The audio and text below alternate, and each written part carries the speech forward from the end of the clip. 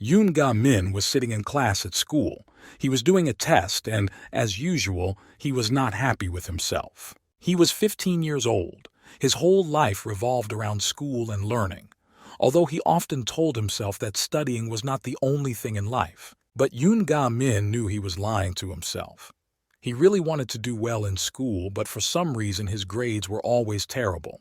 Yoon Ga-min decided to improve his reading, so he went to the library to borrow a book and read it in one evening. The student lived with his mother. When he came home, a young girl was visiting. Mom wanted to introduce them as soon as possible. Mom introduced the girl. It was the boy's new tutor. Her name was Lee Han-kong. She was 23 years old. Yoon Ha-min looked at her with big eyes. He really liked her, so he was speechless and even forgot to say hello to her. Although he was happy to have a new tutor, he had other plans for tonight. He wanted to read a book, but it was useless to argue with his mother. Yoon Ga-min went to his room. His mom and the tutor continued their conversation. Then Yoon Ha-min's mom came closer and started whispering in the tutor's ear that her son had some very strange preferences. He's into some very questionable things, but she assured him that there was nothing to worry about. While the women were talking, it started to get dark outside. The sun was setting over the horizon. Yoon Ga-min and Lee Han-kang's tutor had been practicing for several hours. Yoon Ga-min and Lee Han-kang sat at a large wooden table. The tutor moved closer to explain the equation again. Lee Han-kang praised the boy for learning quickly, and if he continues to work at this pace, his grades will improve very quickly. Yoon Ha-min was very happy to be praised, because at school he was usually called a failure. The tutor looked at him with such kindness and confidence in his actions that he could not be wrong. Finally, Yoon Ga-min believed in his abilities and was able to complete the task step by step. The boy was incredibly happy, but his tutor was even more pleased with his success. 2 years passed since Yoon Ga-min started working with the tutor, but he was still studying at that criminal school. Of course, Yoon Ha-min's results had improved, and that, he believed, was due to his tutor and her friendly way of teaching. But it was impossible to concentrate as much as possible because of his classmates, who were constantly making noise and interrupting him. This noise and shouting constantly distracted Yoon Ha-min. He received the result of the last test assignment. He was very disappointed with the grade. He was angry with himself and didn't even notice that 2 classmates were fighting next to him. Yoon Ga-min's class was full of bullies who did nothing but beat each other up. While one boy was punching the other in the face, other classmates were watching the fight closely and only supporting the whole procession with shouts. When the boys were fighting, they accidentally hit Yoon Ga-min's desk. The table overturned and the boy, along with his books, fell to the ground. At that moment, he was once again convinced that he was studying at the worst vocational engineering high school. But to get out of this school hell, he just had to study hard. Yoon Ha-min picked up his notebook, which was pretty crumpled up from the fall, and started thinking about how he could improve his condition and become a better student. Everyone quickly recovered and moved on to other things. Yoon Ha-min also got up and dusted himself and his belongings off. People called this school a rotten place, or a school of criminal talents. It was a large 3-story building where there was no respect and no rules. Studying in such a school was a complete failure. The only thing that was well practiced here was fighting. Yoon Ga-min was the only student in the whole school who had not yet dropped out and was trying to gain at least some knowledge. His motto was, "To hell with circumstances. I create my own opportunities."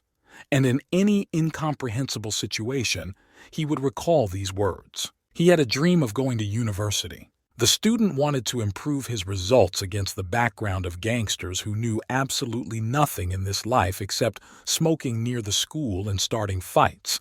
As in every class, there were 3 leaders who ran the show. Yoon Ha-min watched the 3 of them calmly smoking and discussing the next fight. Suddenly, one of the gang noticed Yoon Ga-min. He had just lit his cigarette. He didn't like the way Yoon Ga-min was looking at him, and that was enough to start another fight. The gangster shouted that Yoon Ha-min shouldn't stare at him or he might die right now. The guy slid down the wall in surprise that he had been noticed, but Yoon Ha-min decided not to let on that he was scared. On the contrary, he gathered his will into a fist and showed his confidence with his eyes. Yoon Ha-min was used to the fact that there was always someone in the classroom fighting, screaming, and breaking things. The classroom was as noisy as ever. Everyone was doing their own thing when the principal walked in. He wanted to introduce a new teacher who had come to replace their former class teacher, Hyun Gyun-yu. When the new teacher walked into the classroom, Yoon Ga-min was shocked. It was Lee Han-kang, a girl with big brown eyes and long hair. Lee Han-kang greeted the class, but no one even heard her. The student recognized the new class teacher as his tutor from 2 years ago. She was very patient and attentive to the boy. Lee Han-kang was happy even when Yoon Jae-min got one correct answer out of a whole task. This was already a good result for her. The tutor often asked what the boy's dreams were. Yoon Ga-min said that he wanted to go to university, so he needed to improve his knowledge. And Lee Han-kang said that she wanted to get a teaching certificate and work abroad.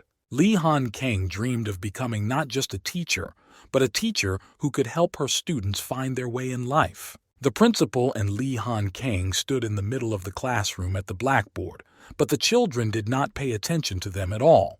They were shouting, throwing papers, eating. The principal realized that it was useless to demand attention, so he simply walked out of the classroom and said that he had high hopes for Lee Han-kang. Unfortunately, Lee Han-kang failed the test and did not receive a certificate, so she ended up in this school. Suddenly, the boy students noticed that their teacher was a young girl and started shouting obscenities. But Lee Han-kang slammed her hand on the table with all her might and shouted that everyone immediately stopped talking. The new teacher wanted attention and respect. That's why she demanded silence to tell the new rules of learning. But when she tried to do so, something big and heavy flew into her head. Yoon Jae-min was watching everything carefully, but he couldn't even get a word out. The guy didn't have time to get up and shield her from the blow.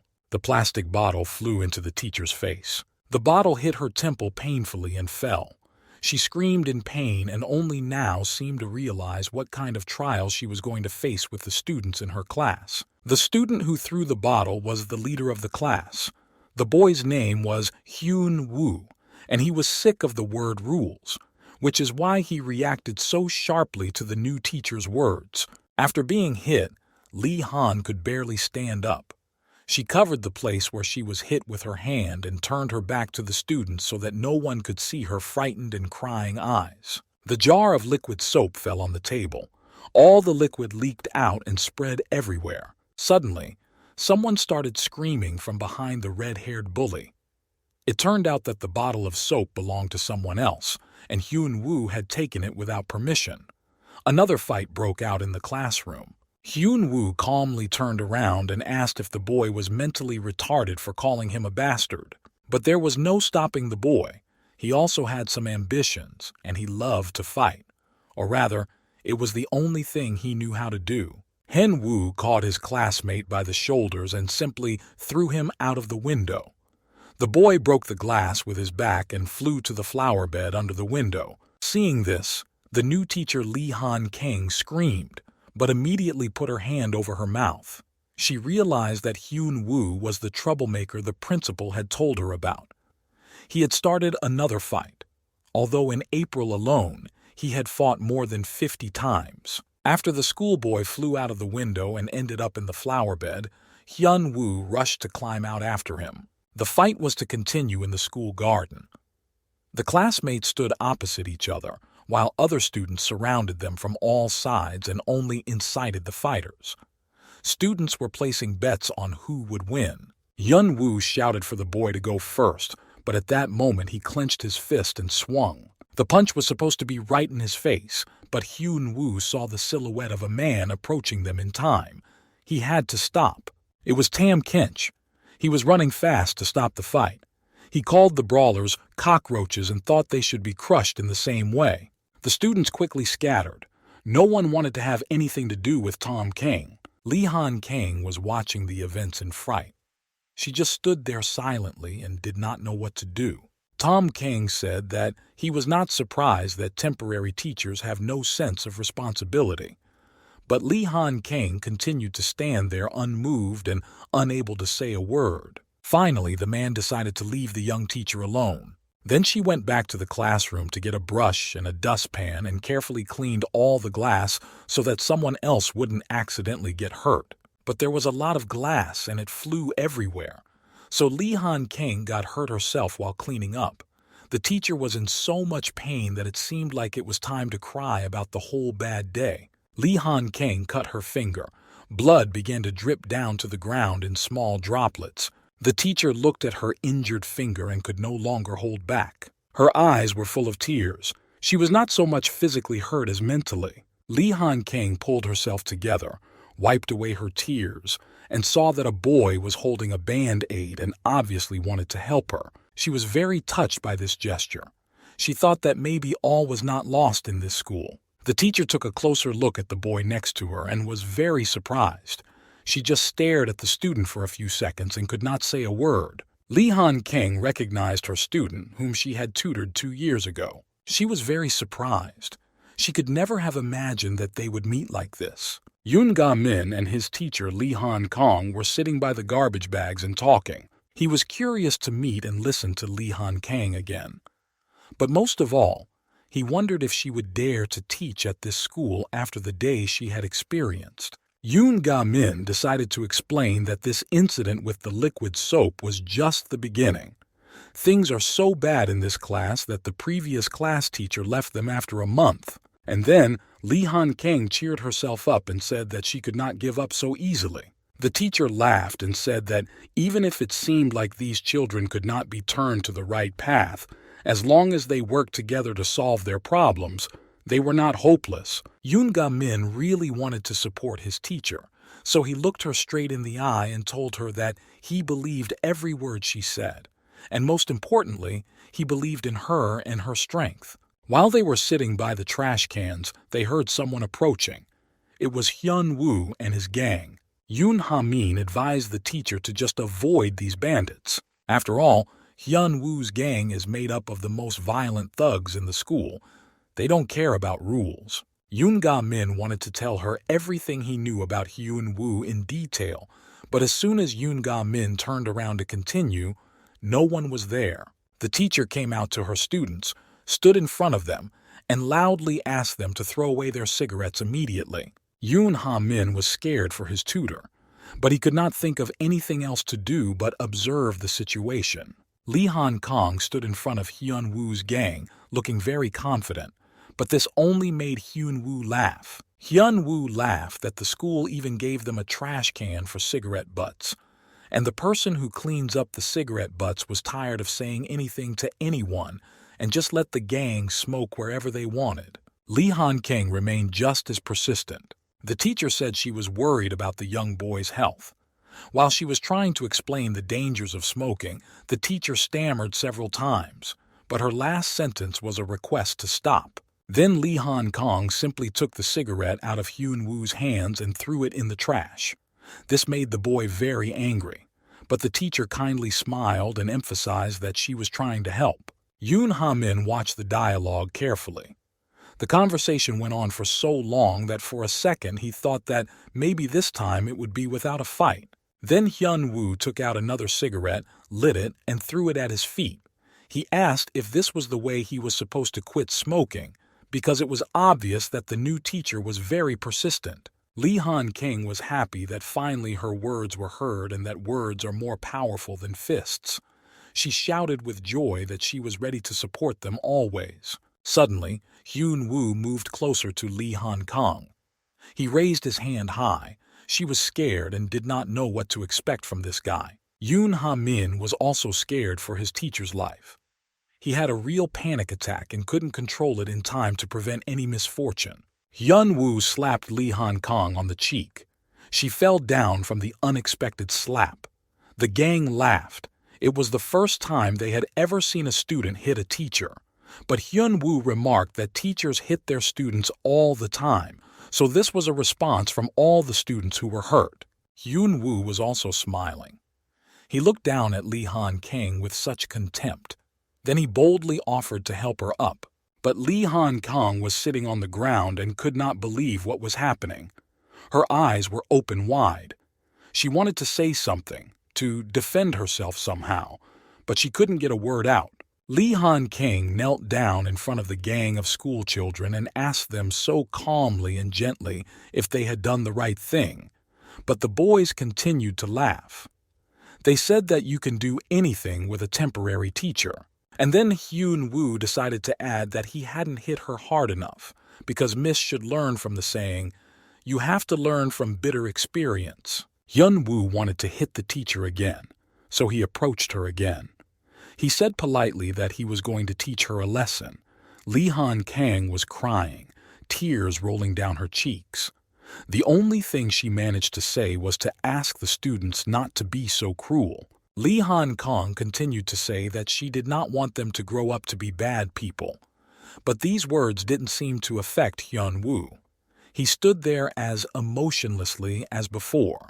All four of the gang surrounded Li Han Kang and continued to mock her. They watched as the teacher knelt and cried, but no one wanted to stop this mockery. Yoon Ha-min still couldn't get over his panic, but he heard the whole conversation clearly.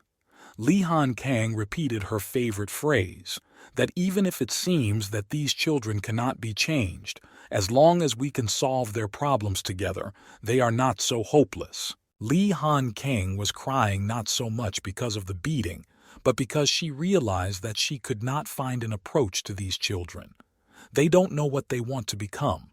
For now, they only know how to show their privilege by force. While the teacher was trying to calm down her emotions, Hyun Woo simply told her to give them money. Maybe then they would stop smoking. But the teacher's words stuck with Yoon Ha-min so much that he finally moved and realized that he had to act. Yoon Ha-min remembered their lessons together. How Li Han Kang used to talk about her dreams with enthusiasm. How she explained new material to him in an accessible and gentle way. She never scolded or yelled. On the contrary, she was very patient.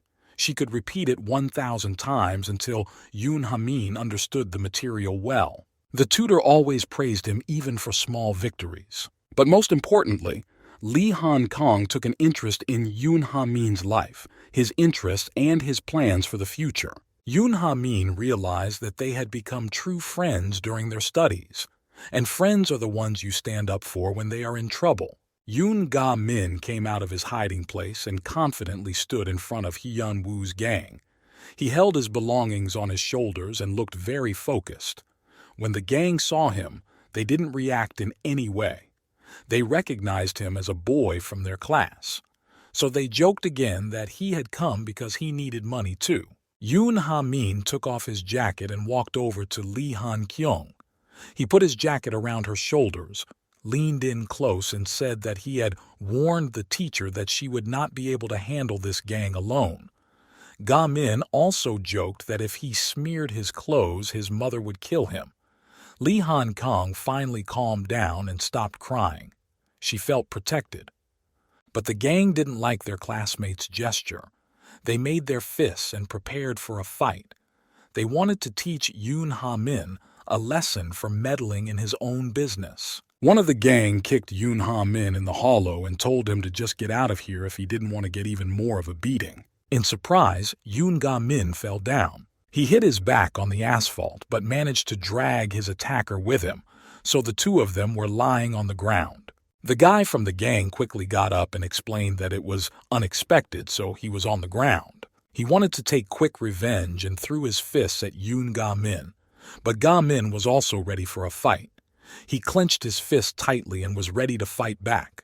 Yoon Ha-min clenched his teeth and decided to say that there was one thing he hadn't told him before. But before he could say anything, the gang member was already attacking him with his fists. Yoon Ha-min recalled his motto, "To hell with circumstances, I create opportunities." He also remembered a book he had borrowed from the library and planned to read in one evening. It turned out that these words were from that very book. These words were spoken by a very smart man, but he did not tell his mother or his tutor about this person. That's why Ga Min held the book so tightly behind his back, because it contained the most intimate things for him. It was a book about Bruce Lee, and these words belonged to him. Ga Min was a fan of Bruce Lee and had learned to fight according to his methods, and now he wanted to demonstrate all his skills. Yoon Ga Min hid his hand behind his back so that no one could see what kind of punch he was preparing. Then he brought his hand out and hit the gang member hard. No one expected this from the school nerd. The punch was so hard that the gang guy flew several meters away and fell to the ground. The other guys did not understand what was happening. After all, fighting was their craft and they had never seen strong opponents. Yoon Ha-min took a stance and prepared for the next blow. Hyun-woo was even glad to see a worthy opponent, so he smiled and invited Ga Min to fight. He wondered if the bespectacled man would be able to hurt him in any way. But Yoon Ha-min stood still. He was ready to take a punch. Hyun-woo threw himself with all his might. He was used to being afraid of him and running away from him, but here his opponent was standing there and not even moving. Yoon Ga Min stood there and analyzed Hyun-woo's every move. Yoon Ga Min had been practicing martial arts for more than 2 years. His mother could see his interest in martial arts, but she thought it was something strange. Yoon Ga Min trained day and night. He studied martial arts through videos on the internet and then reenacted everything outside on a punching bag. Each of his punches was polished to perfection. Yoon Gi Min also had a few lessons with a coach. This also gave him confidence in every step. That's why the body and spirit of a real fighter was hidden behind the costume of a bonnet with glasses. Yoon Ha-min used a dangerous punch against Hyun-woo. He ran up, kicked him in the head in mid-air, and landed on his feet. Hyun-woo fell to the ground and couldn't even move. None of the gang had ever seen such a kick before. Their jaws dropped in surprise and delight at the same time. They could not even say a word. The leader of their gang was lying on the ground. Hyun-woo was lying on the floor unconscious. His eyes were closed and foam was coming out of his mouth. At first, the gang members even thought he was dead, but that was impossible with just one punch. The gang members were confused. They didn't know what to do. Their head was lying immobilized, so they couldn't think of anything better than to run away. After the fight, Yoon Ga Min took off his glasses and fixed his hair. There was not a scratch on him. He exhaled heavily and wanted to go over to Lee Han Kang to make sure she was okay. Lee Han Kang was holding Ga Min's jacket as tightly as if it were her amulet. She continued to sit on the floor. The teacher still couldn't seem to believe that Ga Min had broken up the whole gang by himself. Her eyes were full of surprise. Yoon Ga Min was approaching Lee Han Kang, and she couldn't even breathe, let alone get to her feet. The teacher was still on the floor and only looked up to look into Yoon Ha-min's eyes. She was very grateful to him for saving her. Yoon Ha-min held out Lee Han Kyong to help her up. He also realized that he needed to change the subject so that the teacher would finally be distracted from this difficult day. So he recalled what she had said about tutoring. He said that if she regretted that she stopped tutoring, he would like to ask Lee Han Kang to start tutoring him again and prepare him for the university. Yoon Gi Min also asks Lee Han Kang not to leave school. Perhaps the first bad day is not an indicator. It's worth trying again. But first, you have to get off the ground. So Ga Min came even closer and sincerely extended a helping hand. The rumor that Yoon Ga-myung had defeated Hyun-woo with a single punch quickly spread throughout the school and even beyond. The gang members were constantly asked what had really happened and where Hyun-woo had gone. But most importantly, everyone was interested in who this strong man was, who could put Hyun-woo himself on the ground. And the guys from the gang were smoking near the same trash cans at school and couldn't believe what had happened. Their gang was considered the strongest. They thought that Ga Min was just looking for trouble on his own head. Or maybe he was not just a schoolboy but a guy working undercover. There were many versions of the guy with the hands of steel, but the main thing is that school children still believed in their strength. That's why the incident with Hyun-woo seemed like a fluke to them. If it happened again, they would fight back. because at least they would be outnumbered. But it seems that Yoon Ha-min has already forgotten about these confrontations. He continued to live a normal life, playing billiards and studying. But the thugs could not calm down. They set a new task for themselves. Either Yoon Ga-min would go to a new school with his tail between his legs, or he would stay and die. They saw no other way out. But Yoon Ha-min was not worried about how to continue to live in the same class as the thugs. He was thinking about how to help Lee Han-kang, who had quickly adapted to their class and become a real authority. He was ready to give her a helping hand in any situation. The main thing was that Lee Han-kang did not push him away. But Lee Han-kang was fascinated. She looked at Yoon Ha-min in a new light. It turns out that the shy boy is capable of such great deeds. But the main thing is that he is not indifferent to the troubles of other people. This is what they had in common the most. In the city where Yoon Ha-min lived, few people suspected that a guy with steel hands was walking around.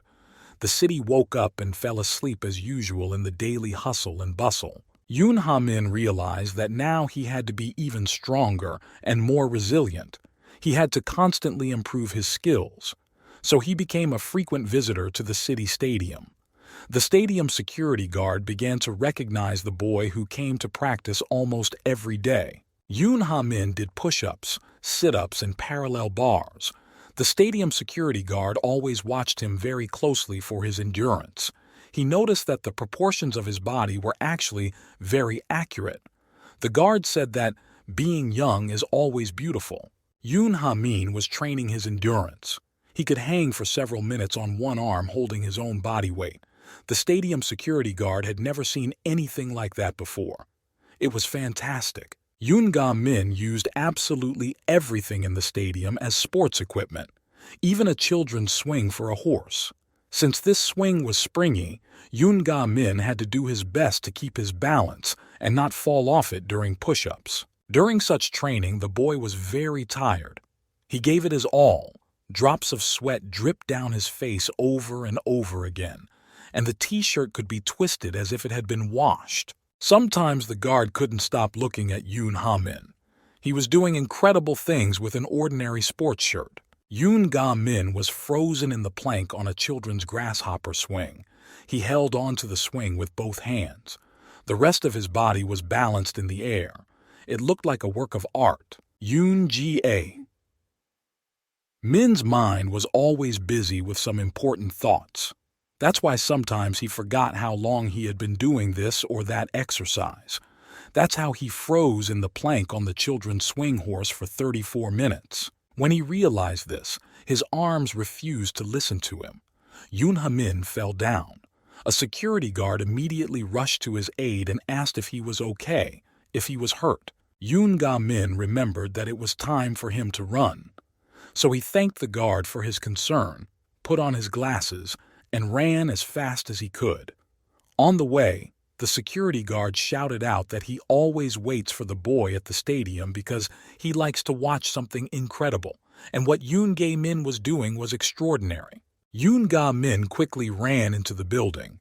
He called the elevator, and when the elevator was ready to go up, he looked around to see if anyone was around, if anyone had noticed him. The guy returned home, but he did not immediately open the front door. First, he unscrewed the alarm cover and inserted a battery that he had specially taken before leaving. Only after these manipulations did Yoon Ha-min carefully pry open the front door.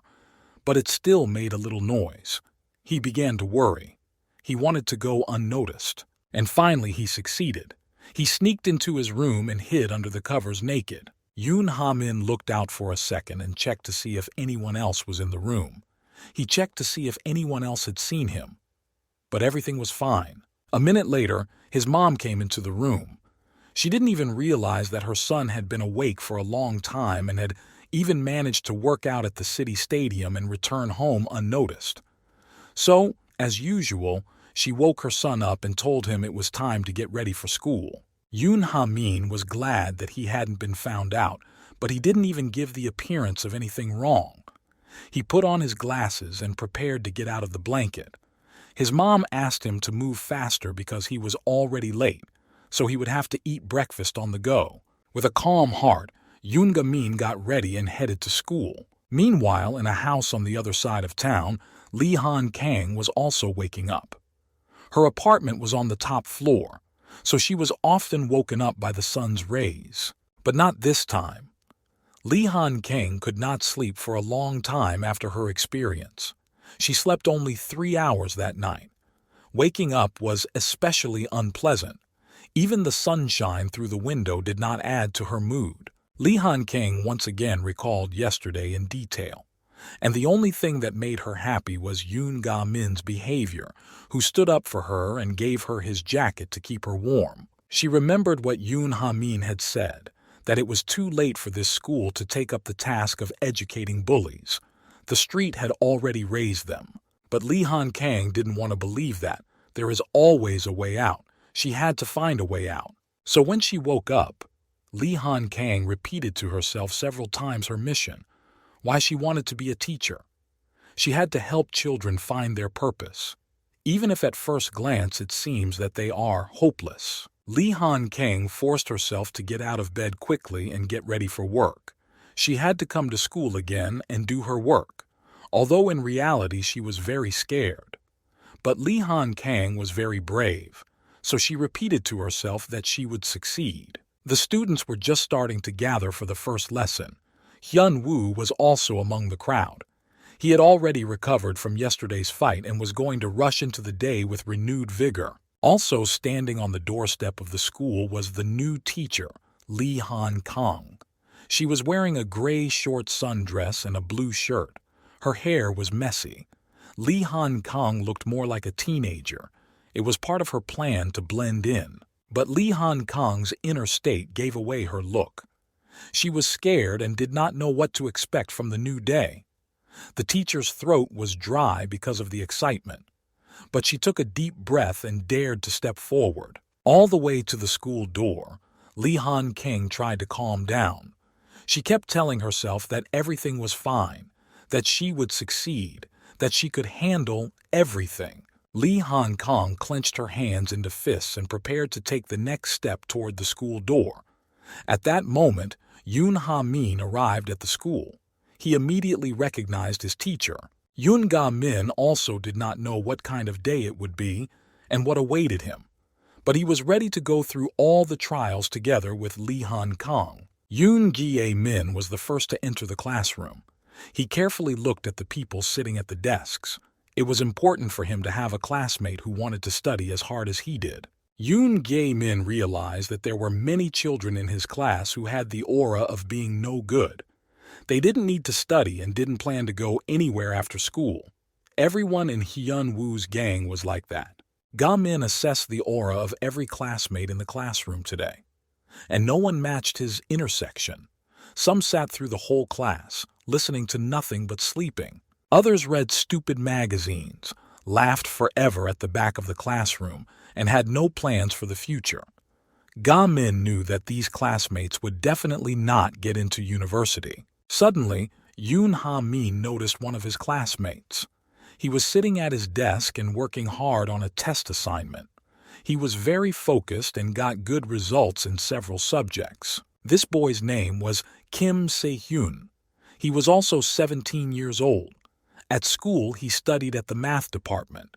It seemed to Yoon Ha-min that he had the aura of someone who would go to university.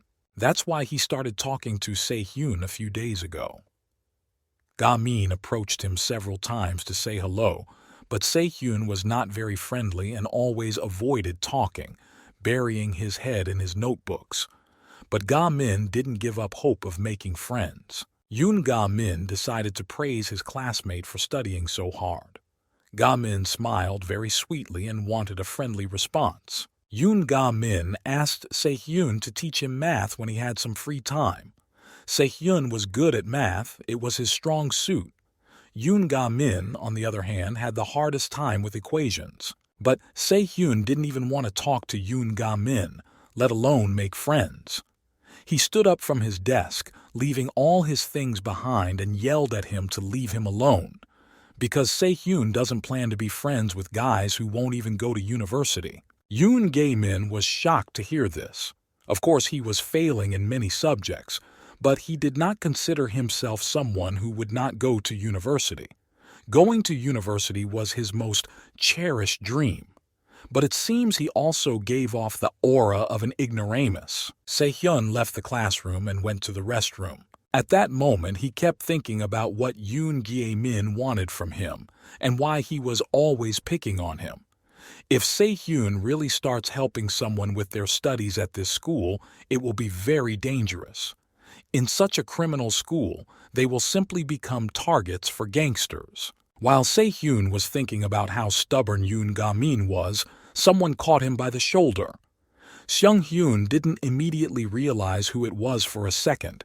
He thought it was that annoying Yoon Ga-min. Se-hyun shouted that Yoon Ga-min didn't follow him around either, because following him to the bathroom is too much. But it was someone else. This guy pushed Se-hyun hard in the shoulder. It was Ju Jae-wong. He was 18 years old. He was studying at the Faculty of Hydraulic Engineering. It seems that both boys did not plan to meet each other here. Se-hyun was especially not happy about the meeting. He was so frightened that his throat was dry. Chu Jae-wong, on the other hand, was angry that someone had the right to make a comment and prevent him from washing his hands. Chu Jae-wang was one of the gang who often bullied Se-hyun. He remembered that today Se-hyun hadn't been kicked by him yet, so he told him to follow him to finish the meeting. Se-hyun was afraid of Ju Jae-won, so he followed him. The two walked towards the teacher's lounge. Miss Han Kang entered the school and was greeted by the principal. He invited her into the teacher's lounge. Han Kang began to worry a little about whether the principal knew anything about the situation at the trash cans yesterday. In the teacher's lounge, the principal began to reprimand Miss Han Kang as a student for being too calm yesterday. Students in her class fought and broke a window, and she did not react to the incident at all. All the colleagues in the teacher's lounge were watching the principal discipline the new teacher, and he was angry that she was not doing her job. Miss Han Kang was too soft with the students, so they ignored her and started a fight. The principal didn't even plan to listen to Miss Han Kang's position. His monologue ended in the same way. He said that he was giving her another chance to become a decent classroom teacher. And the principal would also be watching Miss Han Kang closely throughout this year. Miss Han Kang thought about every word the principal said. She was about to have an open class. The students knew about it because the principal made such visits to every new teacher. She really hoped that this time the students would behave. Han Kang walked through the school corridors and thought about yesterday's situation. She didn't tell anyone about the situation at the trash cans, but she drew some important conclusions for herself. What outraged Sim Han Kang the most was not the fact that most of the students at the school had bad habits, smoked, and behaved very aggressively. It was the fact that such behavior is the norm for the administration. No one is even going to eradicate these bad habits. Han Kang passed by one of the school's classrooms and saw a strange picture. 3 boys were lying on the floor and 2 more were preparing for a fight. The teacher needed to see what was going on, so she hid behind the door and watched quietly. One boy hit the other in the face so hard that he was almost asleep, but it seems he didn't even plan to defend himself. The guy was beaten over and over again, and Miss Han Kang stood there, unable to move. She managed to get the conversation to turn to money. The money that Hyun Woo said to collect had already been spent by someone, and that someone had disappeared. Miss Han Kang didn't really understand what was being said. Miss Han Kang recognized the student who had been beaten so badly as her own student. She realized that the boy was in a lot of pain. He sat down in pain after another blow. The boy was kneeling in front of the bully. 3 others had been standing in a circle for several minutes. It was obviously a certain kind of bullying too, but Miss Han Kang could not see who they were. Their faces were hidden. Bully Chu Jae-wong did not know what it meant to be merciful. He always fought to the last, so this time he charged at Se-hyun's head with all his might. Miss Han Kang put her hand over her mouth to keep from screaming and giving herself away. She was very scared of her student's life, but she was thinking about what she should do next. After a strong blow, Ji Heng fell to the floor and lay unconscious. No one even tried to help him. The three guys who were standing in the hall neither moved, because no one gave the appropriate command. Miss Han Kang still could not move. She heard that her student was about to be hit with a metal pipe. She had to save him immediately. After being hit with the metal pipe, Se-hyun was shaking with pain. He screamed like a cornered animal. His eyes closed from the pain and tears rolled down. He had no strength to stand up. Miss Han Kang was angry at the bullies and at herself. They should have done something, asked for it.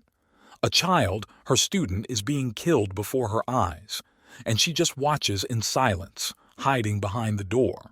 Miss Han Kang dared to take the first step to break into the classroom and take everyone by surprise. Perhaps this would help save her student. She had no other plan. But without even taking a step, Miss Han Kang fell again. Her legs failed her. The teacher could not understand what was happening. She had a panic attack. Her hands began to shake, and tears rolled down her face. At that moment, she remembered that only yesterday she herself was the hunted animal that the bullies were bullying. Miss Han Kang remembered how she was on her knees and could not even move, let alone fight back against the bullies. Miss Han Kang's body was shaking so badly that she could not control herself. Tears were rolling down her eyes. It was very painful for her to remember all these moments. Suddenly, someone grabbed her arm. The teacher did not immediately realize who it was, but Yoon Ha-min came to the rescue again. He quickly helped her up and, as always, joked that she shouldn't sit on the floor without her white because it was dirty. Yoon Ga-min had a unique ability to shift attention to something good. This time, Miss Han Kang was not so surprised to see Ga-min. On the contrary, she was glad that someone was there for her in this difficult moment. Ga-min said that he knew the guy who had just been beaten up. His name is Se-hyun, and he exudes an aura of going to university. It was clear that Ga-min was very disappointed about something. He clenched his fists tightly and could barely contain his aggression. Ga-min said that after such a beating, Se-hyun might want to change schools. But he shouldn't do that, because the boy has one idea, and it cannot be realized without Se-hyun, so they have to figure out how to save his skin. Yoon Ga-min and Miss Han Kang stood outside the office and thought about how they should act now to get Se-hyun away from him without being noticed. Ga-min didn't want to start another fight in the school office. Fighting was not his thing at all. He wanted to think of something more clever. The bully Ju Jae-wong stood confidently with his hands in his pockets. He liked to feel his authority and majesty when everyone else was lying at his feet. Se-hyun was lying on the floor, still writhing in pain. He covered his head with his hands to prevent another blow to the head. Chu Jae-wong asked him why he didn't get up and try to fight back as he had before. Ji Heng was in a lot of pain. All he wanted was for the fight to end quickly and for him to be left alone. He apologized to Ju Jae-wong and promised that he would never cross her again. He swore this if only he could be left alone as soon as possible. At that moment, Yoon Ga-min thought of a way to save Se-hyun. He adjusted his glasses and headed toward the classroom. The teacher wanted to ask him about his plan of action, but Ha-min didn't have time. He wanted to save Se-hyun because he was going to be a member of his study group. The teacher didn't hear him, so she asked again what Yoon Ha-min was talking about. What kind of group it was, who was leading it. Perhaps it was another gang, as there were plenty of them in the school. Yoon Ha-min smiled and said that this was a completely different story that began 3 years ago. It was then that the first study groups began to appear in his school, and he was eager to join one of them. Yoon Ha-min found out about the study group by accident. A friend of his came to his mother's house and told her that her son had created a study group. As a result, their average grades for the semester increased by 30%. Yoon Ha-min sat in his room and listened attentively to everything the women were saying. His mother's friend said that this study group works as a self-motivation. The members of the group teach each other and do their homework together, and through their knowledge, they also trained their communication skills. Yoon Gye Min's mother was delighted with the groups. A friend suggested that Yoon Ga Min should try to join a study group, and his mother liked the idea very much. But then she said that her son might not be able to do it, because he is very shy. He had never brought his friends home before, so maybe it's better for Yoon Ga Min to learn on his own. Yoon Ga Min was really shy, but he was waiting for more support from his mom, so what he heard was very disappointing. But still, Yoon Ga Min decided to try to join one of these groups, and the next day at school he was waiting for the moment to approach the leaders of this study group. But before he could even say a word, Yoon Ha Min was rejected. He was told that he could not join the study group. Yoon Ga Min felt very uncomfortable. It was as if someone had just slapped him. He dropped the notebook in his hands and couldn't say a word anymore. There were 5 boys in the study group. Each of them was an excellent student in some subject. They reminded Yoon Ga Min that he was in second place in the ranking from the end of this semester.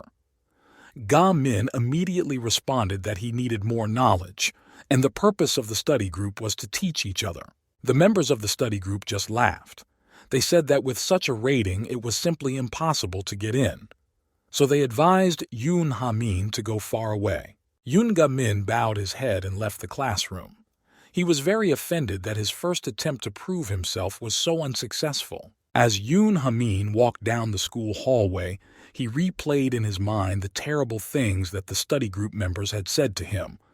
The one at the bottom doesn't deserve to be with them. If this guy joins us, my mother will kill me. Even if he studies, he will still be a burden to the group. And the last thing that disappointed Yoon Ga Min the most was that the guys made a bet that Yoon Ga Min would be a very slow learner. But Yoon Ga Min decided not to give up. He asked several other students about their study groups and wanted to join at least one.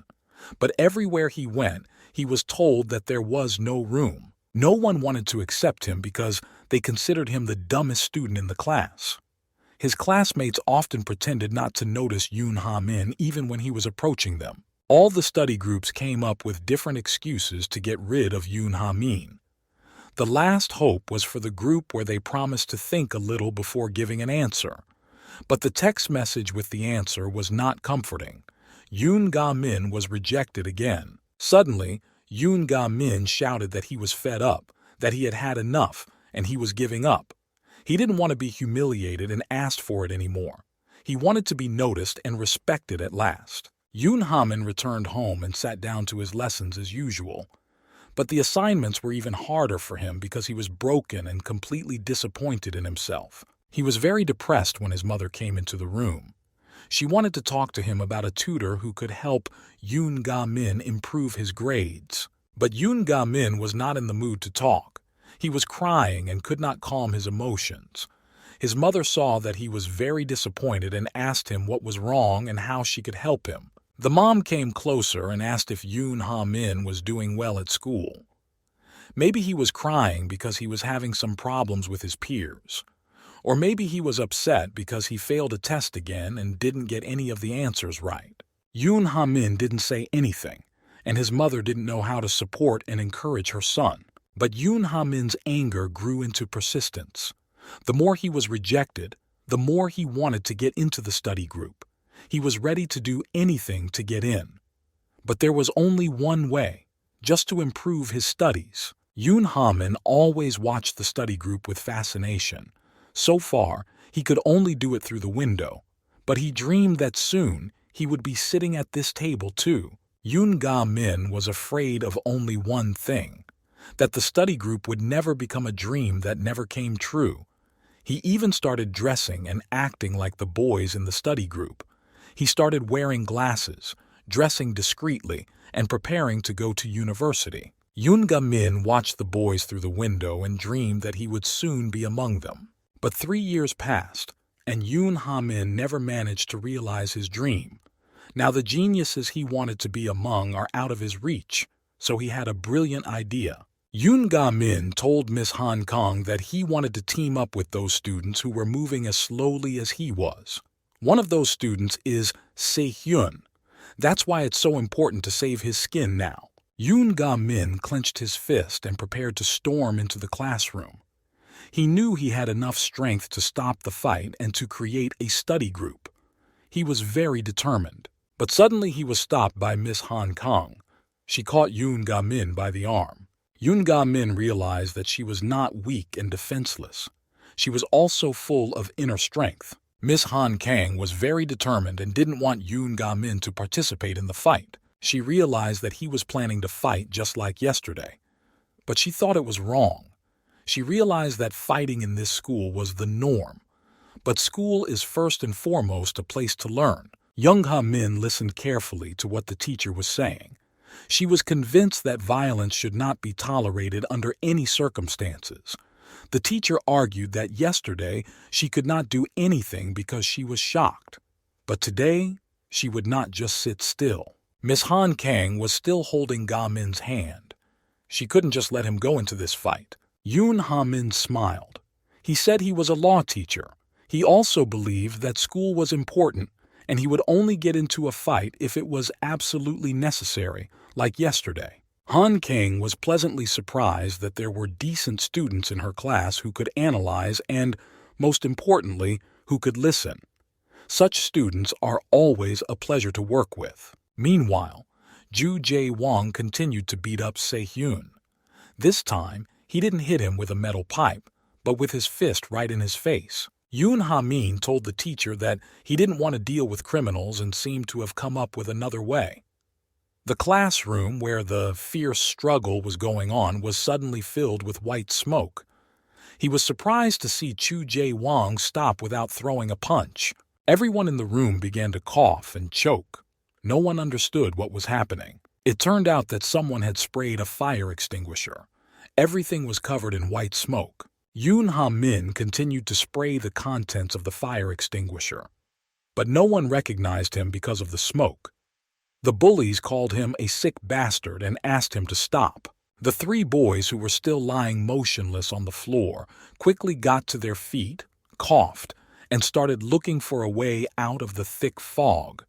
Chu Jae-wong shouted that he had not allowed anyone to get up and leave, but no one heard him. The bully continued to hold Shi-hung's sweater and did not seem to plan to let go. Ju Jae-wong started yelling at Yoon Ga-min, who had just dropped the fire extinguisher, that he was a bastard and had no right to stop him when he was teaching such a valuable lesson. At that moment, the fire extinguisher fell and hit the floor loudly. Chu Jae-wong held onto Se-hyun's sweater and screamed like a maniac. So angry was he at what the fire extinguisher had done. Before entering the classroom, Ga-min put on an electric welder's mask so that no one would recognize him. After the room was filled with white smoke, he rushed at Ju Jae-wong. But in reality, he didn't want to fight him. He just wanted to take Se-hyun out of his hands.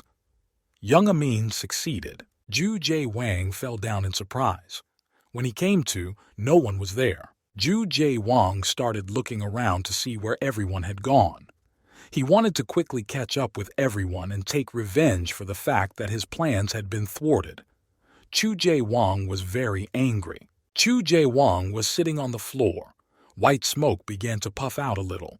The bully realized that Ji Heng and the man who had saved him had escaped through the back door. Miss Han Kang was standing outside the door and saw everything that was happening.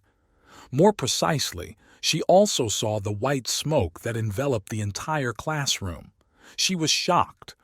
On the one hand, she was glad that Yoon Ga-min kept his word and didn't get into a fight. But on the other hand, everything looked very pretentious. Miss Han Kang stood there and watched the smoke dissipate. She didn't know if Yoon Ha-min had managed to save Se-hyun. When the boys were in a safe place, Yoon Ga-min finally took off his electric welder's mask, and Se-hyun recognized who was hiding behind it. Se-hyun asked again why Yoon Ga-min was chasing him, but in his heart, he was happy that he had saved him and was even grateful. Yoon Ga-min decided not to waste the opportunity and invited Se-hyun to join his group. But Yoon Ha-min didn't have time to speak. He was interrupted by Se-hyun. He was very worried about what would happen to him when Ju Jae-wang found out who kidnapped him. The same fate awaited Yoon Ga-min. Now they would be bullied and beaten with double the hatred. Sehun asked if Ga-min knew who Ju Jae-wang was, and whether he realizes what he has done and what awaits them now. But Yoon Ga-min didn't know anything about Ju Jae-wang at all. Sehun asked if Yoon Ga-min knew why he thought their vocational engineering high school was called the Four White Leads. Sehun explained that it was because of the cruelty of the children of the white gang leaders of Incheon. Since childhood, they were raised in cruel, inhumane conditions. Ga-min interrupted Sehun. All this information did not bother him at all. He considered all these hooligans to be nothing more than people who didn't care about studying. Sehun did not understand how he could not know and ignore this information. It didn't matter whether these bullies were studying or not. It was just basic information that everyone in the school should know. But Yoon Ga-min didn't care. The only thing he was interested in was whether Sehun was going to leave their school after what he had experienced and whether he would join his study group. So Yoon Ga-min went on to talk about his study group, waving his arms and telling incredible stories that awaited the members of his study group. Sehun was very angry that Ga-min couldn't hear him at all, so he shouted that he wasn't going to enroll in anything. Finally, Sehun got angry at Ga-myung for interfering in his fight with Ju Jae-wang. He only made things worse. Yoon Ga-mi was shocked to hear this instead of words of gratitude. He was so surprised that he even fell to the ground. Instead, Sehun continued to shout that Yoon Ga-min simply doesn't know who Ju Jae-wang is. He said he wouldn't touch people he was already done with again. Therefore, the only thing that weaklings like them can do to survive in this situation is to make Ju Jae-wang finish with them as soon as possible. Yoon Ga-min couldn't believe his ears. Did someone really want to be beaten to death once and then not be touched for a while? Sehun wanted to end the conversation and leave. One thing he knew for sure was that Ju Jae-wang would find him soon. As he said goodbye, he told Yoon Ga-min that the main task at this school was to survive, not to join any study groups. For Sehun, the main thing was his safety. But now he had lost that feeling. It seemed to Sehun that Yoon Ga-min was also afraid of these bullies because otherwise why did he put on the mask? In this way, Ga-min was able to hide his identity, and now he is safe, unlike Sehun. Ga-min didn't want Sehun to think that way about him. After all, he had never been a coward. So he had to quickly decide how to prove him wrong. Yoon Ga-min was left alone with his thoughts and plans. He needed another way to lure Sehun to join his study group. Sehun left, but before he could get far, Ju Jae-wang appeared from around the corner. In surprise, Yoon Ga-min put the mask of an electric welder back on his face, and Sehun felt sick, dizzy, and could barely stand up. Ju Jae-wang came very close and was ready to finish the job he hadn't finished in the school office. Ju Jae-wang smiled and said that he had easily found Shi-heng, because he had left a trail of foam behind him. He also said that he would have to be a complete idiot not to notice and clean it up. Ju Jae-wang felt his greatness at this moment. He seemed to be even more aggressive. But before he started the fight, Ju Jae-wang was wondering who came up with the fire extinguisher trick and saved Sehun. Had he really made a friend? Sehun tried to explain that he didn't know who, that they weren't friends at all. Yoon Ha-min was listening to this conversation around the corner of the building. He had to decide what to do next. Only his eyes were visible through the mask. Sehun continued to tell him that he didn't know the guy in the mask. This was Sehun's way of trying to escape, because he knew that if he ran away, he would face even more punishment. Despite the fact that Sehun didn't consider Yoon Ga-min a friend, he still decided to protect him once again. It seemed to Ju Jae-wang that Sehun was cheating, and he knew the masked guy well. The bully was very angry. He was used to getting the information he needed. And now, Sehun had outlived him and was trying to lie to him. Ju Jae-wong said that in that case, he would have to beat up Se-hyun again instead of the masked guy, because no one can get away from him that easily. Se-hyun was scared. His body was trembling and tears were running down his cheeks. There was nowhere to run. At that moment, Yoon Ha-min got to his feet and wanted to go to protect Se-hyun. He remembered their conversation again, and how Se-hyun's safety was more important than his studies. So Ga-min decided that he had to fight for that safety. Ga-min appeared very suddenly and immediately kicked Ju Jae-wong. The bully fell down and was thrown a few meters away by the impact. Ju Jae-wong did not realize what had happened or who had kicked him. The kick was strong. He barely got to his knees. He had to gather his strength to get back on his feet. Se-hyun did not understand what was happening either. He thought that someone else had put on the mask because Yoon Ga-myung doesn't know how to fight. But during the next punch, Ga-min decided to show his face. Kicking was his strong suit. Ga-min didn't wait for Ju Jae-wong to recover and start attacking. He continued to act first. It was a real surprise to Se-hyun that Ga-min could fight. But what impressed him most was that Ga-min decided to stand up for him, even though Se-hyun pretended not to know him. Ga-min threw very precise punches, but all the while his eyes were focused on Hae-sung. He said that, in this school, he was only interested in studying. He's only focused on his classes. Therefore, it would be great if Hae-sung could join his study group too. Hae-sung thought about it. Finally, he could think about something other than his safety. Ju Jae-wong was still recovering from another blow and trying to get back to his feet. At this time, Yoon Ga-min was calmly telling Hae-sung about his study group. He was so focused on the story that he didn't even seem to notice the bully next to him. Hae-sung listened to Yoon Ga-min and didn't understand what he was talking about. How could he be thinking about a group in this situation? They are facing a real threat. They need to think about how to fight back. This is the only thing that is appropriate in this situation. But Yoon Ha-min continued. He looked Hae-sung straight in the eye and asked him if he was really planning to go to university. If so, he had to think about his survival strategy. Yoon Ga-min thinks it's not the right one. At this point, Ju Jae-wong tried to hit Yoon Ga-min, but he missed. Ga-min dodged so skillfully that it was as if there hadn't been a punch. Ju Jae-wong wanted to punch him in the face, but again, Ga-min dodged with great skill. He continued to talk about his studies and his plan to go to university. He didn't pay any attention to the bully at all, as if he were a ghost and the blows passed him by. Ju Jae-wong did not understand what was happening.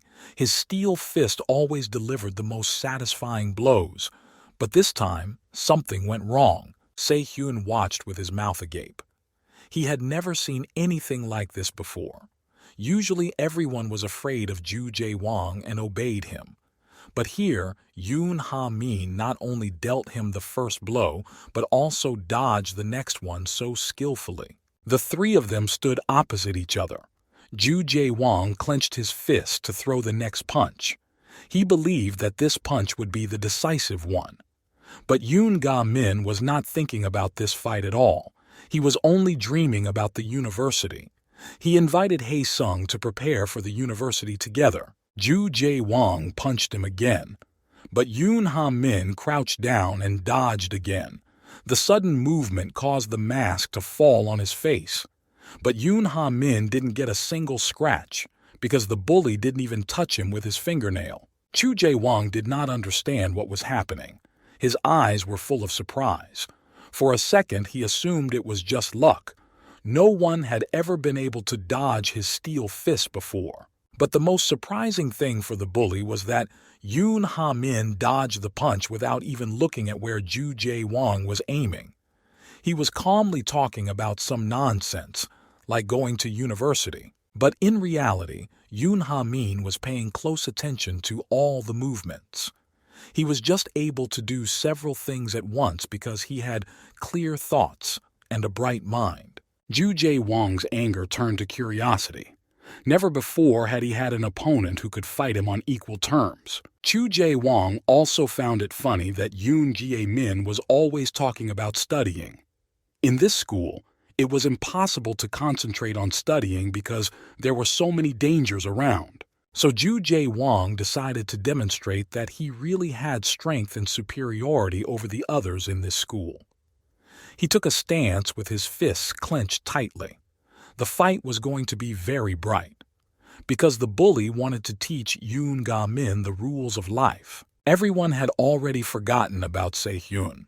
No one planned to beat him at that moment, so he had a moment of free time to think about every word Yoon Ga-min said.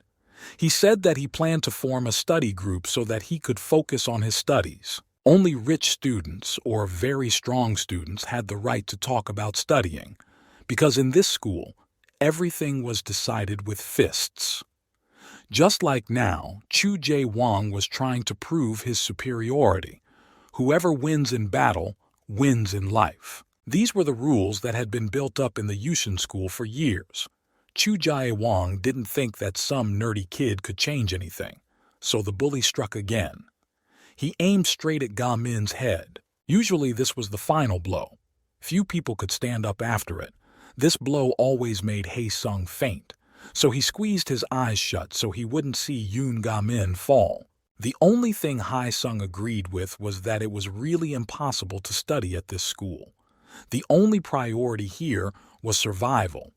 Those who studied were always bullied, beaten, and harassed, so it was impossible to concentrate on the lessons. Chu Jae-wong hit Yoon Ga-min right in the head. Even the mask could not protect him from this blow. The mask flew off Yoon Ha-min's face, and he and Chu Jae-wong finally met his eyes. The first thing Yoon Ga-min said to Chu Jae-wong was that he knew why the bully was so angry and unfriendly. It's because he has no friends. That's why he's so irritated. But Chu Jae-wong didn't want to hear anything. He clenched his fist again to hit, but Yoon Ga-min intercepted this punch as well.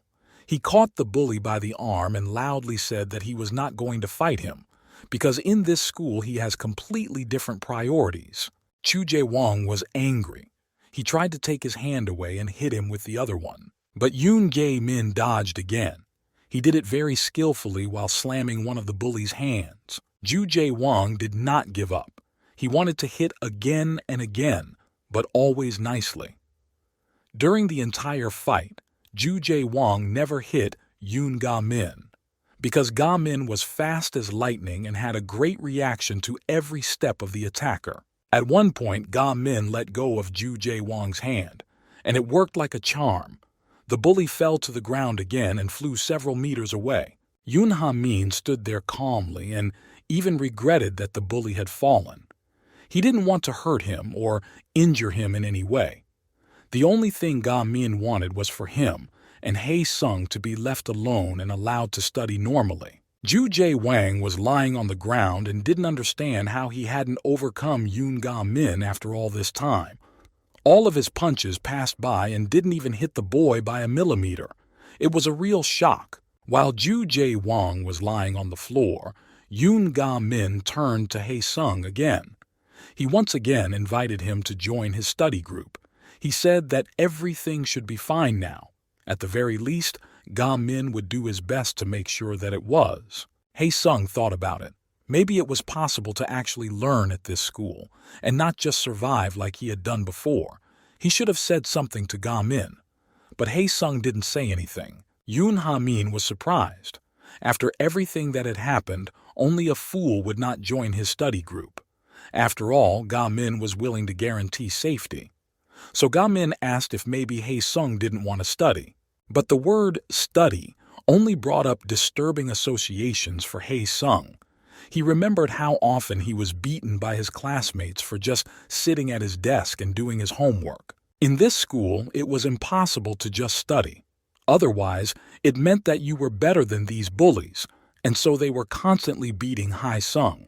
He recalled how many times he was beaten by his classmates for simply doing his homework. No one respected him for that. Even though Hae-sung loved to learn and his thirst for knowledge always took over, Hae-sung realized that something had to change. His outlook changed overnight. He became determined and confident. He shouted out loud that he wanted to study. This is his biggest dream. Yoon Ha-min again invited him to join the bulk group, because learning together is always more fun and, most importantly, more productive. At this point, Yoon Ga-min turned his back on Hae-sung and started muttering to himself. Yoon Ha-min was so happy that he finally had the first member of his study group. His dream had finally become a reality. Hae-sung watched Ga-min's reaction and didn't understand why he was so happy. The bell rang for class. Yoon Ga-myung called Hae-sung and they went to their classroom to put their plans into action, to finally acquire knowledge. Ju Jae-wong did not understand what was happening. He wouldn't let anyone leave. The fight was not over yet. He shouted for the guys to stop, but in fact, it was already over. For the first time in his life, Chu Jae-wong realized that he had lost, that one of the leaders of the white gang had been overcome by some nerd. The bully shouted that it was impossible. He wanted revenge. He wanted to show all his strength. But it seems that no one was interested in this anymore. Suddenly, Chu Jae-wong heard some footsteps behind him. He did not immediately realize who it could be. He thought that maybe it was Se-hyun and Yoon Ga-min returning to continue the fight. Ju Jae-wong turned around hoping to see these two, but Han-woo was standing behind him. Han-woo Fi was 18 years old. He was the son of a white gang leader. He looked like the leader of the school. Modern hairstyle, white shirt and tie, stylish black suit. Only wealthy students dressed like that. Han-woo behaved very relaxed, always kept his hands in his pockets and smiled slightly. Chu Jae-wong was very nervous. He did not want anyone to see his defeat, but it happened in front of the son of the white gang leader. Han-woo said that he went out to get a ramen and noticed traces of white foam, so he went to see where they were leading. Han-woo said that he saw everything and did not expect such an outcome from Chu Jae-wong. After all, he is a famous fighter. He has been practicing kickboxing for 4 years and has a program for a nerd with glasses. Chu Jae-wong did not know what to say. He sat on the ground and could not get up. Then Han-woo ordered Ju Jae-won to stand up. Chu Jae-wong gathered his last strength and got to his feet. He didn't know what was going to happen next. Maybe he would be expelled from the gang. But it seems that Han-woo was going to teach Ju Jae-wong a different lesson. He stood in a stance, clenched his fists, and wanted to demonstrate the power of his punch. He wanted to show Ju Jae-wong how to really fight to win. Han-woo hit Chu Jae-wong right in the nose. It was an accurate and very strong punch. Chu Jae-wong did not have time to react in time and cover his face, so he immediately fell to the ground and screamed. Chu Jae-wong was in pain.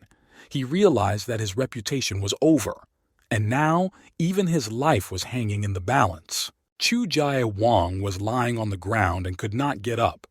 His nose seemed to be completely smashed. Han-woo stood over him and analyzed everything he saw. He had already heard that the guy who had defeated Chu Jae-wong today had also beaten Hyun-woo himself yesterday. Han-woo heard the masked guy talking about a school that would allow him to focus on his studies. He thought it was funny that someone else could have such primitive dreams in this terrible world. So he had to show this child what real life was like. At this time, Yoon Ha-min rejoiced in his victory. Finally, his dream would come true and he would not only become a member of a study group, but also lead one. Tom Kyung-ch was cleaning up the cigarette butts that were scattered everywhere. He was angry that he had to do it again. In fact, he realized that it was all for the inspection that was coming to the school today. Tom Kench did not understand why everyone was so worried about this school inspection, as if some king was going to visit them. Why was there so much concern for the school's reputation if it hadn't had a good reputation since the day it was founded? Tam Kench felt sick from the smell of the cigarette butts. He coughed and dropped the box he had just collected all the trash in. Tam Kench had been working at this school for a long time, but he still had to clean up after these hooligans.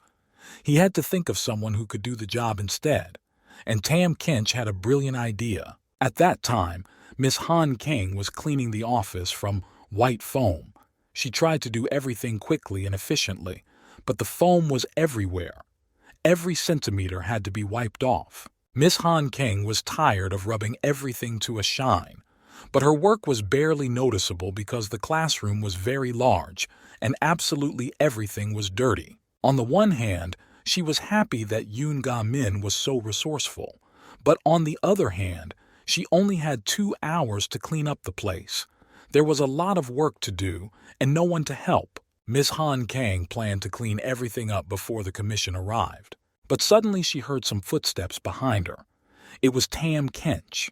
He did not understand what had happened here and who had done it.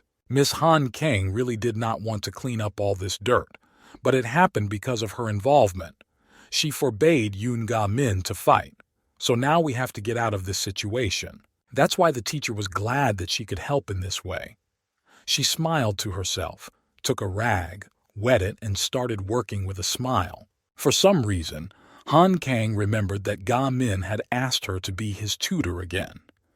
Ga-min was very kind and always had the right words to encourage Miss Han Kang. Miss Han Kang thought about how many good qualities Yoon Ga-min had in him. He is brave and just. He is willing to sacrifice himself for others. This is so valuable in today's world. Han Kang wanted to thank Yoon Ga-min for his kindness, but she couldn't think of any way she could help him. Suddenly, Miss Han Kang heard someone enter the office. It was a man's rough footprints. The teacher was not mistaken. Tom King appeared on the doorstep. He shouted loudly that he had finally found Han King. Tam Kench shouted what she was doing in the math lab. Why isn't Miss Han King preparing for the inspection?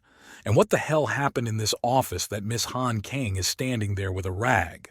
Miss Han Kang was flustered and didn't know what to say, how to explain this mess in the laboratory. She was smiling stupidly and muttering to herself. Tam Kench was about to leave the office, but he took a closer look. He saw that the lab was full of white foam.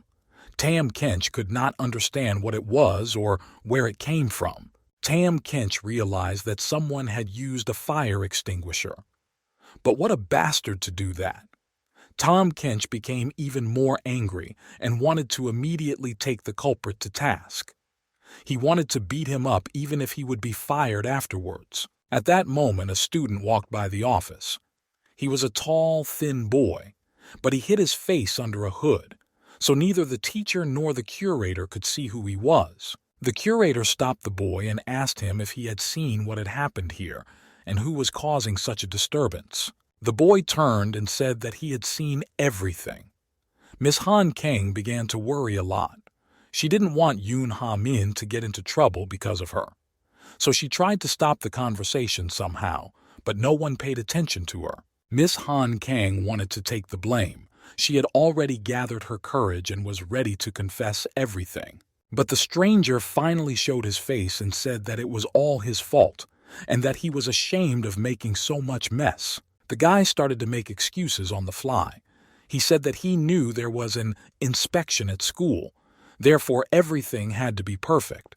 But there was no fire extinguisher in the lab. He decided to bring one, but when he put it in place, it accidentally exploded. Miss Han Kang didn't know who the guy was or why he was lying. Perhaps he was a friend of Yoon Jae-min, but the main thing was that the curator believed him. The guy smiled sweetly, and then he offered to clean everything up. He said that the deputy director already had a lot of work because of today's inspection, so he could do his own thing. The curator agreed, but he was not going to leave alone.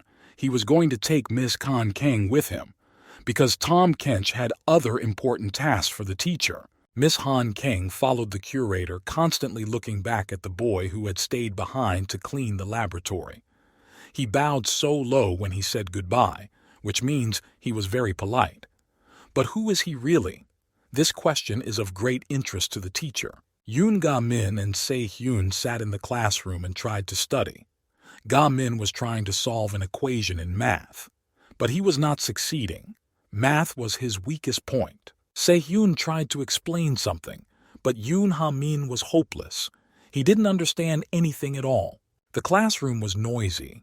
But it didn't bother the boys. They were focused on their studies. Sehun said he was explaining elementary things to him.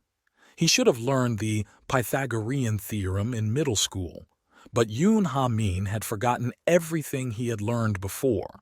Sehun didn't know how to explain the material when Ga-min didn't even have basic knowledge. Ga-min was depressed. His study group seemed to be out of his league. Sehun asked why studying was so important to Yoon Ga-min. After all, he regularly exercises. With his skills, Ga-min could easily become an athlete. The boys sat at the school desk and discussed these questions. Ga-min said that he was not really interested in sports at all. He just once read the phrase, "a healthy mind in a healthy body," and decided to train his body. But he has always been interested in science. He just needed to tie up some loose ends. Ga-min knew that math was the worst thing he was good at. That's why he needed Sehun's support so much, because he was the best at math. In fact, Ga-min always wondered what Sehun was doing in this school because he was so smart. Sehun smiled. It was the first time anyone had ever said he was smart. But a second later, the smile disappeared from Sehun's face. He admitted that it was his parents. They don't like their son to study. This surprised Ga-min. He thought that parents should always support their children. Sehun took out a book from his backpack with a yellow cover and a funny duck on the binding. The book was old and tattered. Yoon Ha-min took a closer look but couldn't figure out what it was. It was definitely not on the school curriculum. Ga-min said that it was his book. He looks for things that are not in the main books and transfers them to his notebook. And then, when he doesn't understand something, he just rereads his notebook and everything falls into place. Sehun called his notebook an accessible book, but he allowed Ga-min to simply call it the main rules. This book contained all the math for the 9th grade. Hae-sung suggested that Yoon Ga-min study everything in this notebook. Then he would be able to move from being a super bad student to being a just bad student. Yoon Ha-min was excited. This was his chance to finally make friends with math. Suddenly everyone in the classroom froze. There was perfect silence and a chair could be heard flying at someone's head. The chair landed in Yoon Ga-min's backside. It was very unexpected. The book fell out of his hands, and blood flowed from his head. Ga-min fell down, knocking over the desk.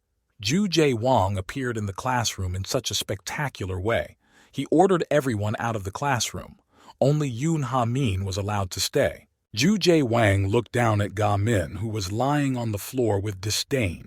He proudly announced that he would now personally teach the 10th grader a lesson. Chu Jae-won remembered how Ga-myung had embarrassed him in Han-woo's eyes.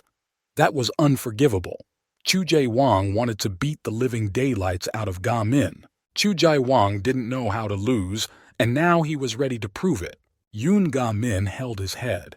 He saw blood dripping onto the floor, but he had promised Miss Han Kang that he would not take part in any fights. He had to decide what to do immediately. Ju Jae-won bought a cigarette and picked up the book that Sehun had written and given to Ga-min. He saw that it contained a lot of interesting information and was obviously important to Ga-min. But for him, it was just waste paper, and waste paper should be burned. So Chu Jae-won took out his lighter and set fire to the thick yellow cover. Yoon Ha-min couldn't come to his senses. He was dizzy from the impact. That chair had smashed his head pretty good. Miss Han Kang was cleaning up the cigarette butts that the janitor had scattered. There were a lot of them. She was also sickened by the smell. She kept covering her nose with her hand. The only thing that was not clear was the fact that there were cigarette butts all over the school. Students seemed to eat these cigarettes, so there are so many of them. An inspection team had just arrived at the school. The director met her and they walked around the school yard.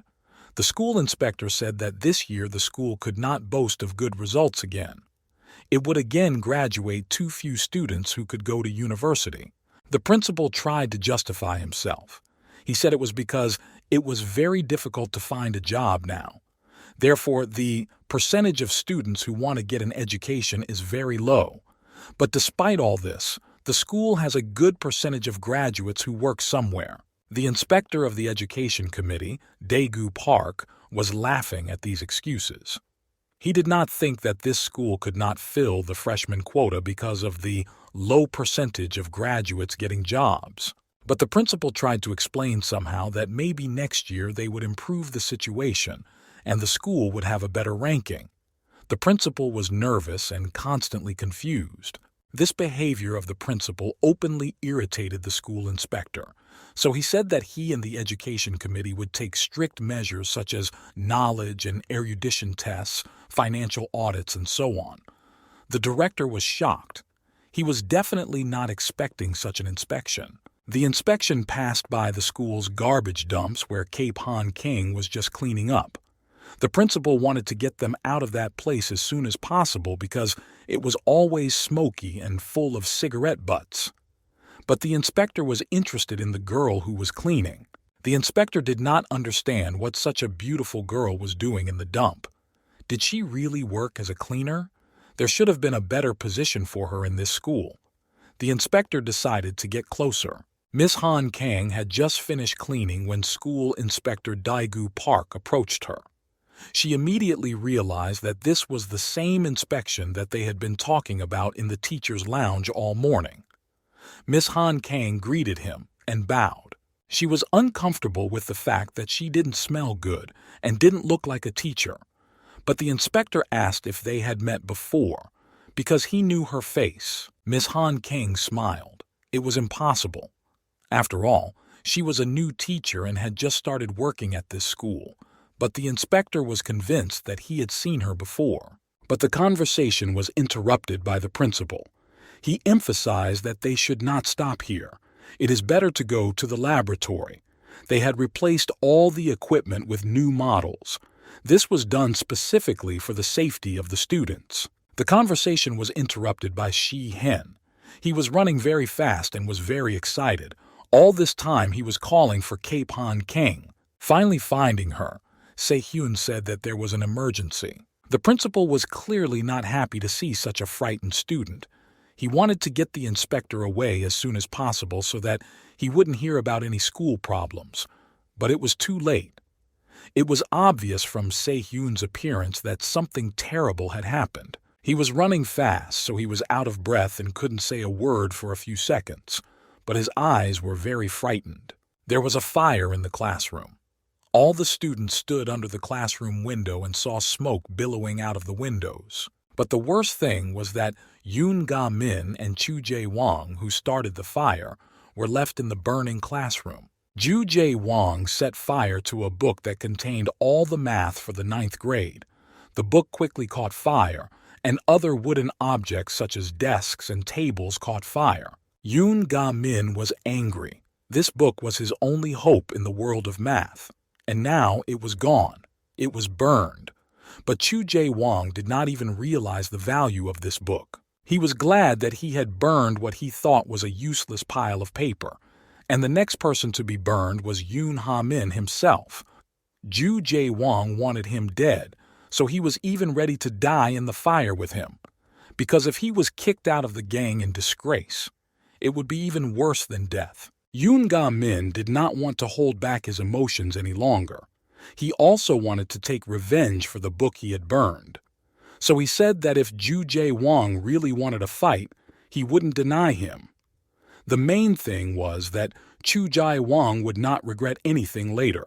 After hearing the news about the fire, the entire school delegation stood there frozen. No one understood how it was possible. The only one who was worried was Miss Han Kang. Miss Han Kang asked if there was really a fire, but Ji Hang didn't have the strength to even answer, so he just nodded in agreement. Se-hyun was very worried about Yoon Ha-min, who was left in the burning classroom. The principal and the school inspector were the most surprised. The principal was thinking of ways to divert the inspector's attention because the fire was a disaster for his reputation. And the school inspector did not seem to believe that things were that bad in this school. The deputy director was the noisiest as always. He shouted where the fire was, but the principal restrained him by catching him by the shoulder. He convinced everyone present that no fire in the school was possible, that this boy was confused. Mr. Han Kang and Hai Sung were surprised by the indifference of the school administration. They did not rush to the rescue but only thought about how to save their own skins in front of the inspector. The principal claimed that if there had really been a fire in the school, the fire alarm would have gone off. So there is nothing to talk about. The school has a perfect protection system. The inspector thought about it, but after a second he calmed down. Because if there was a real fire in the school and the alarm didn't go off, it would be a disaster for the school.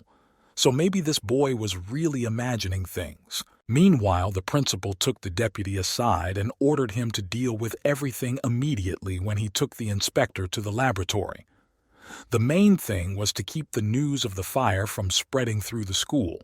The principal took advantage of the fact that the fire alarm did not go off and ordered everyone to act as if nothing had happened. Now, he had to somehow get rid of the frightened Miss Hen Kang. The vice principal ordered her to go to the storage room and change the light bulbs immediately. Miss Han Kang did not understand what he meant. What did light bulbs have to do with it? The director was already pushing the inspector towards the laboratory and telling him the story that it was just a light bulb that flashed and burned out. But now it will be replaced and everything will be fine.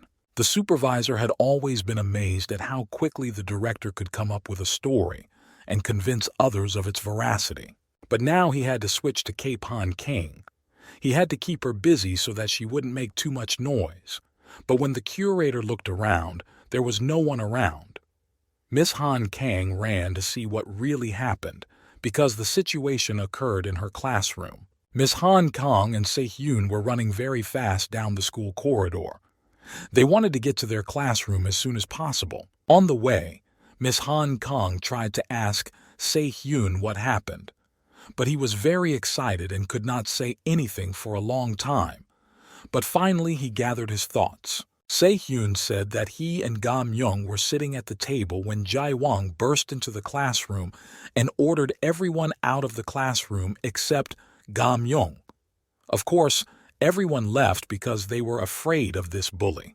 He is one of the leaders of the white gang. Se-hyun stayed in the class, but no one paid attention to him anyway. Chu Jae-won was interested in the book that Se-hyun gave to Ga-min. He looked at it carefully and then set it on fire. That's how it all started. Chu Jae-won set the book on fire with a lighter and watched with delight as it caught fire. Se-hyun started shouting for Chu Jae-won to stop, but no one heard him. The book continued to burn, and Chu Jae-wang threw it on the ground, hoping that other objects would catch fire from the book. He shouted that he wanted to burn Yoon Ga-min. Yoon Ha-min wanted to save the book, but he didn't have time to react because his head was smashed. There was blood all over his face. Se-hyun didn't know what to do. Out of desperation, he just froze. Chu Jae-wang watched Yoon Ga-myung try to crawl to the book and planned his next strike. Chu Jae-wang didn't have an ounce of pity. He kicked Ga-min right in the stomach. Ga-min fell to the floor, and Chu Jae-wang emphasized that it was better not to ignore him. And when he says something, you should do it the first time. The book continued to burn page after page. But the worst thing was that the book could have set everything around it on fire. Se-hyun tried to shout out to Ha-min, to run over to help him up somehow, but it was useless. Ha-min didn't say anything or react. He was only looking at the burning book. That's when Se-hyun noticed Chu Jae-won. He came so close that Se-hyun was afraid just looking at him. Chu Jae-won ordered Se-hyun to run out of the classroom immediately. He didn't like to say it twice. Chu Jae-won promised that as soon as he was done with Ga-min, he would deal with Hae-sung. Hae-sung was scared. Anxiety for his own safety took over again. So he left the classroom. Hae-sung was angry with himself for not changing his mind. He couldn't protect Ga-min the way he had done. Like the rest of his classmates, Hae-sung watched through the window what was happening in the classroom. In his mind, he apologized to Ha-min for not being able to help him, even though he really wanted to. But Hae-sung was very scared. He squeezed his eyes shut so that he wouldn't see Ga-min suffering from the beatings. But Ga-min was not afraid. He was furious. For the first time, he looked at Chu Jae-wong like a wild animal with hatred and contempt. Ga-min finally got to his feet. The two of them stood opposite each other. Chu Jae-wong was gloating that he had finally found Ga-ming. After he had hit him in the face, he would not be able to live in peace. Suddenly, Ga-ming noticed that the book was still on fire, and the fire had almost spread to the briefcase next to it. Chu Jae-wong thought that he would take advantage of this moment, that Ga-min looked away, so he kicked him. But it was not a good kick. Ga-min managed to turn away a little and protect his head with his hands. So after the kick, he stood up and stayed on his feet. Ga-min still kept his eyes on the book, which was burning. Although his face was covered in blood, he didn't seem to think about himself or his condition at all. He only regretted the book that he hadn't had time to read.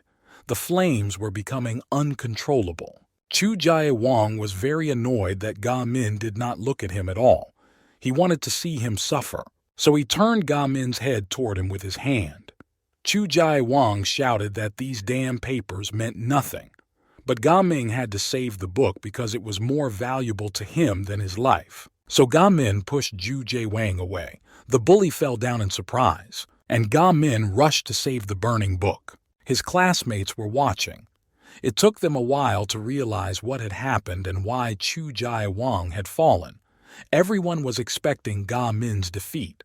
Even Se-hyun was expecting it, so he kept his eyes closed because he was afraid to see it. But his classmates were discussing Chu Jae-wong's fall so much that Hae-sung opened his eyes. The students did not believe that one of the leaders of the white gang could have fallen from a blow. It was possible that he had tripped over something and fallen.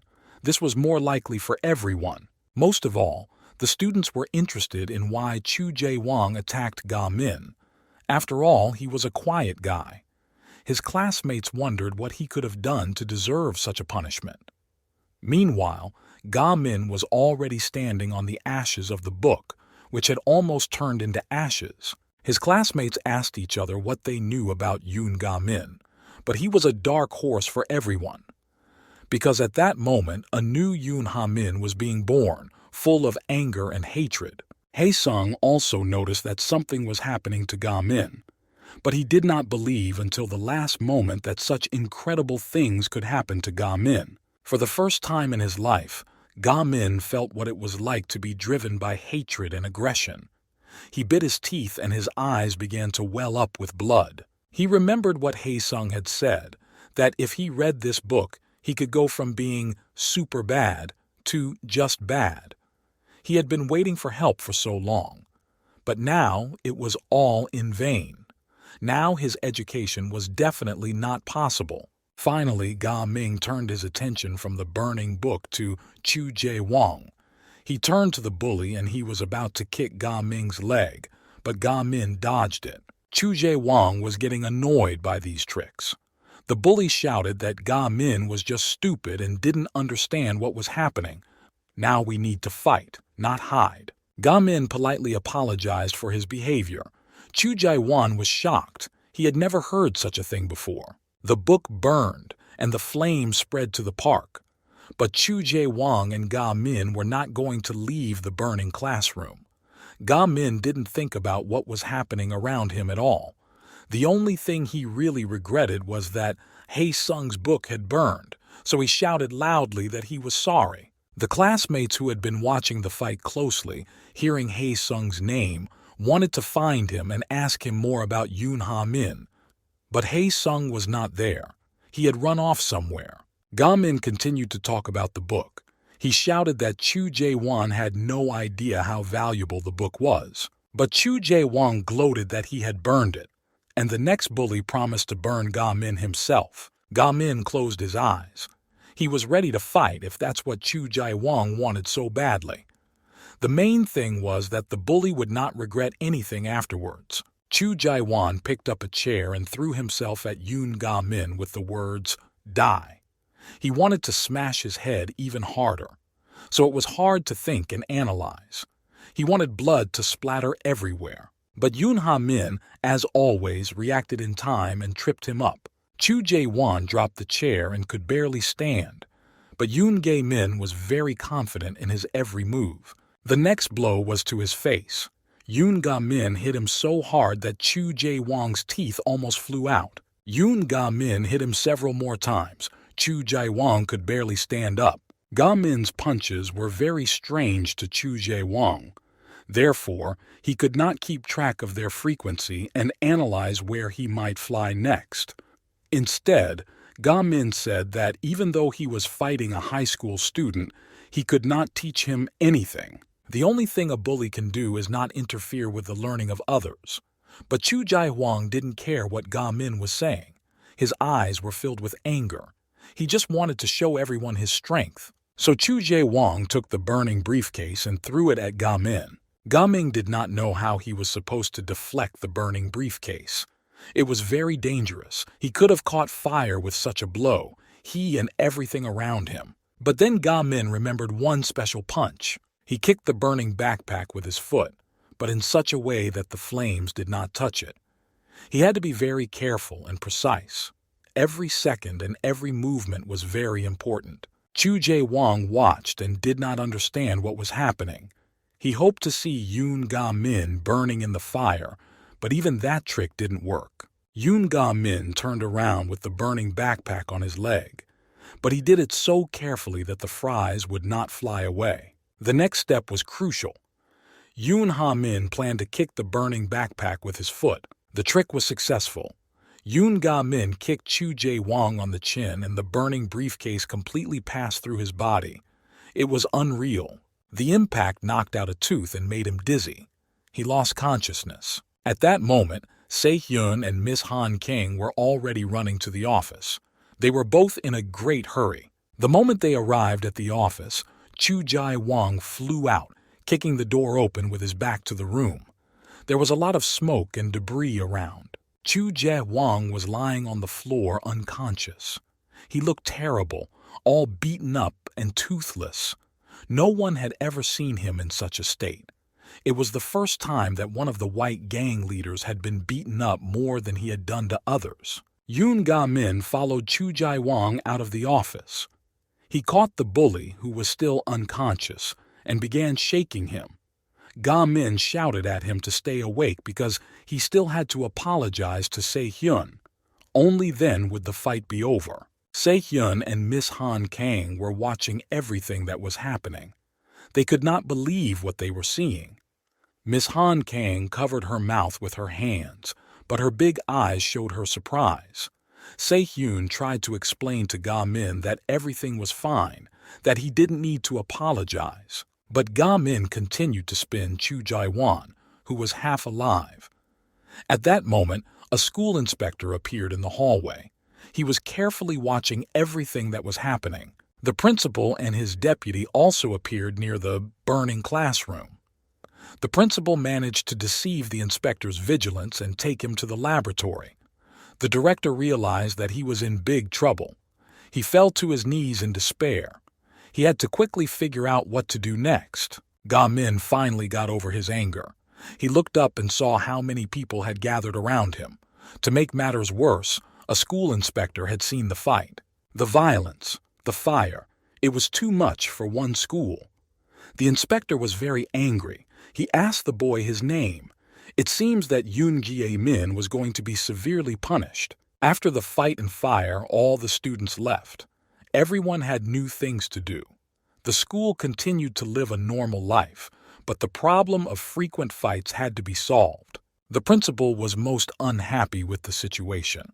He gathered everyone in the teacher's lounge and slammed his fist loudly. The principal blamed everything that happened on Miss Han Kang. He shouted that the teacher was not using her head at all, even though he had warned her more than once to be more careful and not to cause problems. The principal accused Miss Han Kang of causing the fire and the fight at such an important time for the school, when an inspector was present and everything had to be on top of the game. Miss Han Kang stood with her head down.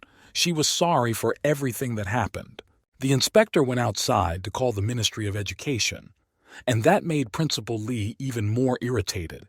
He hated it when the ministry interfered in the school's affairs. And the principal also had to decide what to do with Yoon Ha-min. Not only had he failed to extinguish the fires with a fire extinguisher, but he had also made another student, who was older than him, faint. Miss Han Kang listened to the principal's accusations and realized that he was wrong. In fact, Ga-min was not guilty of anything. But Director Lee did not want to hear any excuses. It was important to punish the culprit in front of the inspector. Perhaps this would improve his situation at least a little. He pushed Cape Han Kang and walked toward the door. On the way, the principal was muttering loudly that they were obviously going to be on probation again. The principal was angry with all the teachers and students. The former could not cope with their duties, and the latter did not study even when asked. Sparks flew out of the principal's mouth in anger. The principal called Yoon Ga-min another scumbag who appeared out of nowhere. After all, he had never been involved in a fight before. Hearing the principal speak about the students, Miss Han Kang was shocked. It was extremely wrong and unpedagogical. Miss Han Kang recalled the conversation with Se-hung. This fire and fight had just happened because of Yoon Ga-min's thirst for knowledge. He wanted to learn like no one else, but the book that was important to him was burned. Miss Han Kang realized that she had to stop the principal. Otherwise, he would punish a completely innocent child. The principal was about to leave the classroom when Miss Han Kang yelled at him to stop. The inspector was already waiting outside the teacher's room. He looked very stern. Miss Han Kang realized that now the principal would be making excuses to the inspector without having understood the case. So she had to get ahead of everyone and talk to Ga-min first. The inspector suggested that the principal continue their conversation outside the teacher's lounge. The conversation was important and lengthy because such cases were not commonplace for them. The principal said that he was ready for a dialogue and to rectify the situation. It was also important for the inspector to cooperate in this story. The director had to convey the necessary information to the perpetrators. The inspector also said that the class teacher should go with them. Miss Han Kang was happy that she was finally getting attention. After the fight, Ga-min sat alone in the classroom, but all the students in the school were talking about him. The students immediately found the office where Ga-min was waiting for the principal and looked at him through the window like some unknown animal in a zoo. Everyone in the school was shocked that a first-grade student had beaten Jai Wang to a pulp. He did it with particular cruelty. The fight took place in a beauty spot that was on fire. The students passed this information to each other, and everyone was shocked that the previously quiet Ga-min had beaten one of the white gang leaders so badly. Ga-min sat alone in his office. He had time to recuperate and finally think about the situation, to realize everything that had happened, to think with his head and not with his emotions. Although it was harder to calm his emotions, Ga-min realized that he was the first to fight back against these thugs. Therefore, this case would not be closed just like that. Finally, the emotion subsided and Ga-min realized what he had done. He let out his anger, and a fight broke out. There was a fire. And all this in the middle of an inspector's visit to the school. He could even be expelled from school for this. What would he tell his mom then? Ga-min got to his feet and grabbed his head in despair. He realized the key point. Even though he had taught the bullies a lesson, he could be expelled from school for this. It was the worst thing that could happen in his life. Suddenly, someone knocked on the door and tried to enter. Ha-min flinched. But it wasn't the principal or the inspector. It was Seong-hyun who came to see Ga-min. Se-yun quietly entered the classroom and closed the door behind him. Ga-myung was happy to see him, but he asked what he was doing here. After all, he could get in trouble for being here. But Se-hyun was very optimistic. He smiled, and the head of the study group was mistakenly made to look guilty. He emphasized the word study group leader twice. This really lifted Ga-min's spirits. He immediately smiled. Se-hyun smiled too, glad to be able to please his friend so easily. Se-hyun asked why Ha-min was so angry about the book. It was only his writing, after all. It's normal to be angry, but because he couldn't control his emotions, he ended up here. Ha-min objected. This book couldn't be just writing because Se-hyun had put so much effort into creating it. Se-hyun was once again touched that someone appreciated his work and his knowledge so deeply. Ga-min went on to say that the book was written very neatly. He, for example, can't do that, because even if he tries hard at the beginning and does a good job, his handwriting becomes terrible at the end. But the book written by Se-hyun is perfectly written from beginning to end. Every rule is highlighted in a different color. Every line is straight. Ga-min had never seen such a perfect work before. Se-hyun really took great care to design each page. Although he wrote this book for himself and did not plan to share it with anyone. But he was glad that it happened, that someone else appreciated his efforts. It was very disappointing to Yoon Ga-min that all of Se-hyun's efforts had turned to ashes in one moment. That's why Yoon Ga-min was so angry and unable to contain his emotions. Yoon Ga-min was overwhelmed. Suddenly Se-hyun handed him his glasses, even though he thought he had lost them forever along with that magic book. Se-hyun smiled. He admitted that he had actually come here to give the glasses back. He found them when he was cleaning the classroom. Though it was hardly a classroom anymore, just a bunch of mangled and burned desks. Although their classmates were happy to hear this story because classes were canceled today, Ga-min put on his glasses.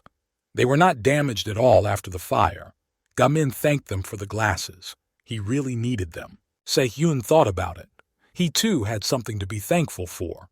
But he hadn't thanked Ha-min for the previous rescue or this one. Se-hyun apologized and offered to help each other with their studies and other matters from now on. It was the best thing Ga-min could have heard. He finally had everything he had dreamed of: a school, a friend to study with, a study group. On this beautiful note, the principal burst into the office. As usual, he was unhappy because he had left Ga-min alone to think about everything that had happened. Instead, he chatted away all the time. Principal Lee threw Se-hyun out of the classroom. Instead, the inspector and Miss Han Kong entered the classroom. Yoon Ha-min tried to explain that it was an accident, that it was a book that caught fire and that's how it all started. But no one seemed to want to listen to him. The director was boiling with anger. He really didn't care about any reasons. The only thing he wanted was to whitewash his own skin in front of the inspector. The principal interrupted Ga-min and said that he was guilty because he had used violence within the school. This is forbidden by the school's rules. Miss Han Kang was also very angry with Ga-min. He had promised her that he would not fight. But in reality, he could not control his anger. And even now, he is still talking incessantly, ignoring the remarks. The teacher had a much better opinion of this student. But unfortunately, he did not live up to her expectations. Then Principal Lee turned to the inspector. He said that every school has such problem children. But the inspector shouldn't worry, because the school would definitely take action. But in the end, Miss Han Kong realized that without her support, Yoon Ga-min would simply be expelled from school. But he was not a bad kid. And he didn't participate in the fight because of his own ambitions. So she basically shouted that Yoon Ga-min was not to blame. The only one to blame in this situation was a second-grade student, Ju Jae-wang. The teacher said that Ju Jae-wang often interferes with the peaceful learning of other students. He is also associated with a criminal gang called the White Gang. The principal was shocked. First of all, because Mr. Han Kang turns out to be able to defend his position. Secondly, he definitely did not need to talk about gangs. After all, an inspector was present during the conversation, so the principal immediately shut the teacher's mouth. They said she was talking nonsense. No one in their school is connected to any gang. It was just a stupid rumor. But the most important thing was to convince the inspector. The principal assured him that their school had no crime problems, and students like Ga-min are very rare.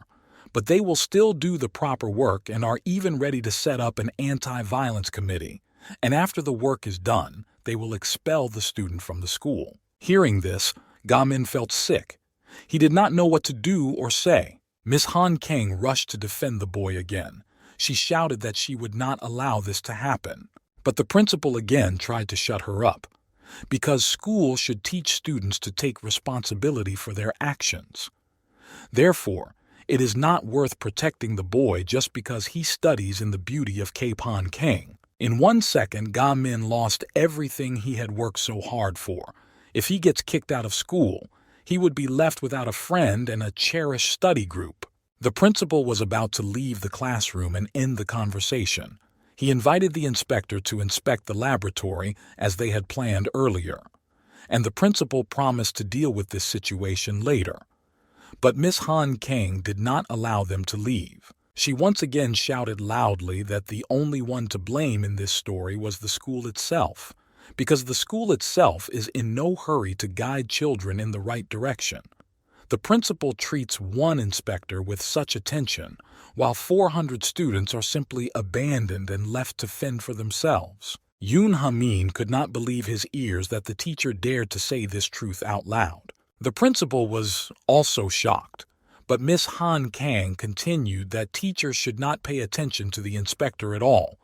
They should only focus on the students. Miss Han Kang concluded her monologue with an ultimatum. If Ga Min was expelled, she would fight the injustice even harder, even if she was fired, because the teacher was not going to fall victim to this terrible administrative system. Miss Han Kang was very angry and even said that she had never been like the principal, because you can't expel someone without understanding the situation. At this moment of anger, the inspector smiled sweetly at Miss Han Kang.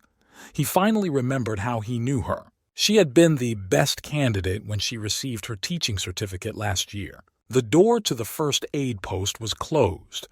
They were treating Chu Jai Wang after the fight, but one of the students urgently needed to pick up his medicine. He was afraid to go in because the fame of Jai Wang had not yet faded and he could get a beating instead of medicine. Although after the beating, this bully did not seem so strong. The two boys discussed in detail the fight that happened in the burning classroom. They were going over every detail when someone appeared behind them. The bully hit the boys hard on their heads and they immediately fell to the floor, losing consciousness. The bully said that only boys who can't do anything themselves can call Ju Jae Wang a weakling. The students immediately agreed and apologized. They were afraid to contradict him because they were facing a real mountain of muscles. The students crawled away quietly so as not to make them angry and get hit on the head again. The son of one of the leaders of the White Gang was standing in front of the door of the first aid post. He was a student of the 2N-7 TF grade, specializing in naval engineering. His name was Sangin Ban. He was 18 years old. Sangin Ban started laughing out loud. It looked strange and scary at the same time. Sangin Ban started to say loudly that a member of his gang had been beaten because he was not strong enough. Did Chu Jai Wang really think he could fight with such an anchovy body? And fainting in a nurse's office is even more ridiculous than losing a battle. But when he didn't get any response, Sangin Bang decided to go into the nurse's office himself. He wasn't interested in just opening the door, so he decided to kick it down. He wanted to see what this half-living anchovy looked like now. But when he entered the office and looked behind the screen, Sangin Ban started laughing even harder. After the inspector's statement about the best candidate, everyone in the class fell silent. The principal was especially surprised by this news. He would have been very honored to have such an employee at the school. So he asked again if it was true. Maybe he had heard it wrong. Then the principal began to whisper something incomprehensible. He had to solve the fight first and then talk about other matters. So he first turned his attention to Yoon Ha-min, pointed his finger at him and said that he was not a serious guy. He's a student who bullies and fights at school. The principal was waiting for the inspector to approve his actions, but it seems the inspector was already in a hurry because he kept looking at his watch. The principal continued that there was no place for such a rascal in school, but he was abruptly stopped by Miss Han Kang. She caught him by the arm to stop him from pointing his fingers at Yoon Ga Min. Miss Han Kang said once again that the principal was wrong. Ga Min is not a child like that. He had to do it because he was attacked first. Miss Han Kang said that, compared to the others, Ga Min is the only student who is fully committed to his studies. The boy was very pleased to hear such words in his address, but the principal did not want to believe any of Miss Han Kang's arguments. She had only been a temporary teacher for 2 days, and anyway, even if you are being pestered, but you still show aggression in response, it's not good either. Miss Han Kang agreed that violence is not the answer, and these are the words that teachers should convey to their students. Miss Han Kang recalled discussing all of this with Yoon Ga Min, and he heard her. He was of the same opinion. Ga Min has never solved a problem with violence. He's just too kind and wants to help those in need, even if these actions will harm him. But in all of this, Miss Han Kang really thought the school was to blame, because after they abandoned the accepted rules, the students had to forget about their lessons and think about survival. A school should be a place to raise good children, and the principal should be the first to set the right example. Ga Min was shocked that someone could talk to the principal like that someone cared about him so much that he was being defended. The director was not just angry. He was like a fierce animal. He shouted that Miss Han Kang was too young to be lecturing him. Moreover, to do so in front of an inspector. The principal asked for an explanation as to why he had abandoned the students. Miss Han Kang said that it was because the principal had ignored her words yesterday. The conversation was heated. The principal shouted that Miss Han Kang was taking too much liberties because she was only a temporary teacher. This argument was stopped by the inspector. He started laughing so loudly that no one realized what had happened. Then the inspector went up to the principal, hugged him by the shoulders, and said that this was probably the first time he had ever been defeated. It was the first time the inspector had ever seen something like that from a person who had only been a teacher for 2 days.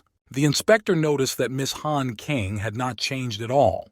As he expected, she is different from the others. Miss Han Kang felt ashamed, although she was really the best candidate.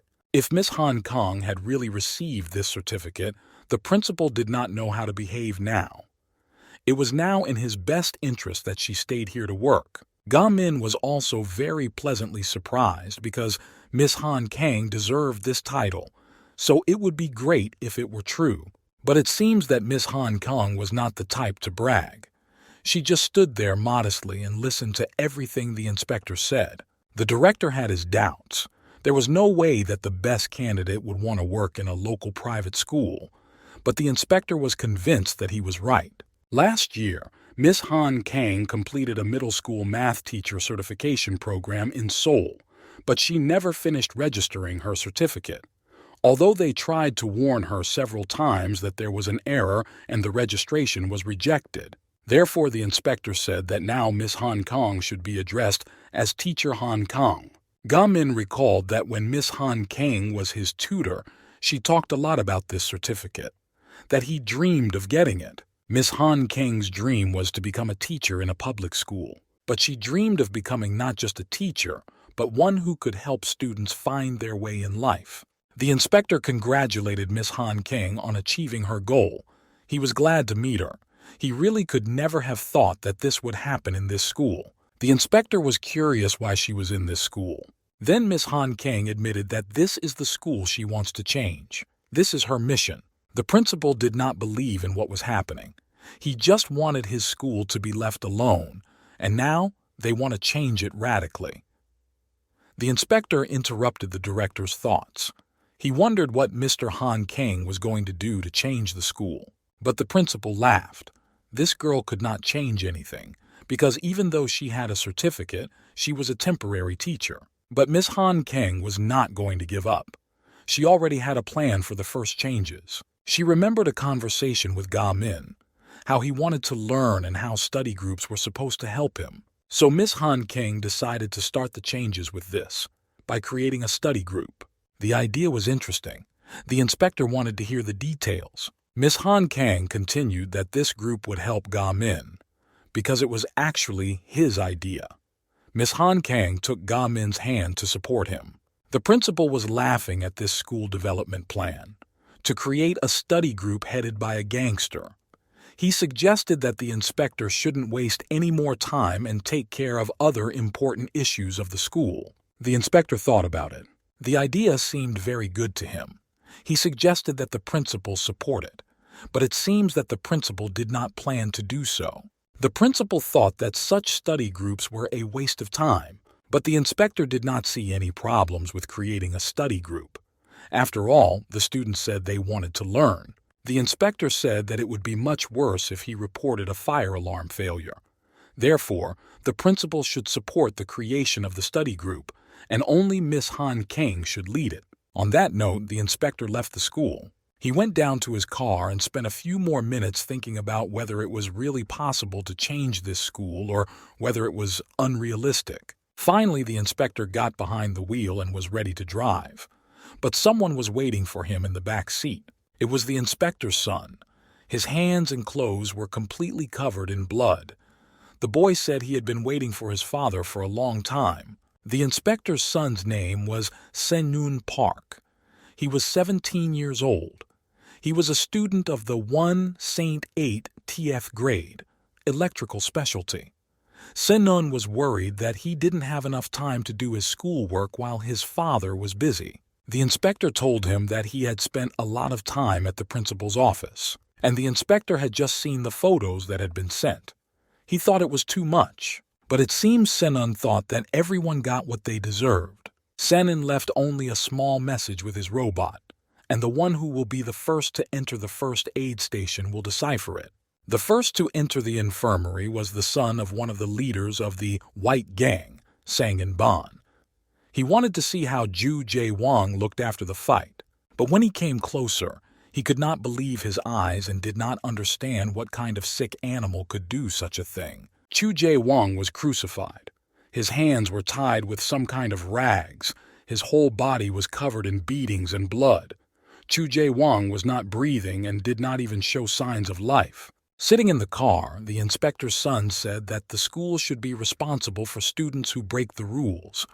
Therefore, this school should be closed. The inspector agreed that there were too many rule breakers in this school. Meanwhile, Yoon Ga-min and Miss Han Kang were sitting at a table writing an announcement. Miss Han Kang was happy that finally her student's dream was starting to come true and she had a hand in it. Yoon Ga-min tried to write each character carefully, but his poor handwriting was letting him down, so he suggested using Photoshop. But Miss Han Kang objected, saying that writing by hand would be much better. She praised Ga-min for his good handwriting. That's how the first message about the creation of the study group appeared on the school bulletin board. Everyone was invited to join, but so far, the students were very cautious about this invitation. Some of them laughed that it would be a bunch of boring people. Some were not interested in studying at all because, even during the lessons, some of them were trying to get away, and here they offered to study extra. But when the students found out who was organizing this study group, their interest increased. Although some of them still did not understand why a guy who can fight so well needs to study. Maybe this study group has some hidden meaning. But from the news about the new study group, everyone quickly switched to the news about Ju Jae-wong. What happened at the infirmary was too brutal even for the biggest gang. But no one knew who had beaten Ju Jae-won so badly. When no one else was in the school, one of the leaders of the White Gang, Han Wool, came up to the notice board and read carefully about the study group and smiled. He thought that Yoon Ha-min was playing hard to get, but Han Wool was not so kind, so he tore the notice off the board. He tore it into hundreds of small pieces of paper. The exhausting week at school ended on Saturday. Miss Han Kang decided to visit Ga-min at home in the morning. It was good that it was close and that she still remembered the way. On the way, she remembered the time when she was working as a tutor and was just preparing for exams. But these memories were interrupted by a security guard who was in a hurry and obviously late. The guard shouted that he was almost late. Mr. Han Kang wondered where he was going. When the guard stopped, Miss Han Kang came closer to see what was going on, and in front of her was a perfect body, toned with abs. The guy had been doing push-ups on the bars with his feet up for more than 10 times. Miss Han Kang was tired of even counting, She recognized Ga Min in this athlete and exclaimed that he was incredible. And Ga Min realized that Miss Han Kang was watching him and got confused and fell down. Miss Han Kang apologized for knocking him down and for being late. Ga Min quickly dressed and said that he didn't remember that they had planned to meet. But Miss Han Kang didn't have time to talk. She said he should just follow her. So they came to the city bookstore. The bookstore was crowded, but it was quite large so everyone could find the right books. Miss Han Kang said that reading books is the most important thing in the learning process, and she was an expert in choosing the right books. She ran between the shelves, choosing what she needed, and Ga Min just watched her silently. Miss Han Kang had picked up such a mountain of books that she was barely visible from behind the literature. But she said she would pay for everything, so the guy had nothing to worry about. But Ga Min had gone somewhere. He also decided to find a book that was important to him, and it was called Extremely Close Contact, an interview with Bruce Lee. Miss Han Kang did not know what this book was about, but the title seemed strange to her. Finally, she put the whole pile of books on the table. There were about 20 copies of different literature. Ga Min wondered if she was really ready to buy so many books at once, but Miss Han Kang said that it would be enough for light reading. Ga Min wondered how long it would take him to read it all, but the teacher was sure that he could do it. Ga Min decided to admit that he was really surprised that she could have been a better candidate, but it didn't mean anything to Miss Han Kang. However, Ga Min was ashamed that at some point he had told her that he wanted to leave school. Han Kang smiled.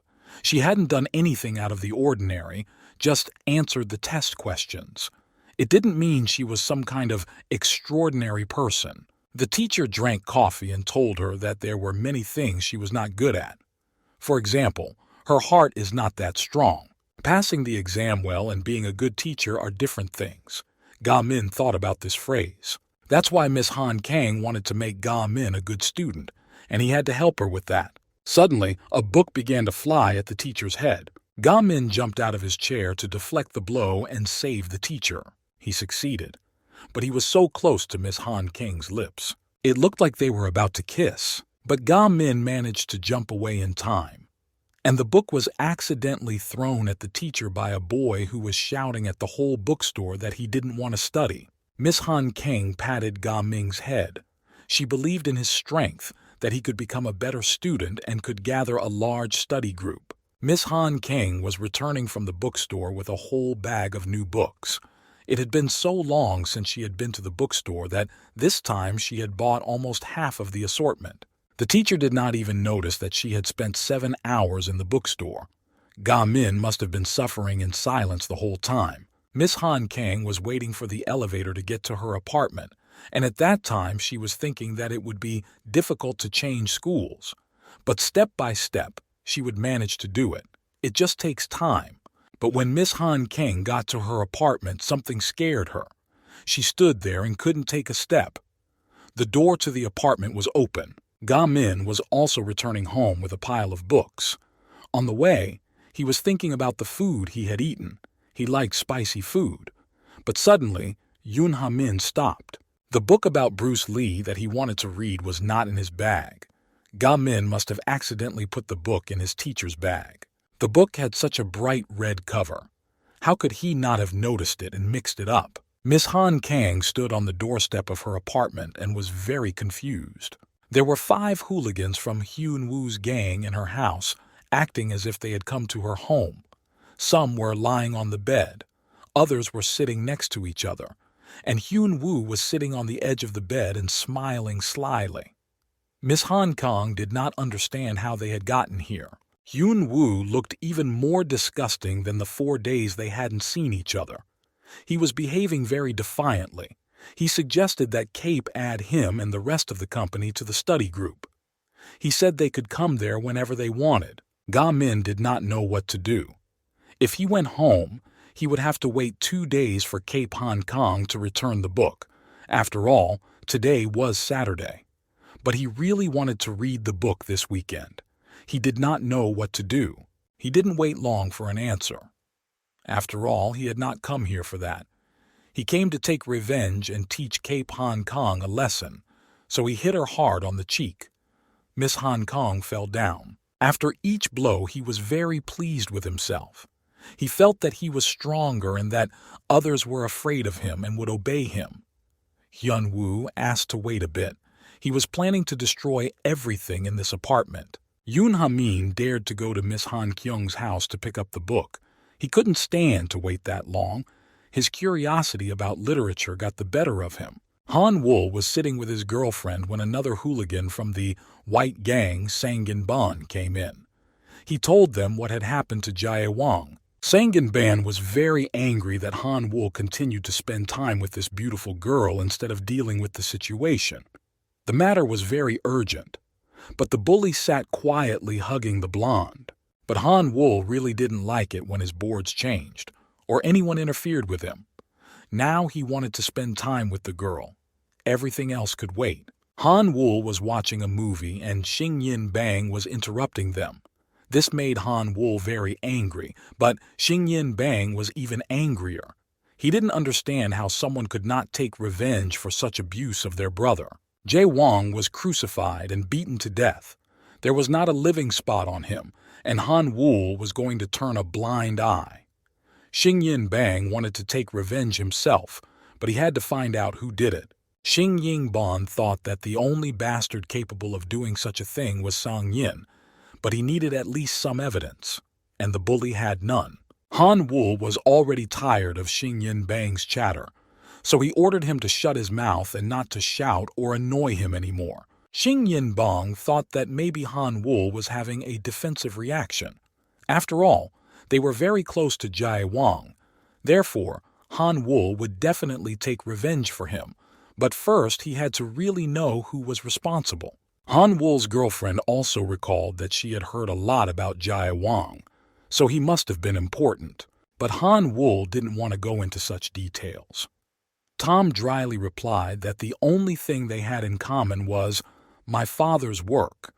But Han-woo had always thought that Jae-wang was not on the right level to join a gang. Han-woo advised Xing-yin-bang to relax, and instead of taking revenge, just have fun with them.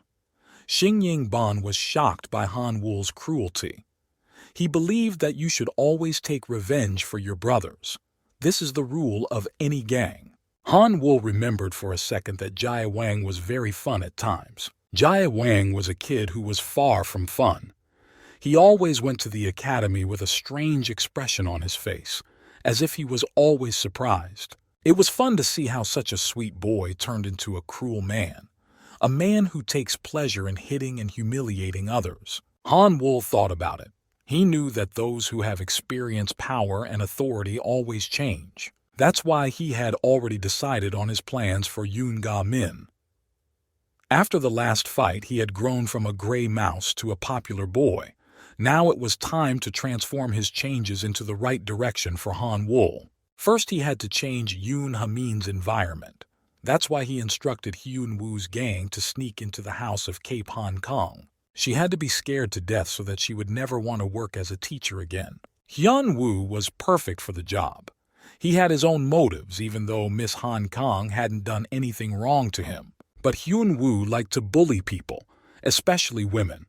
When, after another blow to the face, Miss Hong Kong could hardly hold back her tears, Hyun-woo celebrated. Hyun-woo asked the teacher if she missed his hands, because he had already had the honor of slapping her face near the school trash cans. Hyun-woo thought that the teacher liked it, so he came to her house to continue. Miss Han Kang realized that there was no one to protect her. She had to get out herself and call the police. She tried to get her phone out of her purse to call the police, but one of the hooligans managed to catch her. She was unable to escape. At that moment, someone knocked on the door. The hooligans took Miss Han Kang's phone away from her so that she would not call the police. The phone fell and broke. Hyun-woo caught Miss Han Kang by the arms. He said that the police would not help her, because their gang is feared in the whole place, even though the police exist. The police just come only when the crime has already been committed. Even if the criminal is caught, the victim's psychological trauma will never go away. Miss Han King realized that anything could be done to her. Her eyes were full of tears, but she did not know what to do. Hyun-woo pushed Miss Han Kong to the ground and told his boys to start right away. The hooligans began to destroy the teacher's house. They broke all the furniture, and then everyone surrounded her. Hyun-woo said that they had to make sure that Miss Han Kang never wanted to be a teacher again. The bullies asked what injury they should inflict on her first. But Miss Han Kang showed with her whole body that she was not afraid, that she wasn't afraid of this pack of school children who had simply lost their way in life. Then Hyun-woo caught her by the hair and dragged her along the ground. Miss Hyun Kang was in pain. She screamed out loud. Someone must have heard her because someone came into the room. The bullies looked around. They were not expecting anyone. They could see the shadow of a guy in the doorway.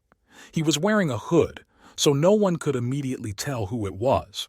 The hooligans started whispering whether it was the guy who had beaten them and the boss the last time. But the guy stepped forward and everyone recognized him. Miss Han Kang also knew the guy. She remembered seeing him outside the lab. He covered for her in front of the deputy director and stayed to clean up the lab after the fire extinguisher incident. This guy, Shungun Park, tried to appear elegant, but it seems he was also a thug. Hyun-woo didn't understand what Seung-eun was doing here, why he had come here. But he had to get him out of here as soon as possible. He had to be eliminated. Hyun-woo ordered it to be done immediately, so one of the hooligans attacked Sanun. Before the fight, the bully warmed up his fists and asked Senan not to take it personally. But Sanun struck first. The blow was strong. The bully flew back and fell to the floor. While he was walking away, the other boys continued to fight. Hyun-woo realized that he had to take matters into his own hands again. He knew Senun's weaknesses.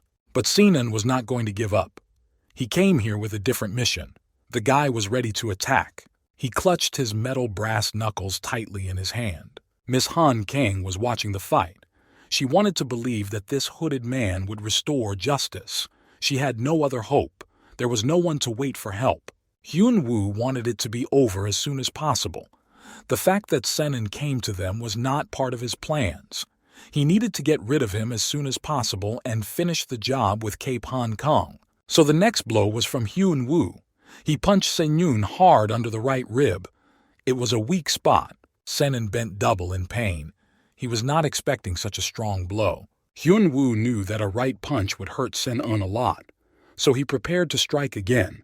He swung his fist again, and again he hit the same place. Senyun bent over twice. He needed time to regain his strength. Hyun-woo was glad that he was able to overcome him so quickly. Just a few blows and the guy was deflated. Although at the beginning he was very confident. Hyun-woo recalled that he had a few incidents with Sanun in middle school. Only a select few know what happened there. But Hyun-woo was very surprised that after all that, Sanun reappeared. That he had the courage to come to Yusun High School. Senan was in pain, but he had to think about how to get out of here. Sanun also planned to save Cape Han Kang. They had to quickly come up with a plan to escape. And Senan could think of nothing better than to throw his brass knuckles at the ceiling. The glass ceiling shattered. Glass shards flew everywhere. The glass smashed one of the hooligan's head. He was bleeding and screaming as if he was being cut alive. Everyone in the gang fell for this dirty trick and didn't notice how Sanun and Cape Han Kang ran away. Hyun-woo was very angry. His plan had failed. Miss Han Kang had disappeared. He had to find her immediately before she ran away too far. Otherwise, Hyun-woo would be in real trouble. Senan was running ahead and pulling Miss Han Kang's hand. He asked her to move faster because they needed to get away from the gang. But before they could get far, the second part of the gang was waiting for them around the corner. It was clear that Han Wool, who ordered Hyun-woo to break into Han Kang's house, had thought through every step. From the very beginning, he sent one part of the gang to the teacher's house. The other one was told to stand guard outside the house. Senan was not expecting such a meeting at all. He was puzzled. But he had to think of something immediately to save himself. At the same time, Yoon Gae-min tried to call his teacher to warn her that he was coming to pick up his book, which was accidentally in her bag. But no one picked up the phone. Ga-min was frustrated. At first he thought the teacher was asleep, but it was still too early to get ready for bed. Then Gam-young thought that she was not picking up the phone on purpose because they had already spent the whole day together, but the phone calls were too much. He was hesitant about what he should do. He knew that it would be too much to come to the teacher unannounced to take the book, but waiting until Monday was too long. While Ga-min was thinking, he unwittingly walked up to the Cape Hong Kong house and noticed Hyun-woo and some of his gang running out of the building. The hooligans were running fast and talking on the phone. On the phone, they said they had found Cape Hong Kong. Ga-min ran after the hooligans and clearly heard Han-woo say that he had to finish off the teacher today. Otherwise, Han-woo would kill him. Hyun-woo was very angry and determined. He was used to always seeing things through to the end, and when it came to his safety, the bully acted very carefully and precisely. He did not give himself the right to make a mistake. This was very disturbing to Ha-min. He adjusted his glasses and realized that he had to find Cape Hong Kong first. She was probably in big trouble. The hooligans waiting around the corner of the house immediately recognized Cape Hong Kong because Hyun-woo had sent them a photo. They came closer to get a good look at the teacher. The hooligans mentioned that now they had to do everything they could to make sure she never wanted to work at school again. That was their boss's instruction. But Miss Han Kang looked so sweet and defenseless that one of the bullies said he had never seen such a beautiful teacher before, and if she came to his school, he would definitely behave well. But Senun stopped the hooligans' talk. He stood in for Cape Hong Kang, which the gang members did not like. But one of the hooligans also recognized Senun. He took a closer look. It was definitely him. They had met once before in the pain of battle. Senun liked to be in the shadows. He was a dark horse. That's why he was always angry when he met someone from his past life. But the bully remembered everything and wanted revenge. He said that Senun came from America in the 8th grade, and then he took second place in the gang by beating him and making him kneel in front of everyone. The bully still remembered Senun's look after the fight. He had nightmares about that look. And after that fight, the bully promised himself that he would take revenge. It seems that now the time has come. The bully always dreamed of putting Senun in his place, so he rushed at him to kick him in the head. But Senun had a secret weapon that he kept behind his back, so he deflected the blow by kicking the bully hard in the leg. The bully immediately fell down. It looked like his leg was broken. Other guys from the gang did not understand where he got the crowbar, but this made them even angrier. The bully with the broken leg was writhing in pain. Senun came closer, looked him in the eye and told him that this was his place, to lie on the floor after defeat, so it was useless to try to take the place of the best fighter. The bully was lying there and couldn't do anything. He couldn't even get up to take revenge. Senun looked at the rest of the gang and said that this will happen to everyone, because when you find yourself face to face with a metal rod, everything has the same end. Miss Han Kang was surprised where Senun got the crowbar. He must have picked it up off the floor when they were running away. She would never have thought of that. But Sen had another secret, one that he didn't want to reveal to anyone. And if the bullies themselves didn't mention it, it meant they didn't know about anything. This was the only thing that made Senun happy in this situation. Senun realized that he could handle these hooligans on his own. But the hooligans saw that Senun had pulled out a crowbar and took their toys, chains, and wooden sticks. The fight was going to be fierce. No one was going to surrender or run away. Miss Han Kang looked at everything and did not understand how school children could do this. At first glance, ordinary children were armed like real bandits. The teacher did not understand what had happened in their lives to make them so cruel and heartless. Everyone was fighting so hard, as if they did it every day, as if it was a common thing. But children should have different preferences. Miss Han Kang knew she had to call the police immediately. Before something terrible happened and someone was killed, she saw no other way to stop it. But at that moment, Hyun-woo appeared. As usual, he wanted to intimidate the teacher and said that she should not have run away and left her students alone. Hyun-woo was even more angry after that, and therefore more dangerous. Miss Han Kang hoped she would not see Hyun Woo again today. She was scared and confused. There was no one around again. Sanun was fighting and did not see that the teacher was trapped again. Sanun was focused on the fight.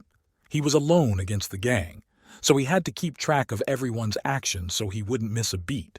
Therefore, Hyun Woo took advantage of the moment when Miss Han Kyung was left unprotected and swung again to slap her. These blows to the teacher's delicate face gave him great pleasure. Miss Han Kang wanted to cover her face with her palms. Despite all the abuse, she still did not understand what had happened to these children, why they were so cruel. When was the turning point when they took a wrong turn? The teacher closed her eyes and screamed, praying for Hyun Woo to get back on the right track, because these fights would not lead him to anything good. Hyun Woo stopped as if he were suspended in midair. This time he didn't have time to hit the teacher. He was stopped again by Ga Min holding his hood. For Hyun Woo, this encounter was a big surprise. For a second he realized that things could go wrong again. But Hyun Woo didn't have time to attack first. Yoon Ga Min threw him aside in one motion, as if he were an unnecessary thing. Hyun Woo fell to the ground. Miss Han Kang was also surprised to see Ga Min outside her own house. They said goodbye at the bookstore until Monday. The teacher did not understand what he was doing here. So Ga Min explained that Miss Han Kang had accidentally taken his book and he had come to get it back. It was too long to wait until Monday. While Ga Min and Miss Han Kang were talking, Hyun Woo tried to get up and prepare for the fight, although he didn't understand what this cockroach was doing here either. But this was his opportunity for revenge. Ga Min also wondered what had happened here. Why does Miss Han Kang look so scared and is being chased by these bandits? The teacher said it would take a long time to explain, but now everything is fine. She was saved by a guy named Si-Yoon. Meanwhile, Hyun Woo had a new idea. He already knew that he would not be able to defeat Ga Min alone. So he winked at his brother to attack the two at the same time. While the hooligans were setting up, Miss Han Kang was talking fascinatingly about Senyun, that he graduated from Sewai High School, just like Ga Min, so they must know each other. Although Ga Min said he didn't know him and had never heard of him. But in this discussion, Miss Han Kang mentioned that the guy was fighting with other hooligans. She had to run to save him, so the teacher ran. Ga Min wanted to stop her because she could do little to help. But in her moment, he was attacked from two sides at the same time. Yoon Ha-min did not lose his cool for a second. He repelled the attack of two hooligans at the same time. They were scattered in different directions. Ga Min used the strike in the twine technique. This way he was able to eliminate two attackers at once. The blow caused Hyun Woo's nose to bleed. He slept on his back and barely regained consciousness. The same story happened to another hooligan. He was thrown back with the same force. None of the gang had ever seen such a punch before, and Ha-min landed on his feet after the blow. He didn't even drop the bags of books. It was very impressive. Sanun noticed Ga Min. He was interested to see how he fought. There was enough fame about his unconventional fighting techniques in the school's neighborhood. But while Senon was distracted, one of the hooligans hit him with a metal chain on his ribs and stomach. The blow was very painful. Senon fell to one knee and dropped his crowbar from his hands. Two bandits surrounded him and wanted to finish him off. But Yoon Ga Min appeared just in time and again knocked the two hooligans out with one punch. Ga Min grabbed a wooden stick from the floor. He wanted to try a new technique that he had practiced several times at the stadium. But there was no time for training here. Another bully was already coming at Ga Min with a metal chain. He had to act immediately. And he had to rely on himself because Senon still couldn't get up after the blow.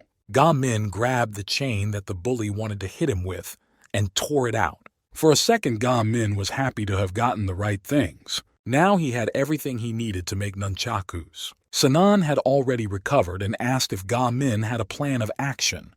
Maybe he wanted to knock out everyone's weapons first, but Ga Min was busy. He was making his own weapons. He didn't have much time. Seung-eun saw Ga Min rewinding the broken parts of the stick with a chain. He realized what he was planning to do. Senoon was shocked. He had never thought of such a thing. But while Yoon Ga-min was busy, one of the hooligans planned to attack from behind. He took a glass bottle from the trash and wanted to hit him on the head with it. The bully approached him and took a swing. Ga-min did not notice that someone was coming. He was happy to have finished making the nunchakus. But Senoon saw it all clearly.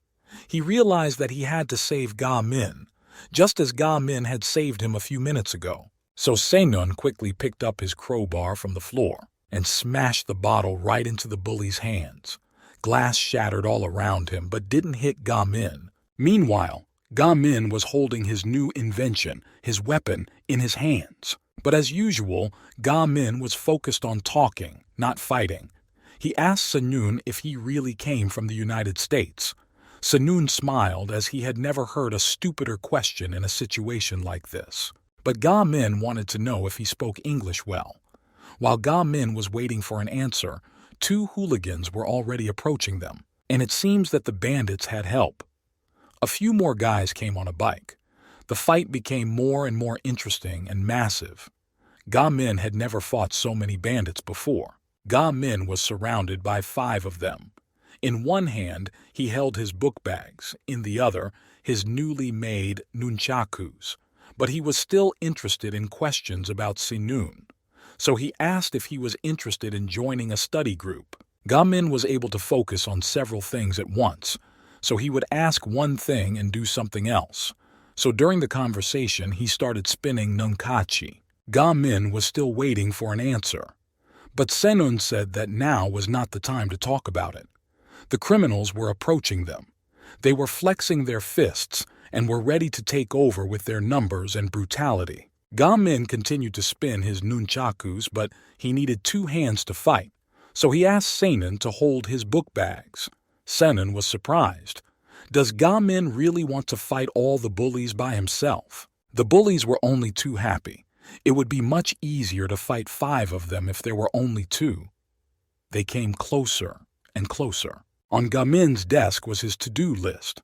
There were 6 items to be completed on Saturday. Only one, the last one, was not checked off. Ga-min's mom found the to-do list. She was happy that her son was so responsible and organized. After all, he had told her that he wanted to create a to-do list for the beginning of the school year, and obviously did what he had promised. Mom read the entire list carefully, but she was very concerned about the last item. She squinted her eyes and read it again. It was about training in nunchaku skills. The mother did not know that her son was practicing this skill right now. True, nunchakus are made from scrap materials, but Ga-min was very skillful with them. He scattered the bullies one by one. No one could even get close enough to hit him. Ga-min was spinning nunchakus left and right. The hooligans decided to attack him all at once to confuse him. Everyone got ready and surrounded Ga-min, but he was determined. He had good weapons and a bright head to deal with even all of them at once. So Ga-min quickly scattered all the bullies to different sides. He hit them so hard that their teeth fell out and most of them lost consciousness. After such blows, no one had the strength or courage to attack again. Senoon was watching all this closely. He held the bags that Ga-min had given him tightly and did not even plan to interfere. He didn't even plan to interfere because Ga-min didn't need his help. Ga-min fought off both the punches and the unexpected blows from the sticks. He had a fantastic reaction, and the nunchakus were flying in all directions. Ga-min was so good with them, as if they were an extension of his arms. With his nunchakus, he crossed the stick that the bully wanted to hit with, and he blocked it. And then he kicked the bully right in the chin. He kicked the bully and he fell down. Ha-min was not allowed to rest even for a second. The next blow came from his fists. But even here, Ga-min was able to orient himself fantastically quickly and caught the bully with a metal chain with a nunchaku around his neck, making a chokehold. In this way, he threw him over his head to the ground. The blow was as accurate as possible and almost fatal. The hooligan fell face first to the asphalt. Senoon was in shock. Of course, he had heard of Ga-min and his abilities, and he knew that he had handled Jae-won with water. But what he did to the whole gang was fantastic. Ga-min kept swinging the nunchakus. It was clearly his tool. He controlled them well, and he stopped them so skillfully with his hand against his body. The fight ended with the gang's complete defeat. All the hooligans were scattered on the road. Some were moaning in pain. Others still hadn't regained consciousness. But no one would have dared to get up and fight again. Hamin was unrivaled. He had repelled the attacks of so many bullies, and he had remained unharmed. Ga-min looked at his nunchucks. It was a pity, but these had to be thrown away.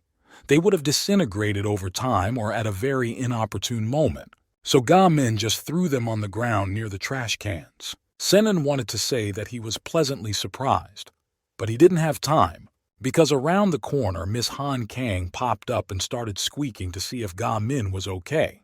Because there are so many bullies around. What did they do to him? Miss Han Kang ran to Ga-min to check if he was okay, if he was hurt. She was very scared, but Ga-min assured her that he was fine, that no one had hurt him and he didn't even have a scratch, so there was nothing to worry about. On the contrary, Ga-min was worried about how the teacher was feeling. After all, she had been attacked by Hyun-woo when she was completely alone. He asked her if he had hurt her. At that moment, Ga-min and Han Kang heard a strange sound. It sounded like a glass bottle smashing against a blunt object. They stopped talking and looked around. It was Hyun-woo, lying on the ground with his head smashed in. His entire forehead was covered in blood. His back had almost taken out the wall. Hyun-woo tried to get up, but Senun was standing in front of him with a broken bottle. He said he was not finished yet. Senun approached Hyun-woo and pushed him down with his foot so that he wouldn't run away. In one hand, Senun held a broken bottle and a crowbar.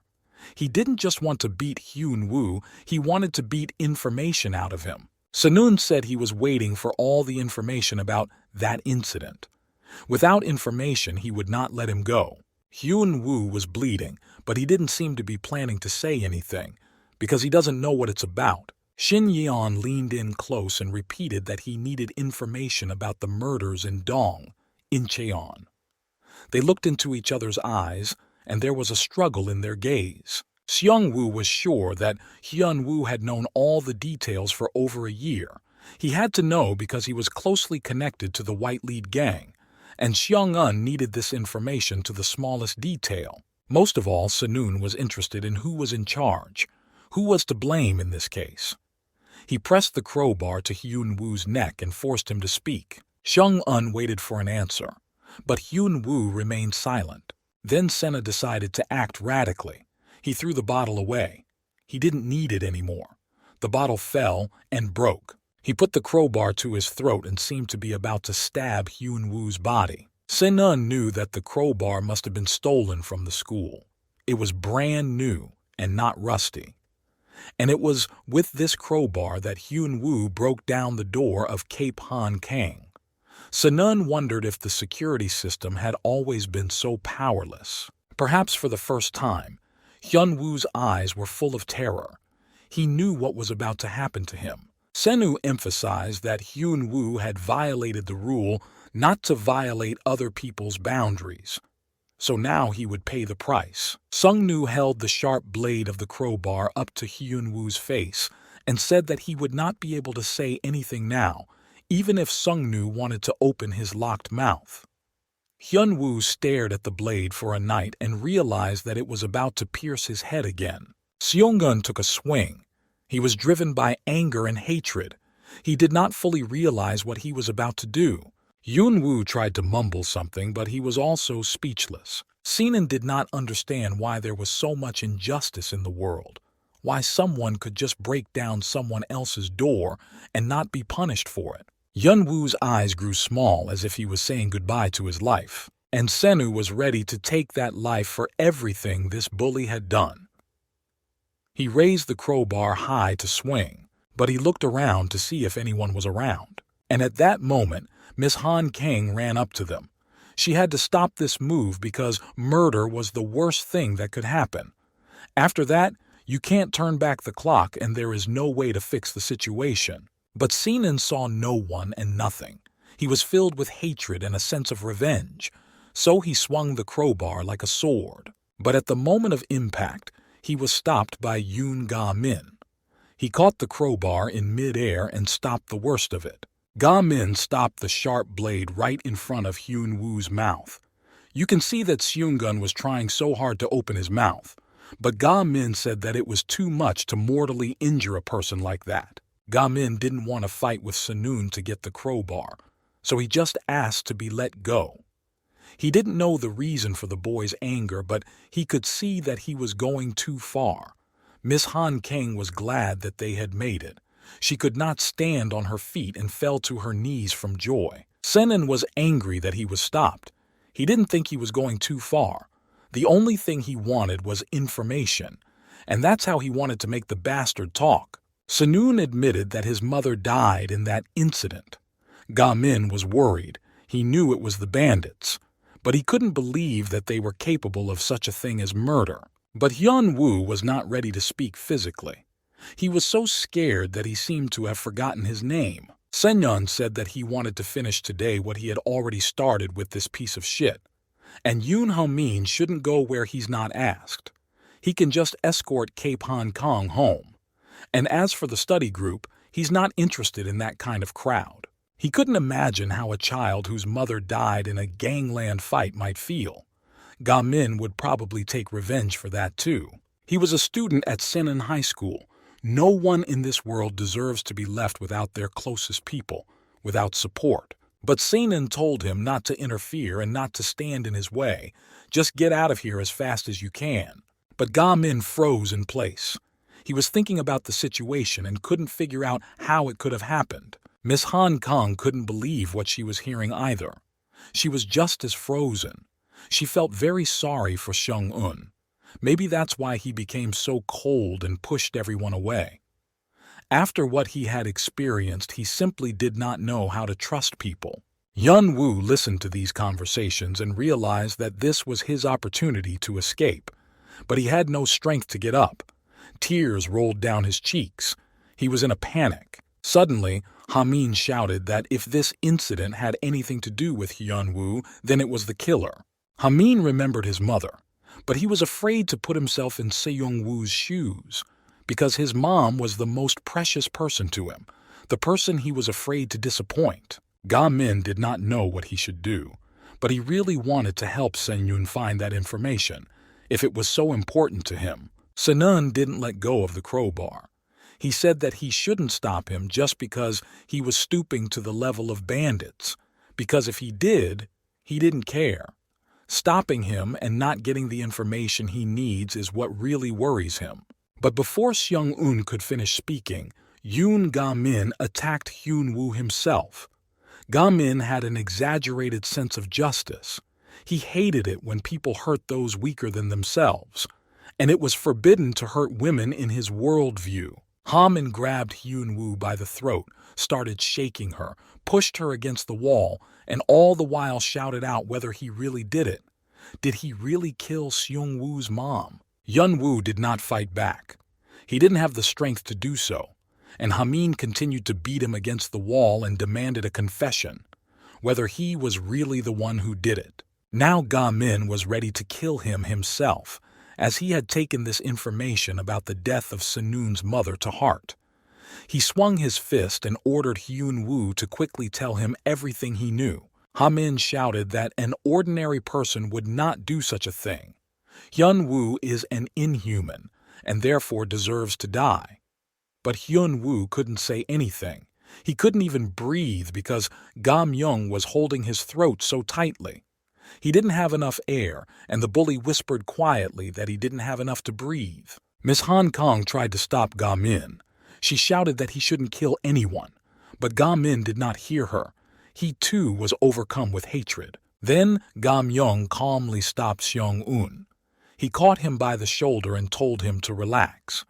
He told him that Ga-min was taking things too literally. You can't be that stupid. Sen-yun asked if Ga-min really thought they were facing a real killer.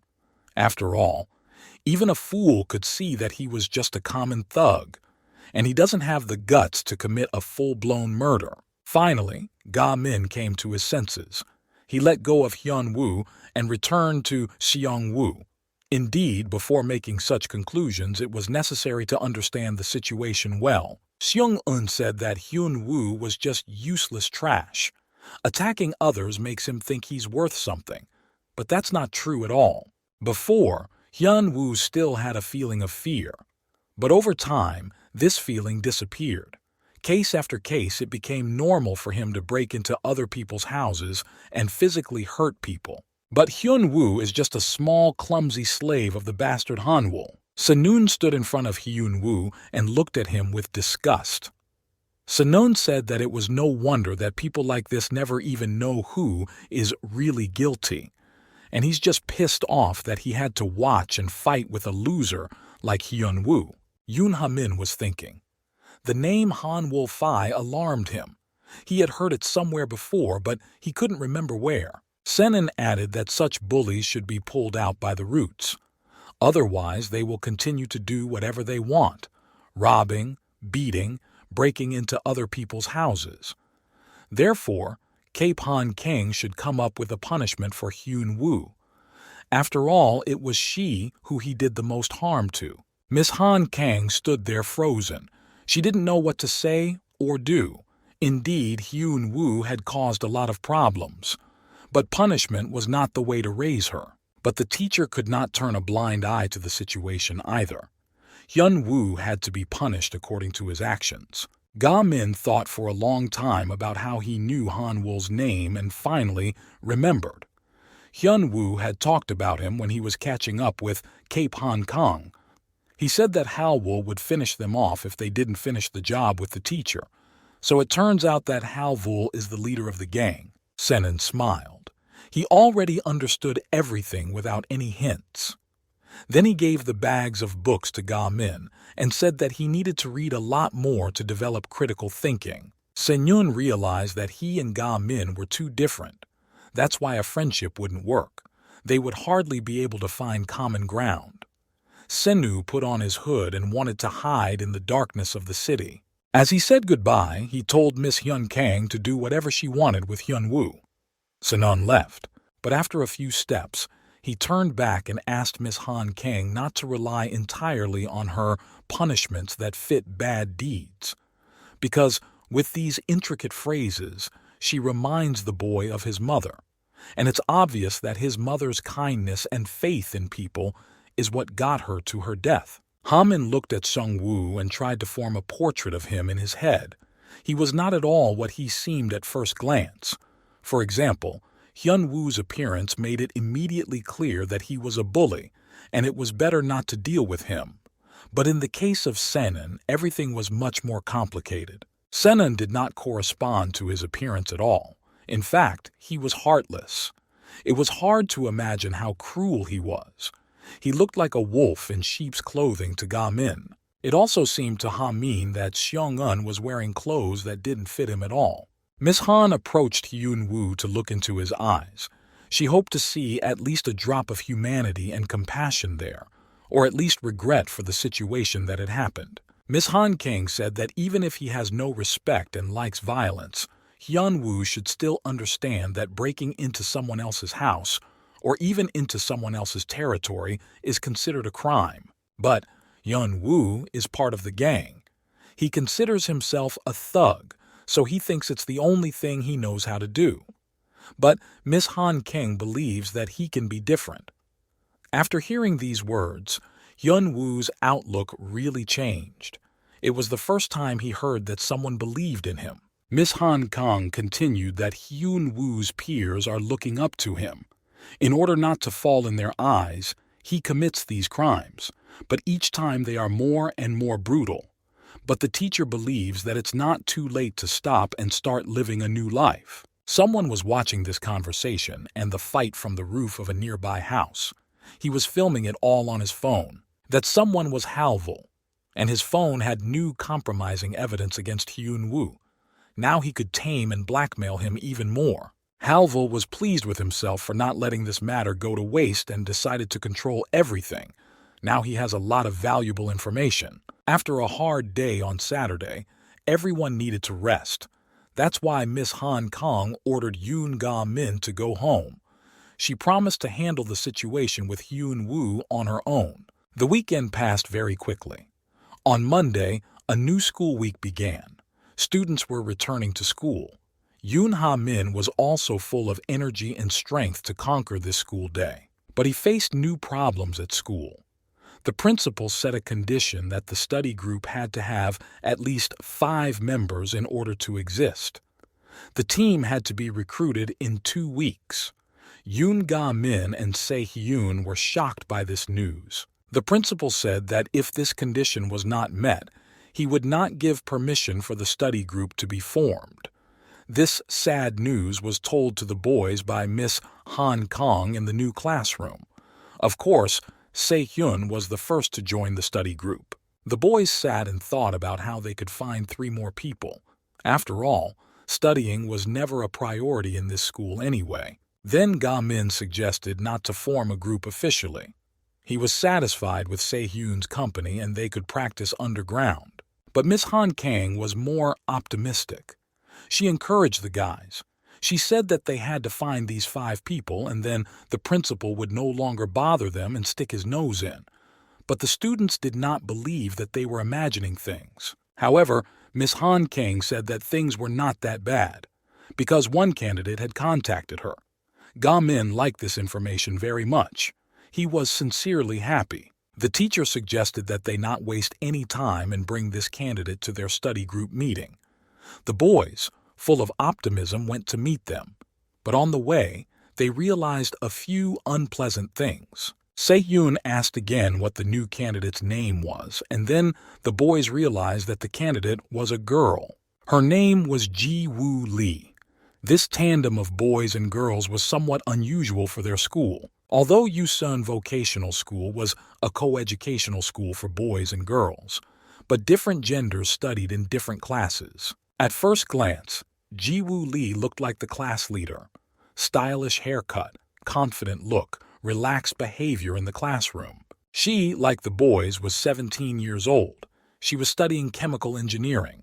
While the boys were getting acquainted with the new member of the study group, Miss Han Kang decided to call Halvul Sai, who was known throughout the school, for a conversation. He came very quickly.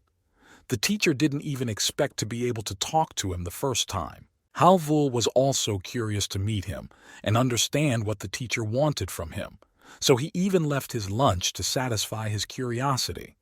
Although it was not like him at all, the bully did not like to be interrupted while eating, but this time he decided to show his elegance. So Halvul smiled sweetly and politely asked why Miss Han Kang had called him. Miss Han Kang had many questions for the boy, but she also decided to be reserved. So first she looked at him carefully. She had to understand why this guy was keeping so many people afraid and manipulating them so powerfully. Meanwhile, Se-hyun and Ga Min wandered the corridors of the huge Yusung school looking for the right classroom. Because the male and female classes were separated so much that some students had never even spoken to someone of the other gender. Classes were scattered in different buildings, and communication was almost non-existent or very rare. Therefore, when boys appeared in the women's building, it always caused great surprise. It looked at least suspicious. The boys were looked at as a special exhibit in a museum, but few dared to say hello, let alone approach them. That's why Se-hyun and Ga Min were very nervous. Ga Min didn't understand how they were supposed to find that girl Ji-woo Lee if they didn't even know what she looked like. The boys stood outside the classroom and didn't know what to do next. First, they were very uncomfortable with so many girls.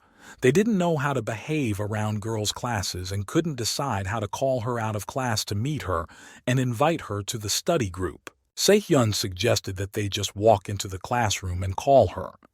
Of course, it was supposed to be Ga Min who did this because he was the leader of the study group. But Ga Min was not ready for such a responsible step. While the boys were discussing who should do it, a girl came into the classroom and called Ji-woo Lee. The boys exhaled a sigh of relief. There was one less problem. Now they would see what she looked like. But when Se-hyun saw Ji-woo Lee, he panicked. The girl was sitting at the table with her arms crossed. It seemed that everyone in the class should be afraid of her. He was thrown to the other side of the corridor in surprise.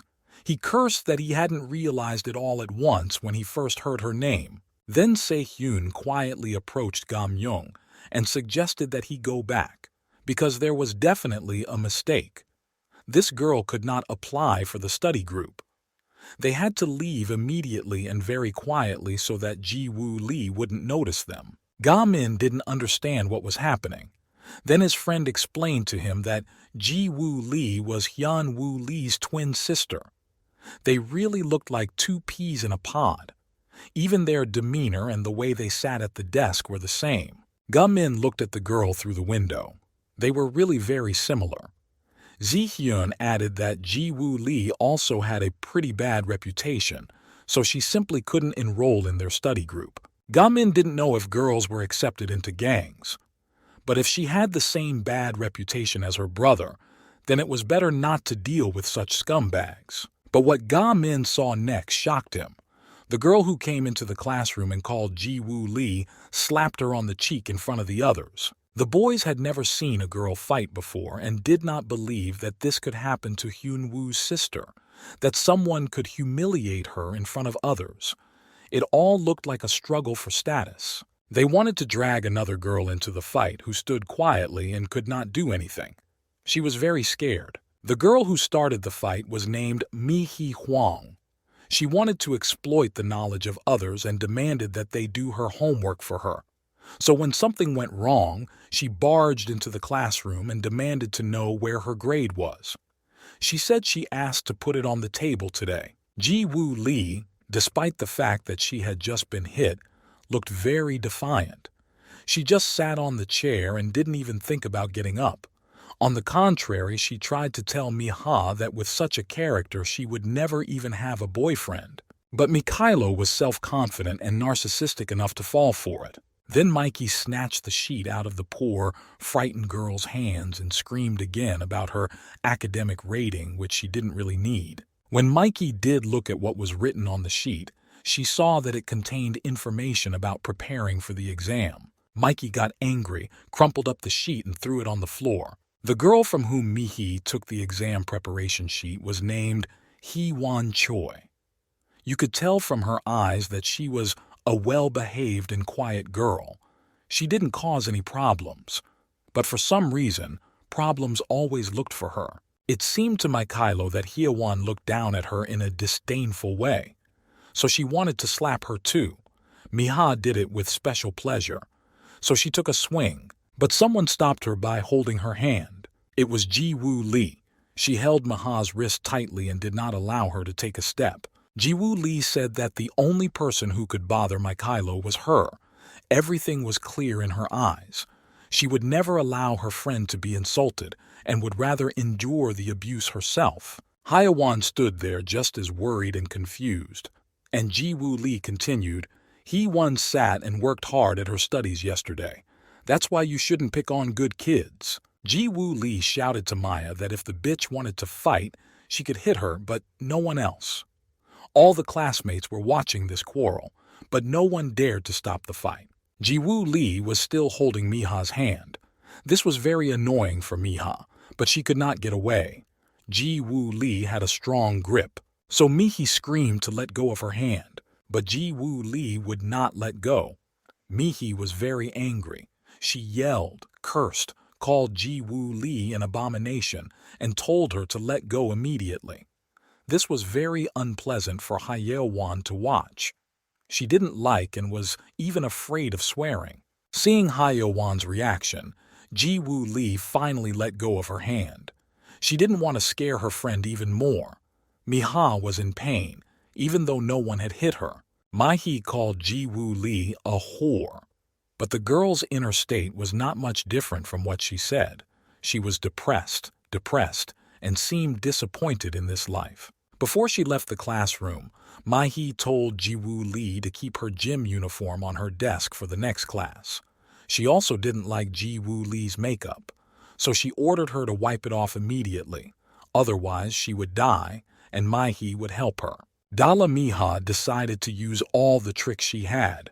She looked at Jiwoo Lee defiantly and said that if she would not or did not want to listen to her, then she should just pay back all the money that her twin brother owed her. Mihi was about to leave, but she was caught up in the exam preparation sheet again. The crumpled, worn sheet was lying on the ground. To make it even worse, Mihi decided to spit on it and stick a bug in her mouth on it. Jiwoo Lee and Hee-won didn't understand why Mihi was doing this. Why does he get so much pleasure from ruining someone's life? But none of the girls would have had time to pick up the leaf from the floor. Saliva and gum had almost fallen on the leaf when someone picked up the gum on his finger just a millimeter away from falling. Jiwoo Lee did not see who did it yet, but this act won her over. Her eyes were full of gratitude because Hyo-won probably won't have to retake the whole thing again and rewrite it. Se-hyun was watching what was happening in the classroom. He was so interested in what was happening that he didn't even notice when Ga-min entered the classroom. It turned out that he was the one who caught the gum. Mihi wondered what the boy was doing here and why he caught the gum. What does he care about other people's exam preparations? Mihi yelled out who he was, but Ga-min didn't know how he got here. His increased sense of justice kicked in again. Ga-min picked up his gum and adjusted his glasses. Ga-min stood up. He was curious to see the document, and the result was really cool. Ga-min said that he himself had done this kind of assignment a few days ago, but what he saw on the paper was much better written. Mihi repeated the question of who he was and told him to shake that disgusting gum off his hand in her favorite commanding tone. But as usual, Ga-min was focused on something else. He held the document up to Jiwoo Lee and asked if she had done all the tasks herself. Jiwoo Lee was confused. She didn't know what to say. Se-hyun continued to watch through the window. He didn't have the courage to go inside, but he was glad that Ga-min was so brave. Suddenly, another boy started barging into the girls' classroom. Se-hyun didn't like it. The boy who came into the girls' class was Kyujin Kim. He was Han-wol Sai's right-hand man. Kyujin was happy to finally meet Ga-min. He asked him if he was really the guy who had recently beaten Jae-wong, because the news of that fight had already spread throughout the school. With a silly smile on his face, Kyujin asked Ga-min what he was doing next to his girlfriend, although he wasn't really interested in the answer. So, without waiting for an answer, Kyuji suggested that Ga-min should have a duel. Kyuji was wondering if Ga-min was really as strong as they say. Yoon Ga-min didn't understand who this guy with the stupid expression was and how he could be Jiwoo Lee's boyfriend. He had a better opinion of her. But the suggestion of a duel completely confused him. Yoon Ha-min couldn't fight on school grounds, and moreover, he wouldn't do it for no good reason. It was just to satisfy someone's curiosity. Yoon Ha-min remembered what happened after the fight with Jae-wong and how he almost got kicked out of school. He could not repeat that story again. So Yoon Ha-min couldn't think of anything better than to leave the classroom without explaining anything. On the way, he called out to Se-hyun to keep moving, and they will come to meet Jiwoo Lee next time. The main thing is that they know what she looks like. Kyujin was disappointed. He was preparing for a fight and his opponent just ran away. Ga-min was far enough away from the classroom to hear Kyuji's defiant conversation with Jiwoo Lee. It definitely didn't look like a boyfriend and girlfriend conversation. Kyuji didn't like the girl talking to other boys, and when Kyuji ordered Jiwoo Lee to hold out her hands to him, Ga-min realized that something was up. It seems that this couple is definitely not right for each other. Everyone in the class knew what Kyuji was going to do because they had seen it many times before. Mihi was especially gloating. She knew that Jiwoo Lee was going to be hurt. Jiwoo Lee didn't want to open her hands, but she had no other choice. She had to obey, but all her discontent and hatred were written on her face. She called Kyuji a fucking psychopath, and only then did she hold out her palms. Kyuji clarified that he would only hit her 3 times, and he told her not to act like such an innocent girl with a sad face. Everyone in the class was silently watching what was happening. No one dared to defend the girl. And Kyuji continued that Ji-woo Lee should still be grateful to him for being so generous and choosing such a light punishment for her. Kyuji only had time to swing the ruler when he felt something sticky and nasty hit his head. He touched his hair and realized that it was the gum he had been chewing a few minutes earlier. The gum stuck to the bully's hands and hair. He was disgusted by this. Kyuji turned and asked which bastard had done it. Yoon Ga-min was already standing behind him. He asked if Ji-woo Lee was his girlfriend, then what was he going to do with the ruler? Yoon Ga-min took off his glasses and asked if Ji-woo Lee was really his girlfriend. But Kyuji, with the same silly expression on his face, pulled the gum out of his hair and was even happy that Yoon Ga-min was back. But then Kyuji changed his silly face to a more calm one and said that Yoon Ga-min was taking too much liberties. Like he thinks he beat Jae-wang, and now he thinks he's tougher than everyone else. If it wasn't for Halvul, the gang would have finished him off long ago. Yoon Ga-min listened very carefully. He heard Halvul's name again. It was the same gang leader he had learned about over the weekend. While Ga-myung was putting all the puzzles together in his head with the information about Halvul, Kyuji came closer and caught him by the jacket. But he didn't have time to do anything else. Tom Kench, the curator of the vocational school, came into the office and called Kyuji over. Tom Kench was gathering all the students for a meeting of the student council. He was very angry that Kyuji was hanging out in the girls' class instead of the meeting. Kyuji was angry that he would be stopped and the fight would have to be postponed. After all, he had to go to the meeting. But he promised Ga-min that he would find him and they would finish the conversation. In his mind, Ga-min was grateful to Tom Kyungch for interrupting her so that Ga-min didn't have to fight, because he had promised that he would not use force within the walls of Cape Hong Kong School. And Ga-min always tried to keep his promises. Ga-min wanted to ask Ji-woo Lee more about what happened, why she was constantly being beaten in this class. But the girl did not want to tell him anything. She was very depressed and said she was just in a shitty mood. It looked like Ji-woo Lee was going to cry. But girls like that probably didn't even know how to cry and had never done it before. So Ji-woo Lee just ran out of the classroom. Hye-won, like a true friend, ran after her. Ga-min also realized that it was time to get out of the girls' class. But he wanted to know everything about Ji-woo Lee, who she was. Yoon Ga-mi felt like he had to help her, but he didn't understand how, and she didn't ask him for help. There were more questions than answers. Se-hyun and Ga-min were sitting in the schoolyard.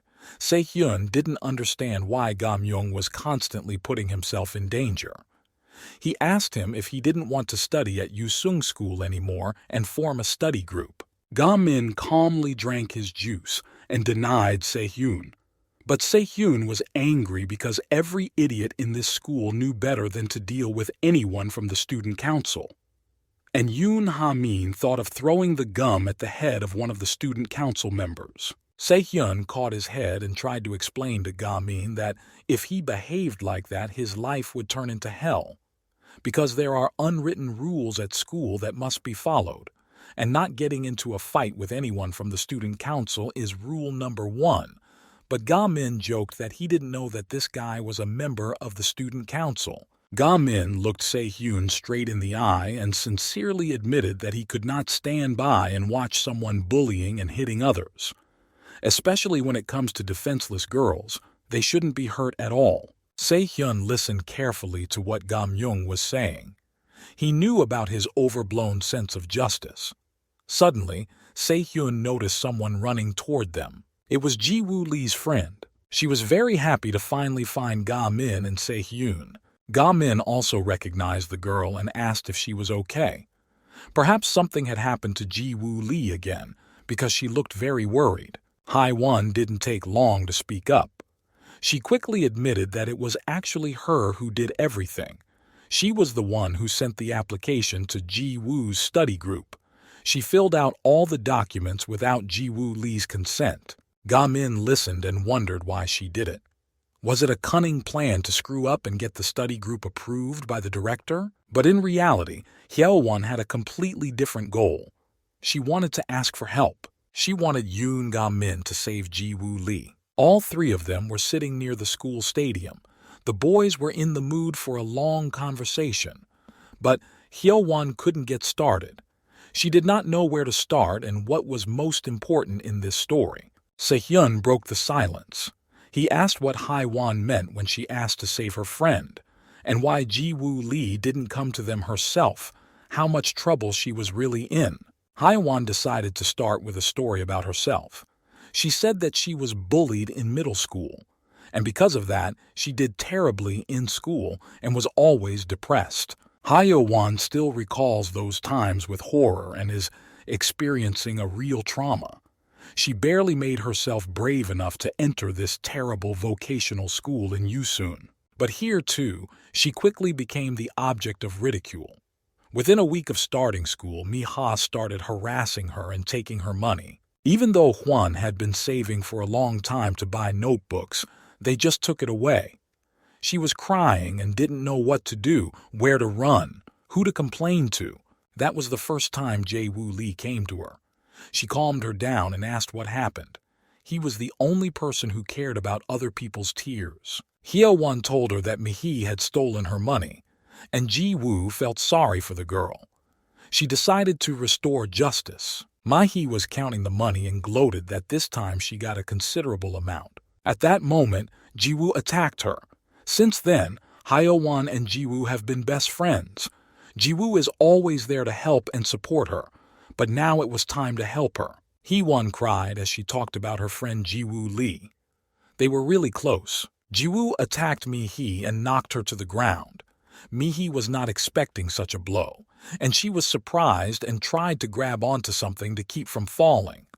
But Ji-woo was stronger and knocked Mi-hee down in a few seconds. Se-hae had never heard of girls being so strong. He was surprised and asked if it was really possible. But Hae-won said that Ji-woo had been practicing judo since childhood, so she could always protect Hae-won physically, and she tried to help her with her training. Although Ji-woo was very insecure about her lessons, she dreamed that her grades would increase by at least half a point. That's why the girls needed each other's support. They spent time together in and out of school. They even went to the library together on weekends. The problems began when Hyun-woo's twin brother borrowed a large sum of money from Kyu-jin, but Jae-woo didn't know what he needed the money for. And when she did, Kyu-jin recorded a video of Hyun-woo beating up a guy. Hee-won was sure that Kyu-jin did it on purpose to threaten Hyun-woo with the video if he didn't want to give the money back. And then Kyu-jin started blackmailing Ji-woo with the video and forcing her to do what he wanted. He always wanted to subjugate someone who was independent and spoke up for themselves. And Ji-woo was the only one in our school who was like that. Ji-woo is not usually a person to talk about her brother, and she would get annoyed when asked about him. But even if he was a pain in the ass, he was still the only family she had left. That's how it all started. The harassment and the constant threats and humiliation of Ji-woo. It was clear that she was having a hard time. She was used to it and knew how to stand up for herself. But now she had no choice but to remain silent. Hae-won told the whole story about Ji-woo and was very depressed. She really felt sorry for her friend. She wanted to help her sincerely because Ji-woo had always helped her. Hae-won had to think of something to do immediately to help Ji-woo until she moved to another school. Hye-won hadn't told anyone about her move yet.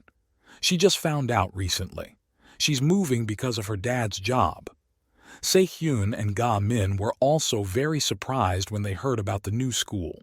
They all realized that Ji-woo would be left alone and that this bullying would be even more painful for her. Meanwhile, Ji-woo ran to the restroom and locked herself in a stall so that no one would see or bother her. The girl was in great pain mentally. Physical pain had never scared her. She could endure it. But it was difficult to cope with her emotions. Ji-woo could sit in the toilet stall like that for more than an hour. Her eyes were full of tears, but she didn't let her emotions get the better of her. Music helped her to relax and switch gears a bit. Ji-woo often put on her headphones and immersed herself in her musical world. When Hye-won told the whole story of their friendship, she gathered her courage, clenched her fist, and said that she was sacrificing her pride to beg the boys to help Ji-woo. She asked them to save Ji-woo and almost cried at that moment. Se-hyun and Ga-min even felt sorry for the girl for being so emotional and unable to control her emotions. But Hye-won couldn't help herself and started crying. Through her tears, she also fervently asked the boys to replace her and study with Ji-woo from that moment on. Se-hyun and Yoon Ga-min had never seen a friendship so strong and emotional before. They were silent for a few minutes because of Hye-won's tears, not knowing how to comfort her. Of course, Ga-min, with his overwhelming sense of justice, couldn't refuse Hye-won and promised that he wouldn't leave Ji-woo alone. But Se-hyun didn't like this idea. He realized that then they would have to deal with the members of the student council, and their school days were already full of adventures. But Ga-min didn't want to hear anything.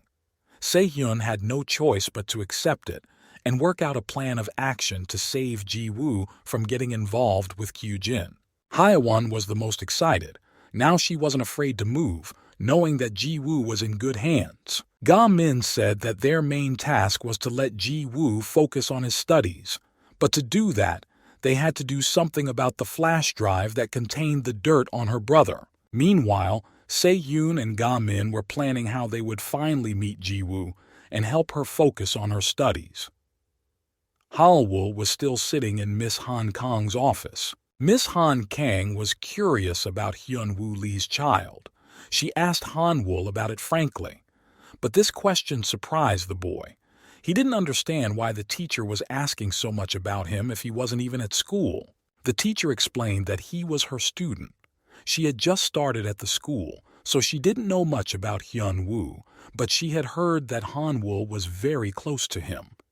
Han-woo listened to Miss Han Kang's questions and sweet conversation and did not understand what was happening.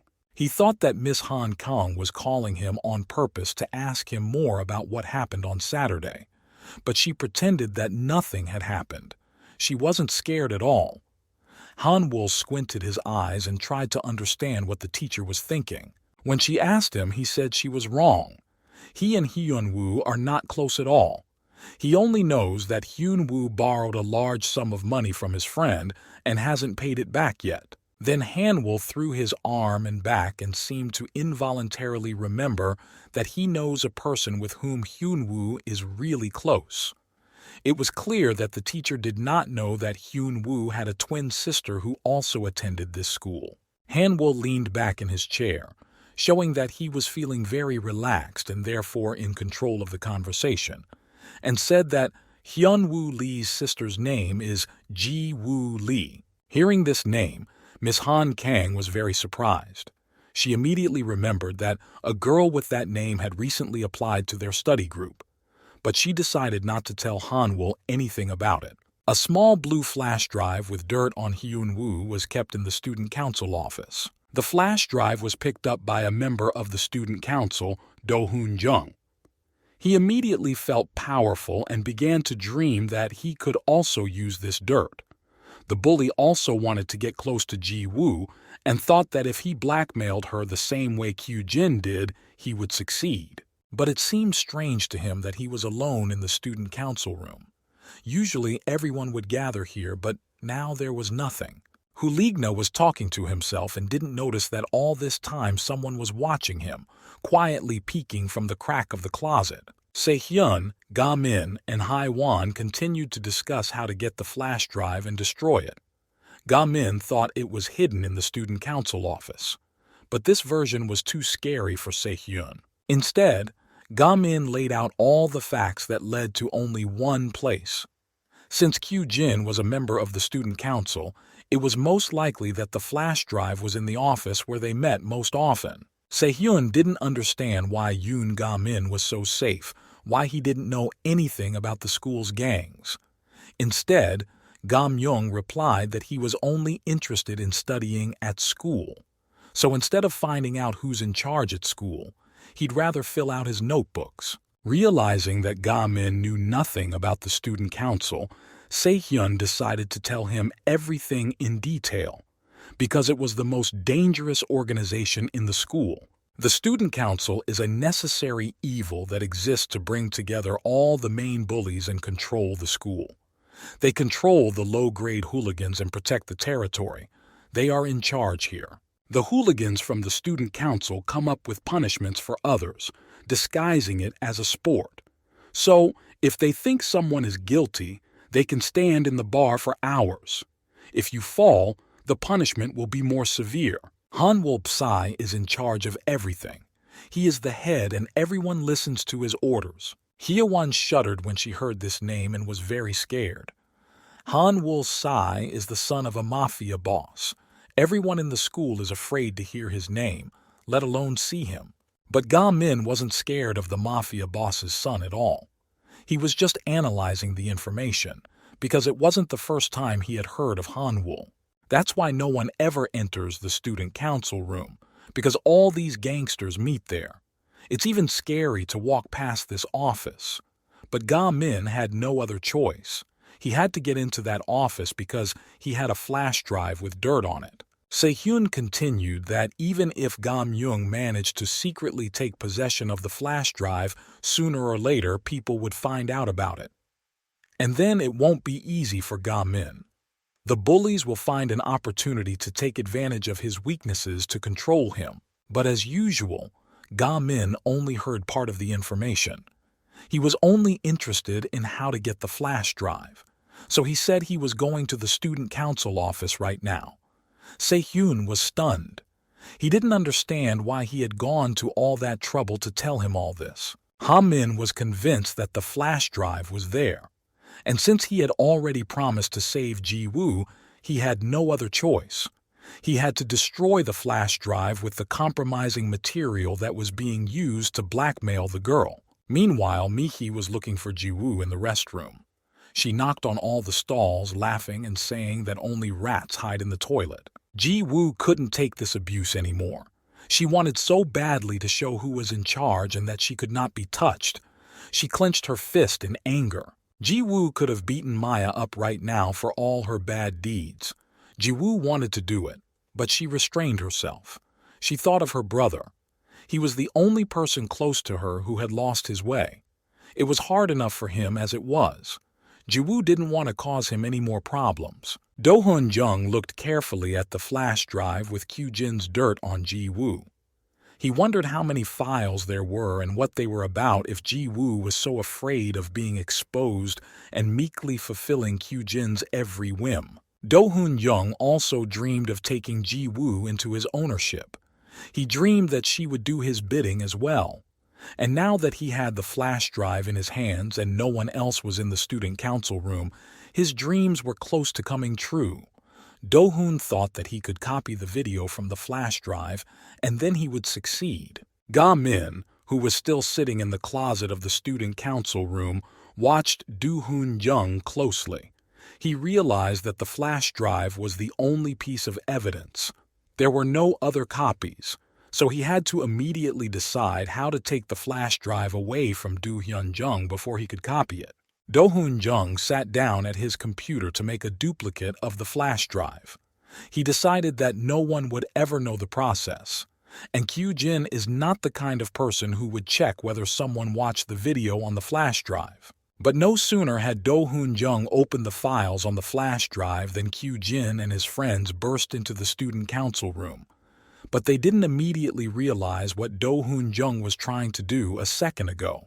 Kyu-jin and the other gang members called Do-hun Jung a pig. The nickname stuck to him because he was overweight. Do-hun Jung was always invisible and unimportant to others, but it suited him that no one beat him, and that he could be with such cool guys in the student council. Although Kyu-jin was just telling us how he was sick of this student council and is still a member only because of Halvul. Kyu-jin asked the pig if he was good at guarding the student council room and what he was doing on the computer. Do-hun Jung realized that it would be very unpleasant for him now if someone found out about his plans. He had to get the flash drive off the computer immediately, but he had to do it without Kyu-jin noticing. But it was too late. While Do-hun Jung was fussing and trying to take the flash drive out unnoticed, Kyujin was already standing near the computer and saw everything. At first, Kyujin laughed that even such a rude pig has male needs and wants to have fun with Ji-woo. Do-hun Jung tried to explain that he just wanted to check if the files on the flash drive were okay, if everything was working. But these excuses looked very funny. Kyujin decided to teach Do-hun Jung a lesson. No one had the right to do anything behind his back. He asked her if she knew why everyone called her a pig. Then Kyujin caught Do-hun Jung by his shirt. He didn't expect an answer. Kyujin said that everyone calls Do-hun Jung a pig because he doesn't know how to use his brain like a stupid animal who follows his instincts. Kyujin threw the giant Do-hun Jung over himself with one hand. The pig fell on its back and sprawled on the floor. The blow was so hard that he even lost his shoes. Do-hun Jung was lying on the floor and couldn't move, and Kyujin kept telling me how stupid Do-hun Jung was, that even the nickname Piggy was too nice for him. Kyujin was very angry. His eyes were sparkling with rage. He didn't understand how this stupid pig could turn against Kyujin himself. He could never forgive that. While Kyujin was calming down his emotions, his friend, who had come into the student council office with him, admired how Kyujin was able to throw a 100-kilogram carcass over himself with one hand. Judo, which Kyujin practiced, was indeed a good sport and gave him good physical training. Kyujin was still screaming that he had repeated 100 times that no one should touch his flash drive. He had left the flash drive for only a few seconds and some pig wanted to use it right away. Ha-min was still sitting in the closet watching the events unfold. He realized that Kyujin doesn't always leave the flash drive in his office, and it was obvious that he was going to take it with him. He had to come up with a new plan to get the flash drive. But Kyujin had a new plan. He decided not to protect the flash drive anymore and not to keep the dirt on him. Kyujin decided to upload the video to YouTube immediately. Kyujin gave a sly smile as he announced his plan. Ga-min was speechless when he heard this. He didn't know what to do because he had promised to help Ji-woo, and to do so, he had to destroy the flash drive, and now everything was falling apart before his eyes. Kyujin's friend was also shocked. He thought that Kyujin would never reveal the contents of the flash drive, because that was what Ji-woo was most afraid of, and because of her fear, she did everything Kyujin wanted. But Kyujin smiled and said that he thought the same thing at first, but promises are made to be broken. But promises. Kyujin imagined how Ji-woo would react to the video being released. After all, the only person she cares about will become popular throughout the country and end up in a juvenile detention center. With the push of a button, Kyujin will be able to completely destroy Ji-woo. And this also suits him, because he loves to dominate people, to feel his greatness. It turns out that everything is not so simple in this situation. The money that Hyun-woo borrowed from Kyujin and still hasn't paid back is actually Ha-wool's. That's why Kyujin doesn't care about it at all. He was only interested in blackmailing Ji-woo and keeping her under his control. The feeling of omnipotence over someone is very cool, but it's even cooler to leave a person broken in an instant, with nothing. Ga-min, who was still standing behind the closet door, finally realized what kind of cruel people he was dealing with.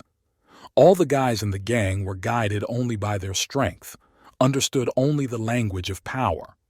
They had to immediately come up with a new plan to delete the video and prevent it from being uploaded. Ha-min realized that he would have to fight again, even though he had avoided any fights on the school grounds. But he had to save Ji-woo, even though it really looked like he was saving Hyun-woo. Ga-myung recalled Hae-won's words that despite what Hyun-woo had become, he was still the closest person to his sister. He tucked his glasses into his jacket pocket so that no one would accidentally break them and clenched his fists tightly. From around the corner, through the ajar door to the student council office, Se-hyun and Hae-won watched everything that was happening there. They were trying to figure out how to get Ga-min out of the closet without being seen, because there were already 3 members of the student council in the office. If any of the bullies saw Ga Min, there would be a fight. Hye-won had what she thought was a brilliant idea. She suggested a distraction. For him, they should fight themselves, or rather, pretend to fight. The plan was as follows. Hee-won and Se-hyun start a fight, and the students of the student council come to break them up, and the student council office becomes empty again, and during this time, Ga Min leaves the office. According to the plan, the fight was supposed to be started by Hye-won simply shouting at Se-hyun, "You nasty bastard." But just thinking about those words made Hye-won feel sick. She didn't know how to swear and had no plans to learn. Se-hyun tried to calm her down. He knew that she had never sworn before, but now it was necessary. He needed a reason to start a fight between them. While Hee-won and Se-hyun were trying to get ready for a fight, waving their arms and shouting something, Ji-woo was just coming down the stairs. Ji-woo saw that her friend was about to hit some guy. She did not understand what had happened. After all, Hye-won had never hit anyone before, but it looked like this guy was up for a fight. Meanwhile, in Miss Han Kang's office, Hal-vul was still sitting at his desk. But this conversation was starting to piss him off. He was hoping to talk about something interesting. But the teacher was only asking about Hyun-woo. Hal-vul said that it was more logical to ask his sister about a person who doesn't even go to school. For him, this talk is a waste of time. There is not even ramen to eat here. So, Han-woo decided to leave. But by chance he saw an interesting book on the table. Hal-vul took a closer look, and it was a book on psychology. Perhaps that's why Cape Han King is so interested in understanding the personalities of each student. But Han-woo had already been sitting in Miss Han Kang's office for too long. He said he was leaving. The teacher was not surprised. She knew that Han-woo wouldn't tell her anything interesting about Hyun-woo, but it was important for her to show that even though she had just arrived at the school, she knew a lot about Han-woo. Han-woo had already opened the door to leave, but before he left, the teacher decided to ask him something. Han-woo must have heard students say that even if a good teacher comes to school, no one will learn. But then, what do you call those people who dream of getting an education?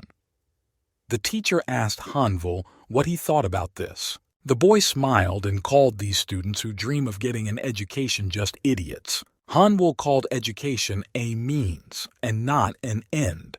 Therefore, if Hyun-woo suddenly comes to school, let Mr. Han Kang not make any special plans for him. He should just take it for granted. Han-woo also added that all the teachers at this school are the same. They are not interested in students who have no future. But Miss Han Kang smiled, because she was exactly the kind of teacher who was interested in the fate of all students. The teacher told Han-woo a very interesting phrase, that even if he is on the edge of the abyss and it is difficult for him to do something good, no one should give up in this world. Han-woo thought about these words. At that time, Ha-min had already come out of the closet in the student council office and the fight started. It was inevitable. The first punch and Ga Min laid his friend Kyu-jin on his shoulders. The guy fell to the floor in surprise after the first blow. And Ga Min remembered Miss Han Kang's words that he should never give up and prepared for the next punch. Miss Han Kang hoped that these words would somehow resonate with Han-woo. A spark of hope glowed in her eyes that she could still help this guy. But Ga Min realized that Han-woo was incapable of change.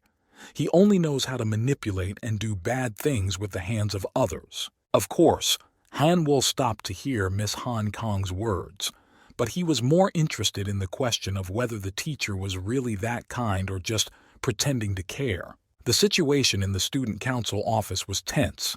Ga Min appeared out of nowhere. No one expected him to be here, and no one understood what he was doing. Ga Min stood in front of Kyu-jin and clenched his fists. Kyu-jin was very angry. He thought that Ga Min was a complete psycho because at first he ran away from the fight, and a few minutes later he attacks first. Only headless bastards are capable of such things. Kyu-jin realized that Ga Min had been hiding in the closet all this time, which is why he suddenly knocked his friend to the ground. Kyujin yelled that Ga-min must be a bastard to do such a thing. And then Kyujin's trademark sarcastic, silly smile appeared on his face. He wanted to show Ha-min his place. So he said that he would definitely not be accepted to the student council because he did not have the appropriate status. Kyujin didn't care that Ga-min beat up his friend. He thought everyone was a piece of shit who couldn't tell the difference between garbage and food. They are only capable of creating disorder. Kyujin thought he was much better than everyone around him. Kyujin thought that Ga-myung was only here because he liked Ji-woo, but Ga-myung was puzzled by this statement. He even blushed, but Kyujin continued to laugh. He was sure that Ga-myung had a crush on Ji-woo, which was why he had shown up so quickly in the student council room because they were talking about Ji-woo. Kyujin continued that Ga-myung would never have come to the student council room because Tom Kyong runs it, and Ga-min doesn't want to deal with him. Therefore, Ga-min only wants to please Ji-woo and doesn't think about himself at all. During these heated discussions, Kyujin noticed the flash drive that was still plugged into the computer. At this time, Kyujin's friend had already recovered. He wanted to take revenge. But before he struck, he assumed that Ga-min had come here for the flash drive. He said that Ji-woo had decided to use Ga-min in this way and forced him to take the flash drive. The bully then attacked Ga-min with his fists, but Ga-min quickly repelled the attack. He didn't even move, but he punched the bully right in the face. The bully fell back to the floor. He was lying next to the pig that Kyujin had knocked over earlier. Finally, Ga-min began to speak, and what he said stunned Kyujin. He said that even though he was a dumb guy, but he can tell the difference between garbage and food, and Kyujin was garbage. Ha-min spoke with great confidence and defiance. He had never felt so confident. He knew he was telling the truth. Kyujin didn't want to talk to this asshole. He was curious to see how Ga-min really fought, because maybe the fact that he had defeated Jae-wang was just a fluke, and the fame that had spread about Ga-min throughout the school was a fake. That's why Kyujin offered Ga-myung a bet. He offered to fight like real men, and whoever won would get Ji-woo. But Kyujin had other ambitions. In fact, he didn't care about Ji-woo.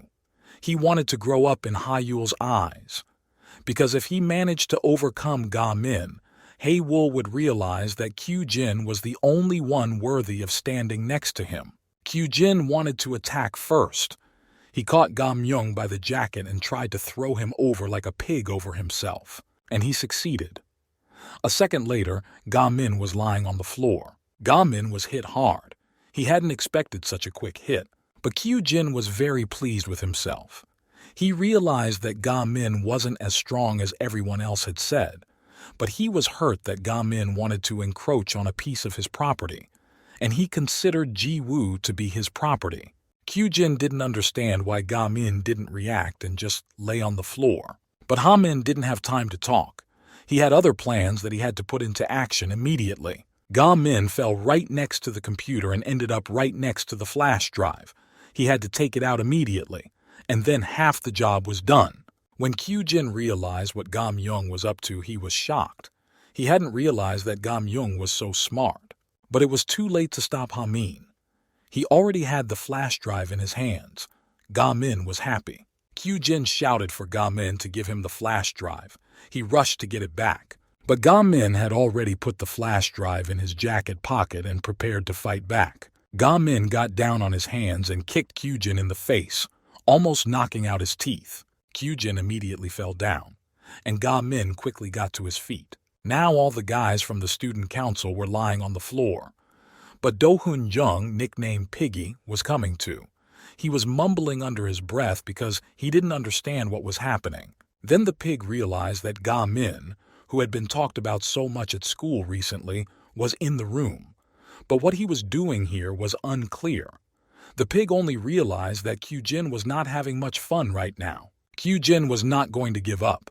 He quickly got to his feet and prepared to attack again. Kyujin still thought that Ga-min was a weakling.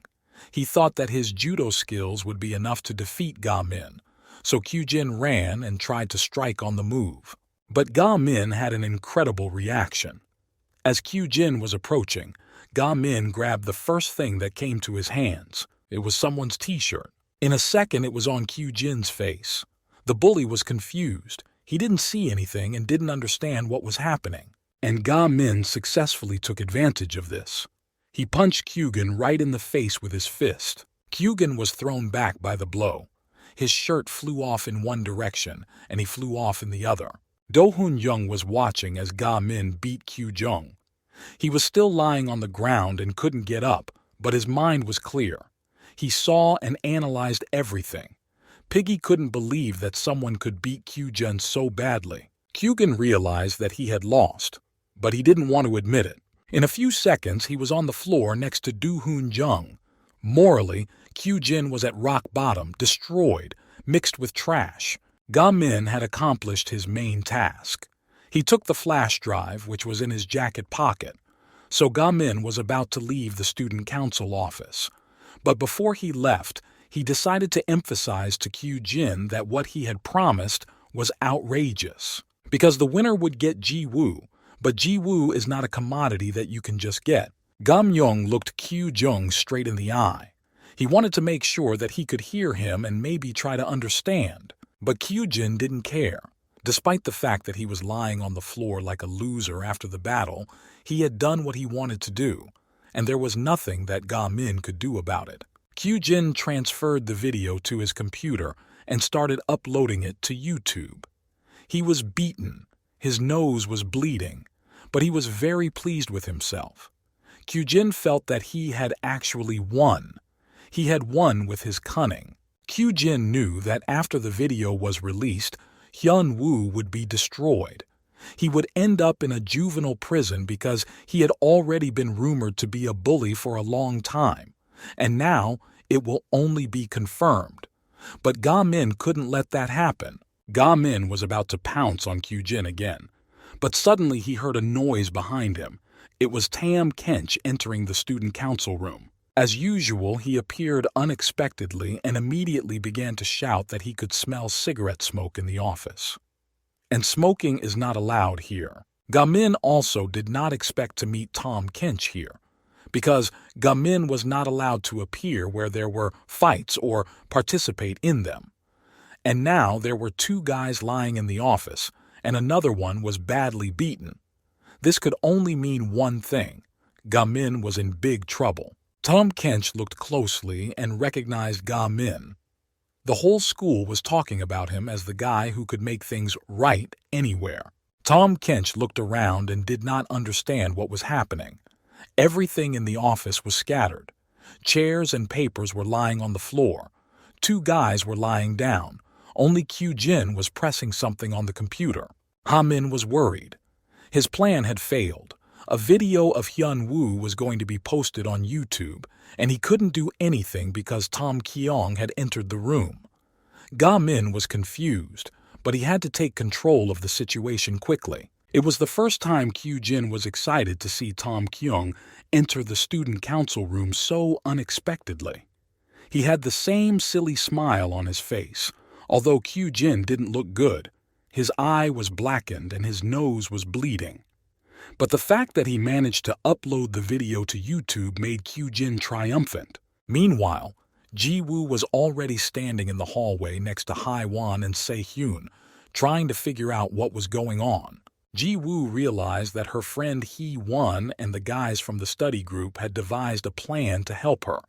And now that crazy glasses guy is looking for the flash drive in the student council room. Ji-woo blah is impressed. First of all, she was pleased that Hae-won wanted to take care of her and thought to ask the guys from the study group because she had never even said hello to strangers before. And secondly, she didn't understand how a complete stranger could risk his life for her. Ji-woo said that none of this made sense, but she was interrupted by Hae-won. She apologized for going behind her friend's back. It's just that Hee-won really wanted to help because she saw Ji-woo feeling bad. Se-hyun didn't understand why Ji-woo was unhappy either. They'd done all that work for her and Ga-min was in hell alone with those bullies. But Ji-woo meant that it was all pointless, because she would be the one to end Kyujin. Ji-woo hadn't felt this confident in a long time. She clenched her fists and headed toward the student council office. Hyo-won tried to stop her, but to no avail. Ji-woo was very serious about ending all the bullying right now. On the way, Ji-woo shouted at Hyo-won that she had been acting wrong all along, because she was always protecting Hyo-won, comforting her with words, even though she allowed them to be treated this way. That's why Ji-woo will never let anyone hurt either Hye-won or her again. She can protect them both, and she could show every scoundrel his place. Ji-woo felt bad that Hye-won had seen her weakness, but it wasn't for her, because to Hye-won, Ji-woo was always strong, and she had never seen her cry, no matter what happened to her. Suddenly, Ji-woo froze in the middle of the corridor and abruptly stopped talking. She saw Ga-min and was shocked by what was happening. Ji-woo couldn't believe it was possible. Ga-min was running down the hallway and had a computer system unit in his hands. Kyu-jin ran after him and shouted that Ga-myung had to be stopped. Ji-woo didn't understand what was happening. Why does Ga-min need a computer system unit? What was he going to do with it, and why did he steal it? There were more questions than answers. But Ga-min ran very fast, holding the system unit under his arm. The monitor, keyboard, and mouse were dragged along the trolley behind him. Everything rattled and rang from the impacts, but Ga-min did not stop. Kyu-jin and Tom Kyung ran after him. Kyu-jin had been practicing judo since he was a child.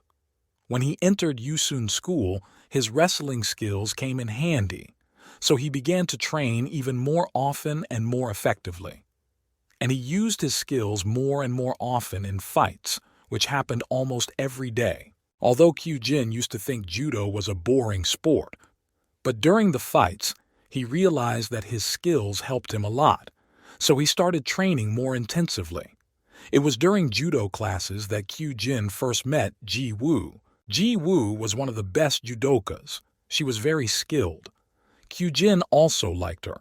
He liked strong girls who could stand up for themselves. Kyu-jin always had a silly smile when he saw Ji-woo, but she didn't react to him in any way, as if she didn't even notice him at all. And Kyu-jin admired her. She was a beautiful red-haired girl who looked great in a blue kimono. Judo classes were always crowded.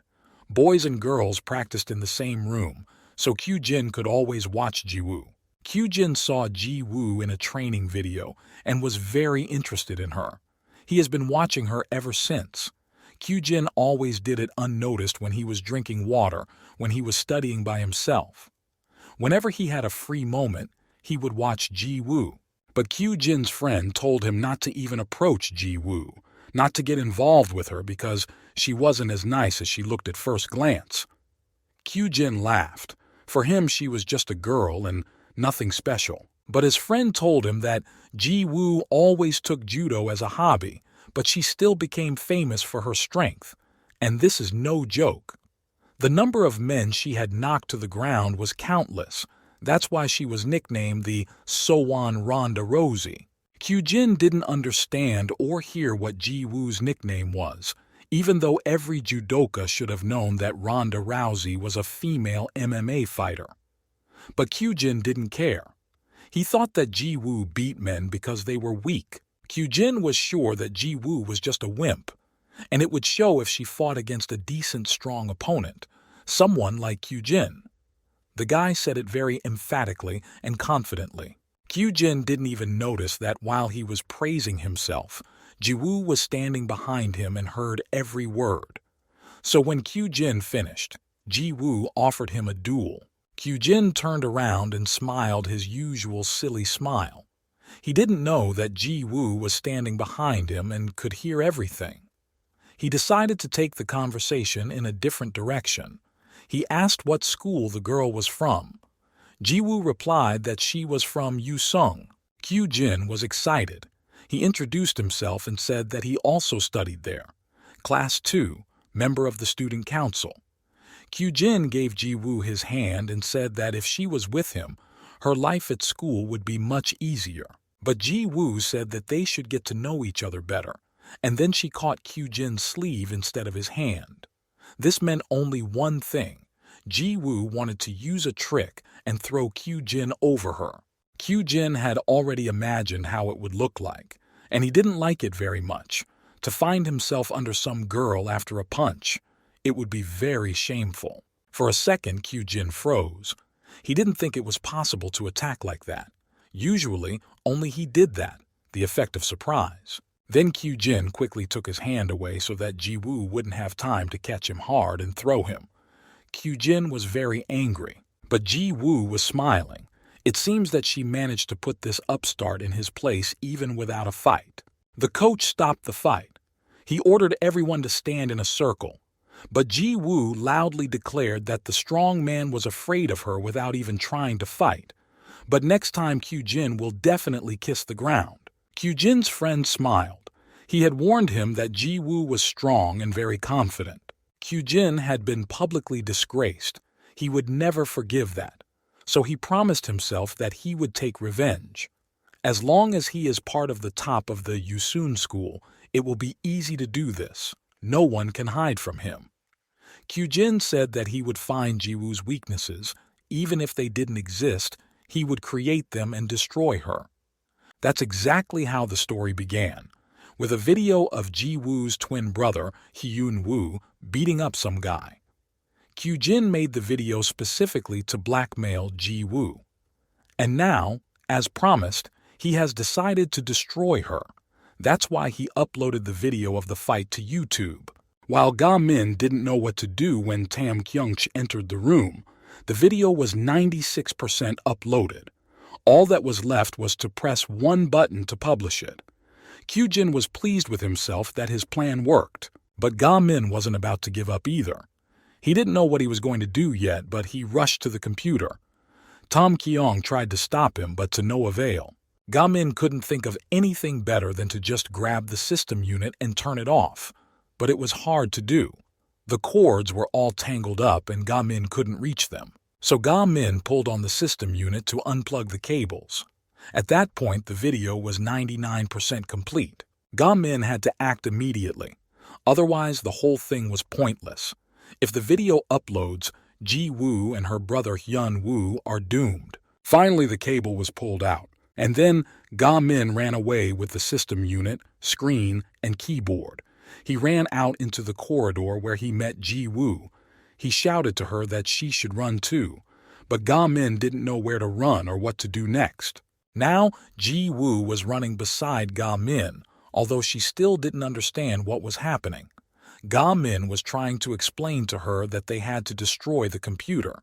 Ji-woo yelled that she had to deal with Kyujin herself. Ji-woo didn't understand why Ga-min had stolen the whole computer if he only needed a flash drive. It was impossible to make out anything in all the noise. Ga-min shouted that it was necessary, that there was no other way out now. They ran down the corridor and were watched by Hee-won and Se-hyun, who were just as bewildered.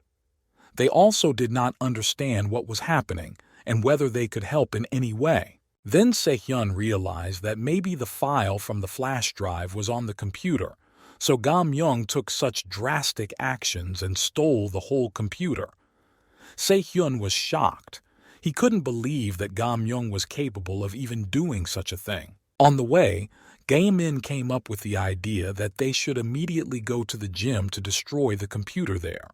Ji-woo didn't understand, but Ga-min insisted that they had to destroy the computer so that she could live a normal life again. Ga-min continued that then Ji-woo would be able to study properly. But the cords hanging from the computer made it difficult to run fast because they always got tangled underfoot. Eventually, Ga-min got caught in a mouse cable. He just fell to the ground. Everything flew in different directions. The screen cracked and the glass shattered. The system unit flew away, and Ga-min was afraid to look up. His plan had failed again. Se-hyun immediately ran over to him. He wanted to help him up. But Tom Kyung was already there. He was shouting that he had finally caught up with the villain, and now it would not be easy for him. So Ga-min asked Se-hyun to immediately take the system unit and run to the gym and destroy it. Se-hyun was puzzled. He didn't want to let Ga-min down, but he didn't want to get involved in this story either. But Se-hyun decided to show that he was not a coward either. So he grabbed the system unit and ran. Tom Kent shouted something else after him, but Se-hyun was too focused on what he was doing. Tom Kyung did not want to leave Ga-min. He stood next to him and ordered Kyujin to immediately catch up with Se-hyun and take the system unit from him. The teacher asked the girls to go back to class and sit quietly. Kyujin wiped the blood from under his nose and was about to run after Se-hyun. He knew that he would soon catch up with him because this guy is very slow. So he gave himself a few seconds to catch his breath. When Ji-woo saw Kyujin, she remembered that she was the one who had to take revenge on him, and she had to do it right away. It was a long walk up the stairs to get to the gym. Se-hyun could barely make it up the stairs. He was not physically fit. Every step was a challenge for him.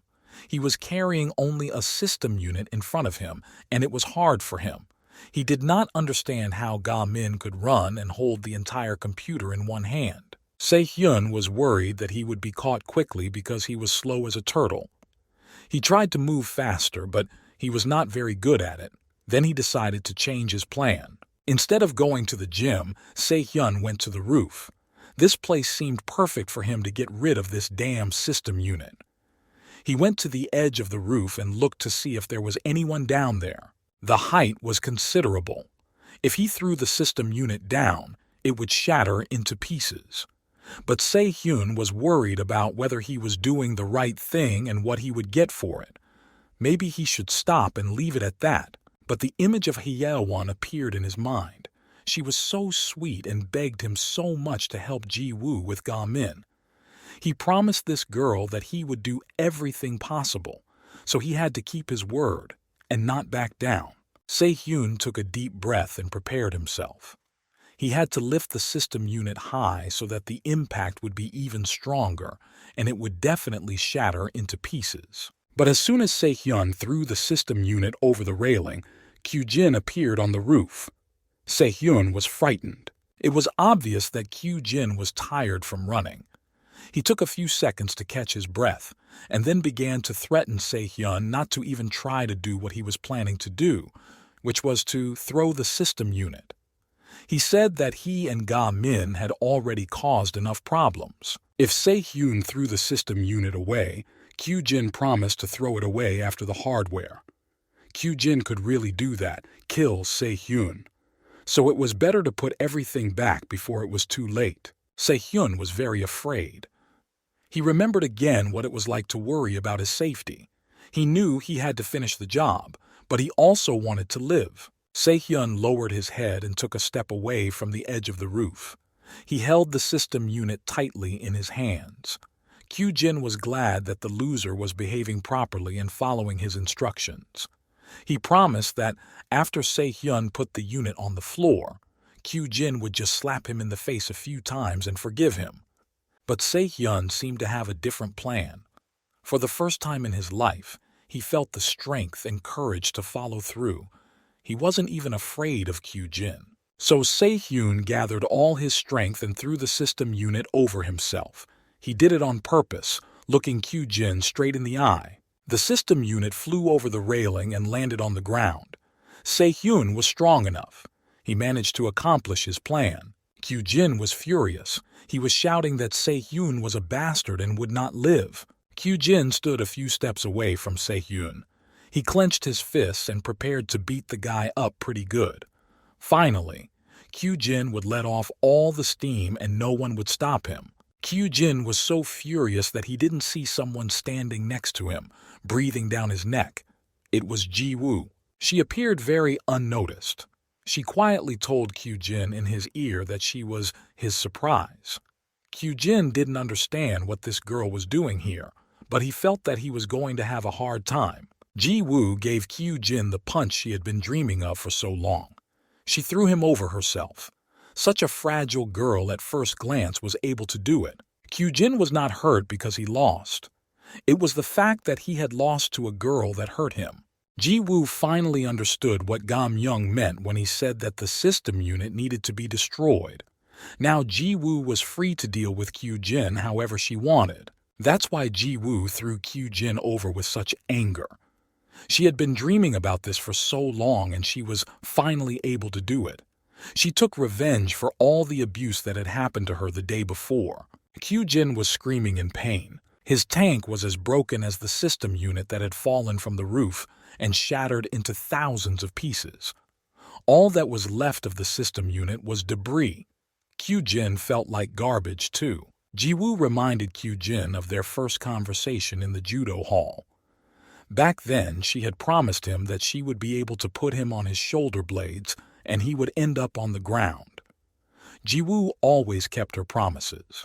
But then she forgot to add something else. Jiwoo only stumbles when she is completely satisfied. Kyujin was lying on the ground and Jiwoo put her foot on his chest.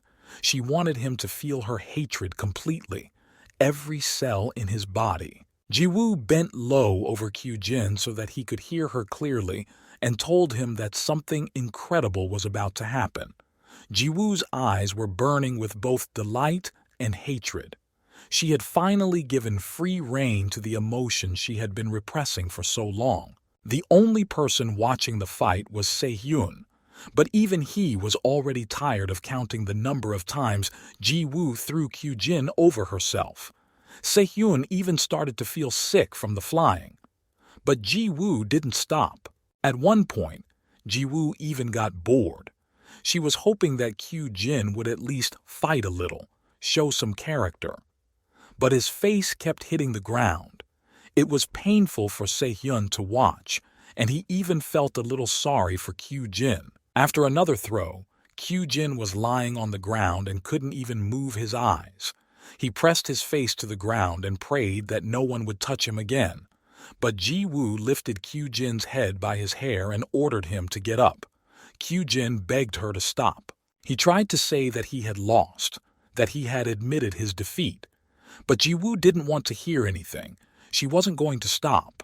So she told Kyujin to shut up. Jiwoo decided to use her favorite judo move, the arm grab. She said that Kyujin would only be able to surrender if she let him. But for now, she didn't want to do that. Jiwoo held Kyujin's hand tightly and fell on it with her whole body. Kyujin screamed in pain. It was unbearable. Kyujin screamed that Jiwoo was going to break his arm, that he was giving up, that he was admitting defeat. He wanted to play according to the rules of judo. He was pounding the floor with his free hand, which should have stopped the match, which was taking place under the supervision of the coach. Kyujin believed that despite everything, Jiwoo remained an athlete, a judoka, and would not play against the rules and break his arm. But Jiwoo was smiling too slyly. She reminded Kyujin that she was not a professional athlete. Judo is her hobby. Therefore, she should not hope for a pardon. But the most important thing was if Kyujin challenged her and used her. He should have been preparing for such a painful end a long time ago. Se-hyun watched Jiwoo break Kyujin's arm. It wasn't a pretty sight, but it was exactly what Kyujin deserved. Meanwhile, 2 more guys from the student council were climbing to the roof. Tom Kench instructed them to catch up with the guy with the system unit. The guys had to interrupt their lunch, so they were very angry. The boys were climbing the stairs very slowly, but they did not understand what else they had to do. After all, Kyujin had already taken over the case, so he would see it through.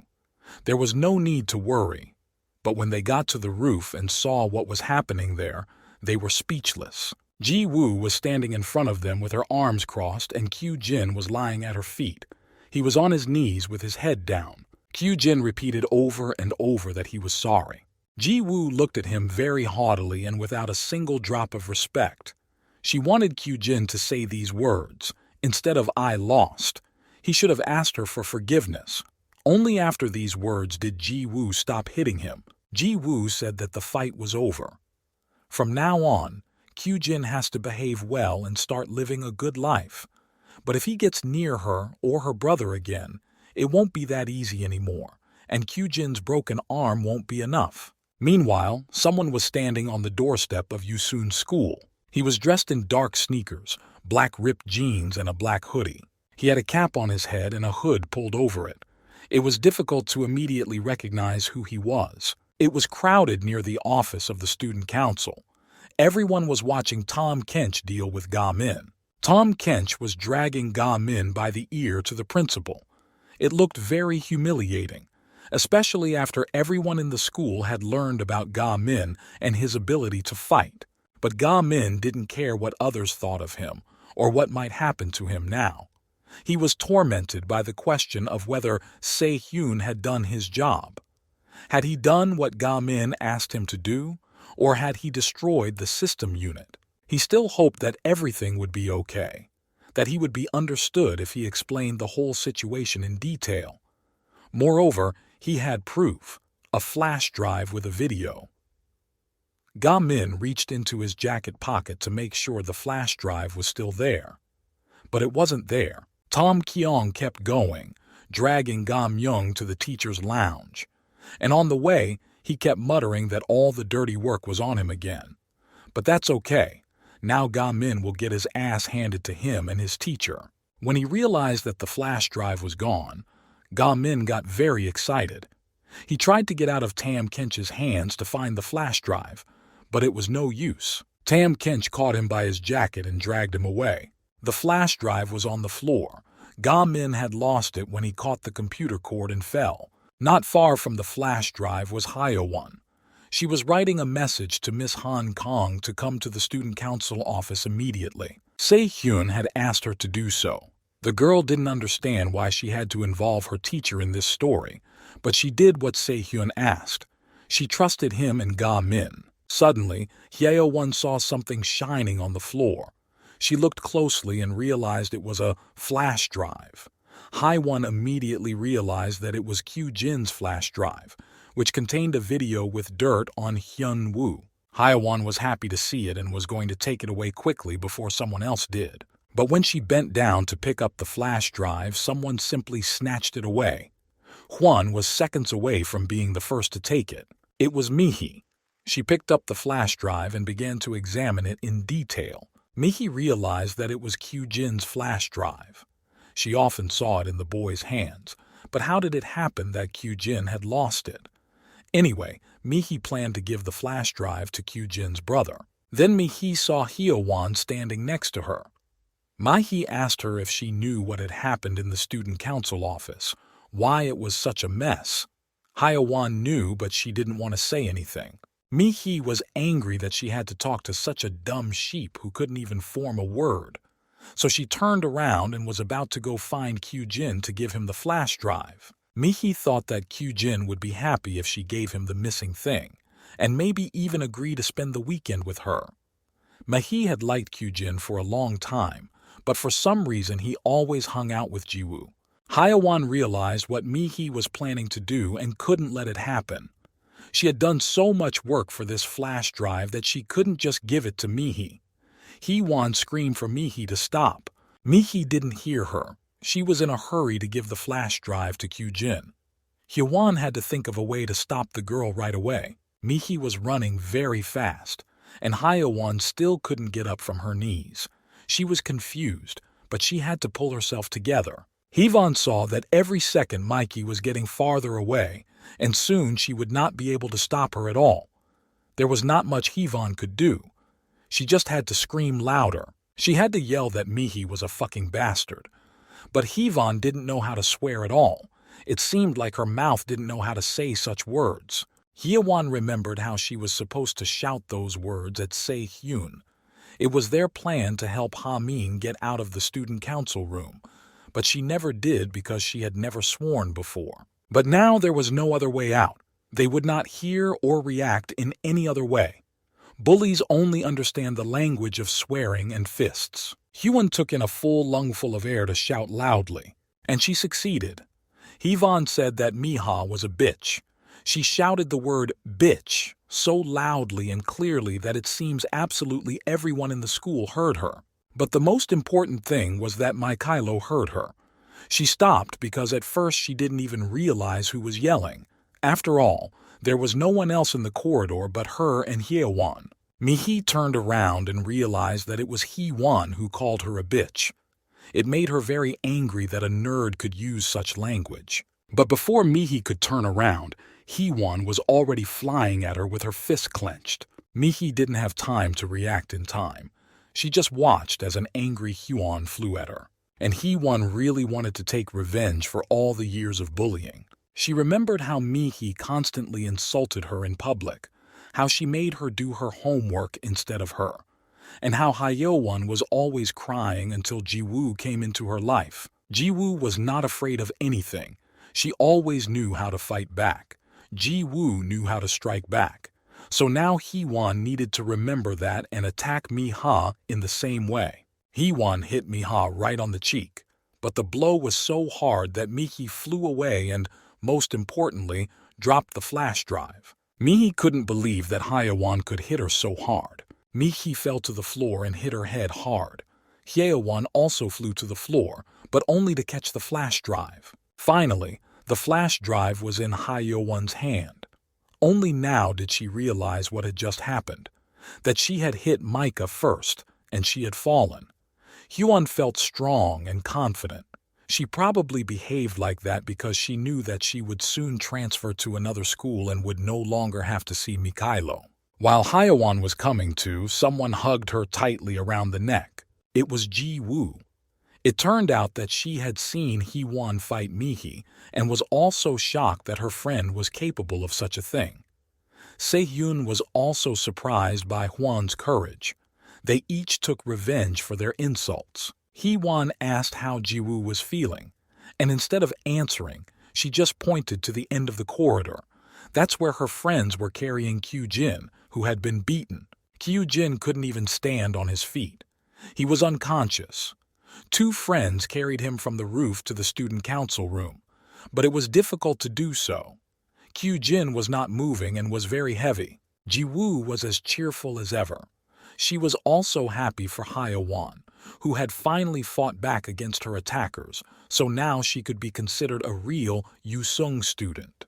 But Ji-woo didn't rejoice for long. Suddenly she heard a familiar voice behind her. It startled her. Ji-woo turned around. She hoped she had heard it.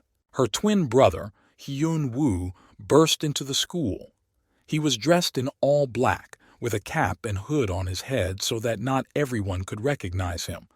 But Ji-woo immediately recognized that he was her brother and why he had decided to come to school today. Hyun-woo was holding a knife in his hand and approaching Kyung-jin. He was shouting that he was a bastard and wanted to stab him right on the school grounds. Ji-woo tried to stop him. She yelled at him not to do anything stupid, to make him stop. But it was too late. Hyun-woo didn't hear anything. He was driven by hatred. Miss Han Kong read Hye-won's message asking her to come to the student council room. She didn't know what was going on there, but she felt she was needed there. Just as the teacher was approaching the student council room, Hyun-woo ran past her with a knife in his hand. Miss Han Kang realized that something terrible and irreparable was about to happen.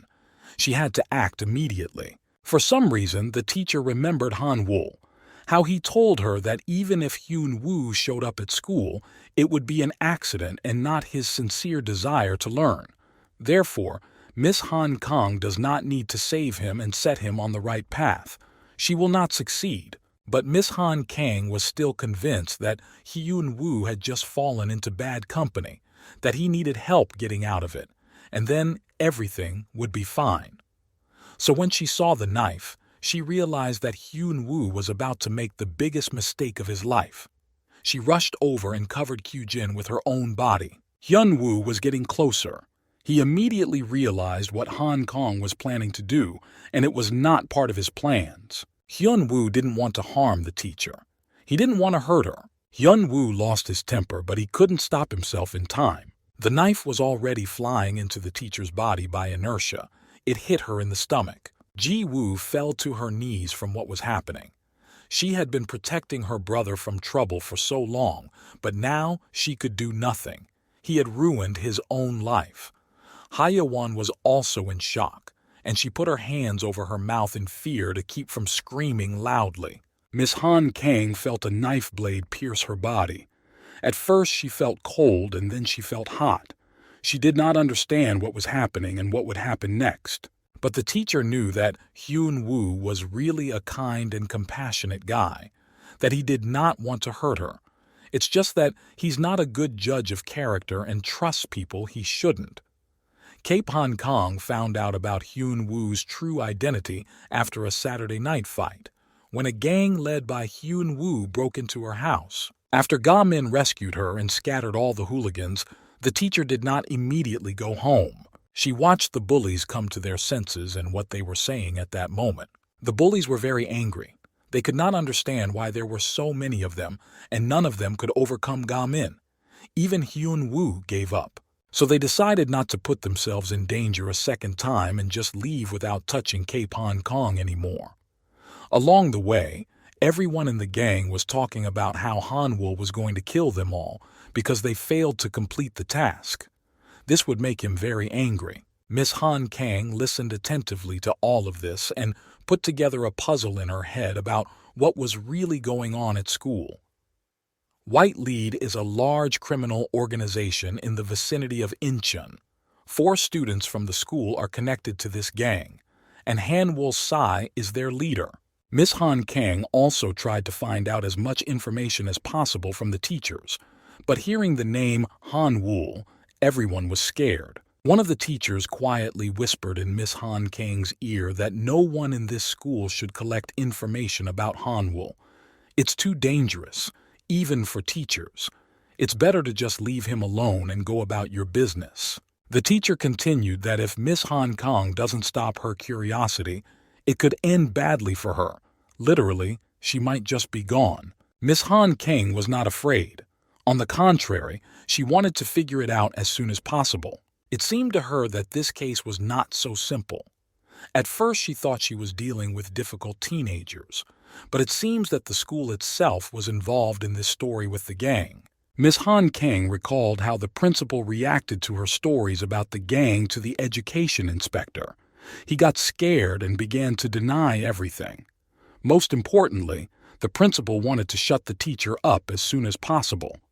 The word gang made him sweat and nervous. This reaction seemed very unhealthy and suspicious to Miss Han Kang. Of course, Miss Han Kang had no proof, but it was obvious to her that all the harassment and bullying at the school was because of the white gang and Hanwoo Fa.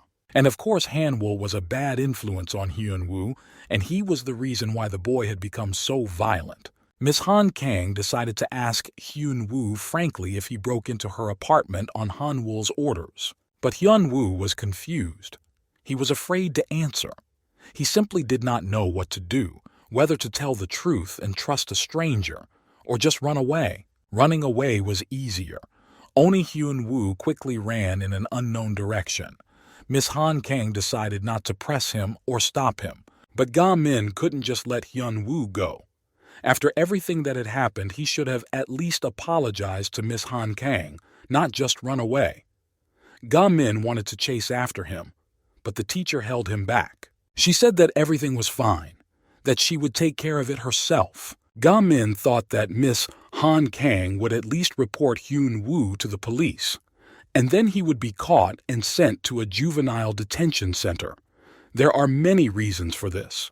First of all, he trespassed on someone else's territory, into Miss Han Kang's apartment. The teacher knew that it would be easier to report it to the police. Then Hyun Woo would really be punished for all his bad deeds. But the question is whether he will change after he gets out. Because usually in such institutions, people's lives are ruined even more. And the teacher thought that Hyun Woo was still a good guy who just needed help. Ha-min didn't understand what the teacher meant and why she was willing to forgive such behavior for a bully. Hyun Woo had done so many evil things to Miss Han Kang in a few days and should be punished, but Miss Han Kang didn't want to explain anything. She just gave Ga Min his book and asked him to go home. Miss Han Kang promised that she would take care of everything herself and went to the police station. Miss Han Kang stopped in front of the door to the police station. She was thinking about what she should do. Suddenly, she heard some strange movements nearby, even though it was late and the street was empty. Miss Han Kang looked closely and saw a familiar face. Lee Hong-joy, a close friend of Hyun Woo, who had recently broken into her house with a gang of hooligans and smashed everything there, was trying to run past her unnoticed. Miss Han Kang stopped the boy and offered to apologize to her. Lee Hongjae was terrified. He was afraid to even approach the teacher, let alone say a word. He was far from being as brave and confident alone as he was with the gang. But Lee Hongjae was not a stupid boy. He knew that if he didn't apologize, things would only get worse. Mr. Han Kang would report them all to the police. So he fell to his knees and tearfully apologized, promising that it would never happen again. Lee Hongjae begged for forgiveness. He was afraid that if his father found out about the incident in the teacher's apartment, he would kill him. Hongjae was really ashamed of everything that happened. He was even afraid to look up to look at the teacher. But Miss Han Kang herself went down to Lee Hongjae to look him in the eye. She asked if his words were really sincere. Lee Hongjae said that they were, that he was truly sorry. Then Miss Han Kang asked him to tell her everything about Hyun Woo. She wanted to know everything about his childhood, his friends, his preferences. And what Miss Han Kang heard frankly shocked her. It turns out that Hyun Woo used to be an excellent student, took first place and studied well. Lee Hongjae and Miss Han Kang were sitting on a bench, and the boy decided to confide in the teacher and tell her everything about his friend. It turns out that Hyun Woo is a very bright and handsome boy. When he was in his second year of studying, he took first place among all students in terms of knowledge. Hyun Woo had no parents. The only one who could take care of him was himself. That is why Hyun Woo had to study hard to achieve something. He never went out to have fun and chose to study instead. He was very responsible. Miss Han Kang did not understand what made Hyun Woo drop out of school. She was really curious to know how a kind, sensitive boy could turn into such a bully. Lee Hongjae explained that Hyun Woo had a twin sister, Ji Woo, and that it was because of her. Miss Han Kang did not know that Hyun Woo had a sister and that she even went to the same school. The new information shocked her more and more. Ji Woo and Hyun Woo are orphans. They lived in an orphanage and studied there, until it turned out that the orphanage was somehow connected to corruption.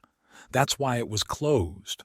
The twins had a dream, to study well so that they could go to university. But reality was crueler than their dreams, so they had to accept what they had. They were forced to leave the orphanage and were paid 5 million won each as compensation. Their only option was the dreaded Yusung School, which would allow them to study and work to support themselves. But Hyun Woo's sister was different. She often fought and swore. No matter what Ji Woo did, she always wanted to be the first. Because of their short temper, the twins always had quarrels. Hyun Woo accused his sister that because of her and her constant pranks, he could not study. And Ji Woo was always crying, because studying was the only thing she was bad at. But she, like her brother, dreamed of going to university. Eventually, Hyun Woo realized that studying is actually worthless in real life. You have to earn money, because money is what rules this world. Lee Hongjae continued that Hyun Woo was very worried about his sister. He wanted at least her to get a good education and achieve her goals, so he planned to earn money to support Ji Woo so she could study. Perhaps everything would have been like that if Hyun Woo hadn't met Hanwol on his way. It was here that Miss Han Kang realized for the first time that Hanwol was to blame for all the troubles, that it was he who was manipulating the children, but he needed proof. Hyun Woo would take on any job, but there are not many places where a schoolboy can earn money. Many took advantage of the fact that Hyun Woo was young and inexperienced and simply did not pay him. It was very difficult to earn any money at all. He had to gnaw out his hard-earned money with his teeth. Maybe that's why Hyun Woo became so cruel and callous, because he had seen a lot of injustice in his life. He didn't want to be treated like that anymore. When Hyun Woo was working as a courier, the guys at work introduced him to Han Woo, because they both studied at Yusun High School. That's how this road to hell began. On the very first day they met, Hanwol created an account for Hyun Woo on a gaming site and deposited 5 million won. Magically, 5 million won turned into 10 million won in 1 second. He didn't have to work hard or prove anything to anyone. Hyun-woo didn't believe it was possible at first. But the main thing is that the money appeared in Hyun-woo's account so quickly thanks to Han-woo.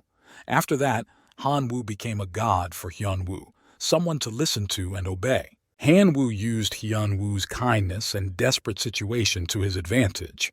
He did this to everyone. That's how Hyun-woo ended up in Han-woo's gang, and since then he has changed a lot.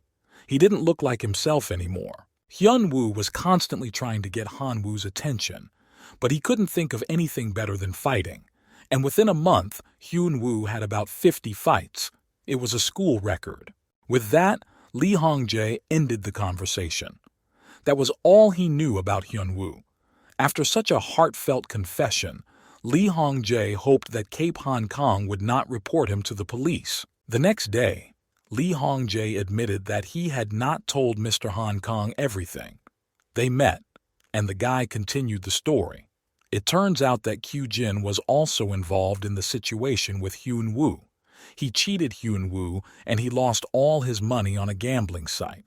But what made Hyun-woo most angry was when he found out that Kyu-jin was hitting on his sister. So Hyun-woo was very angry, because despite the fact that he had become a callous and heartless bully, he loved his sister very much and wanted to protect her. And then Lee Hong-jae told something that frightened Miss Hong Kong. He said that Hyun-woo was so angry with Kyugun that he could really kill him. That's why when Miss Han Kang saw Hyun-woo in the school corridor with a knife in his hand, she immediately realized what was about to happen. She had to prevent it, so she rushed to cover Kyu-jin with her body. Hyun-woo stabbed the teacher in the stomach. Blood started to flow.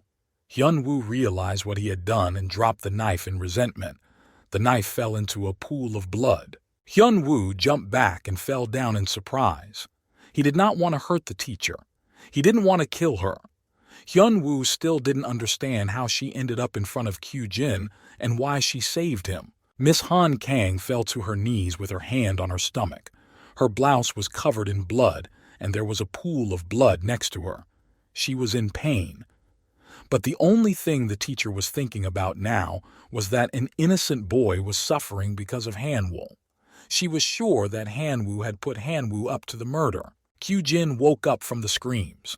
He realized what had just happened, that Hyun-woo wanted to stab him with a knife, but was stabbed by Hong Kong. The guys from the student council stood in a stupor, afraid to even approach Hyun-woo because he could do anything. But Hyun-woo was confused. He didn't really want to kill anyone. He was just driven by emotion. And Cape Hong Kong was caught in his hand at the wrong time. Despite her pain, Miss Han Kang looked Hyun-woo straight in the eye. She did not judge him and did not want to hear him apologize. She only wanted to know if he really wanted to study, whether he was tired of this life of a bully. Hyun-woo did not understand why this woman had so much kindness in her. He had just stabbed her with a knife and she still wanted to help him. Han-woo did not believe that such people existed, that there were really those in this world who cared about him. Miss Han Kang was really sincere. She knew that she would be fine, that the wound would heal. Now it's up to Hyun-woo's heart to heal and to do everything possible to make his dream of going to university a reality.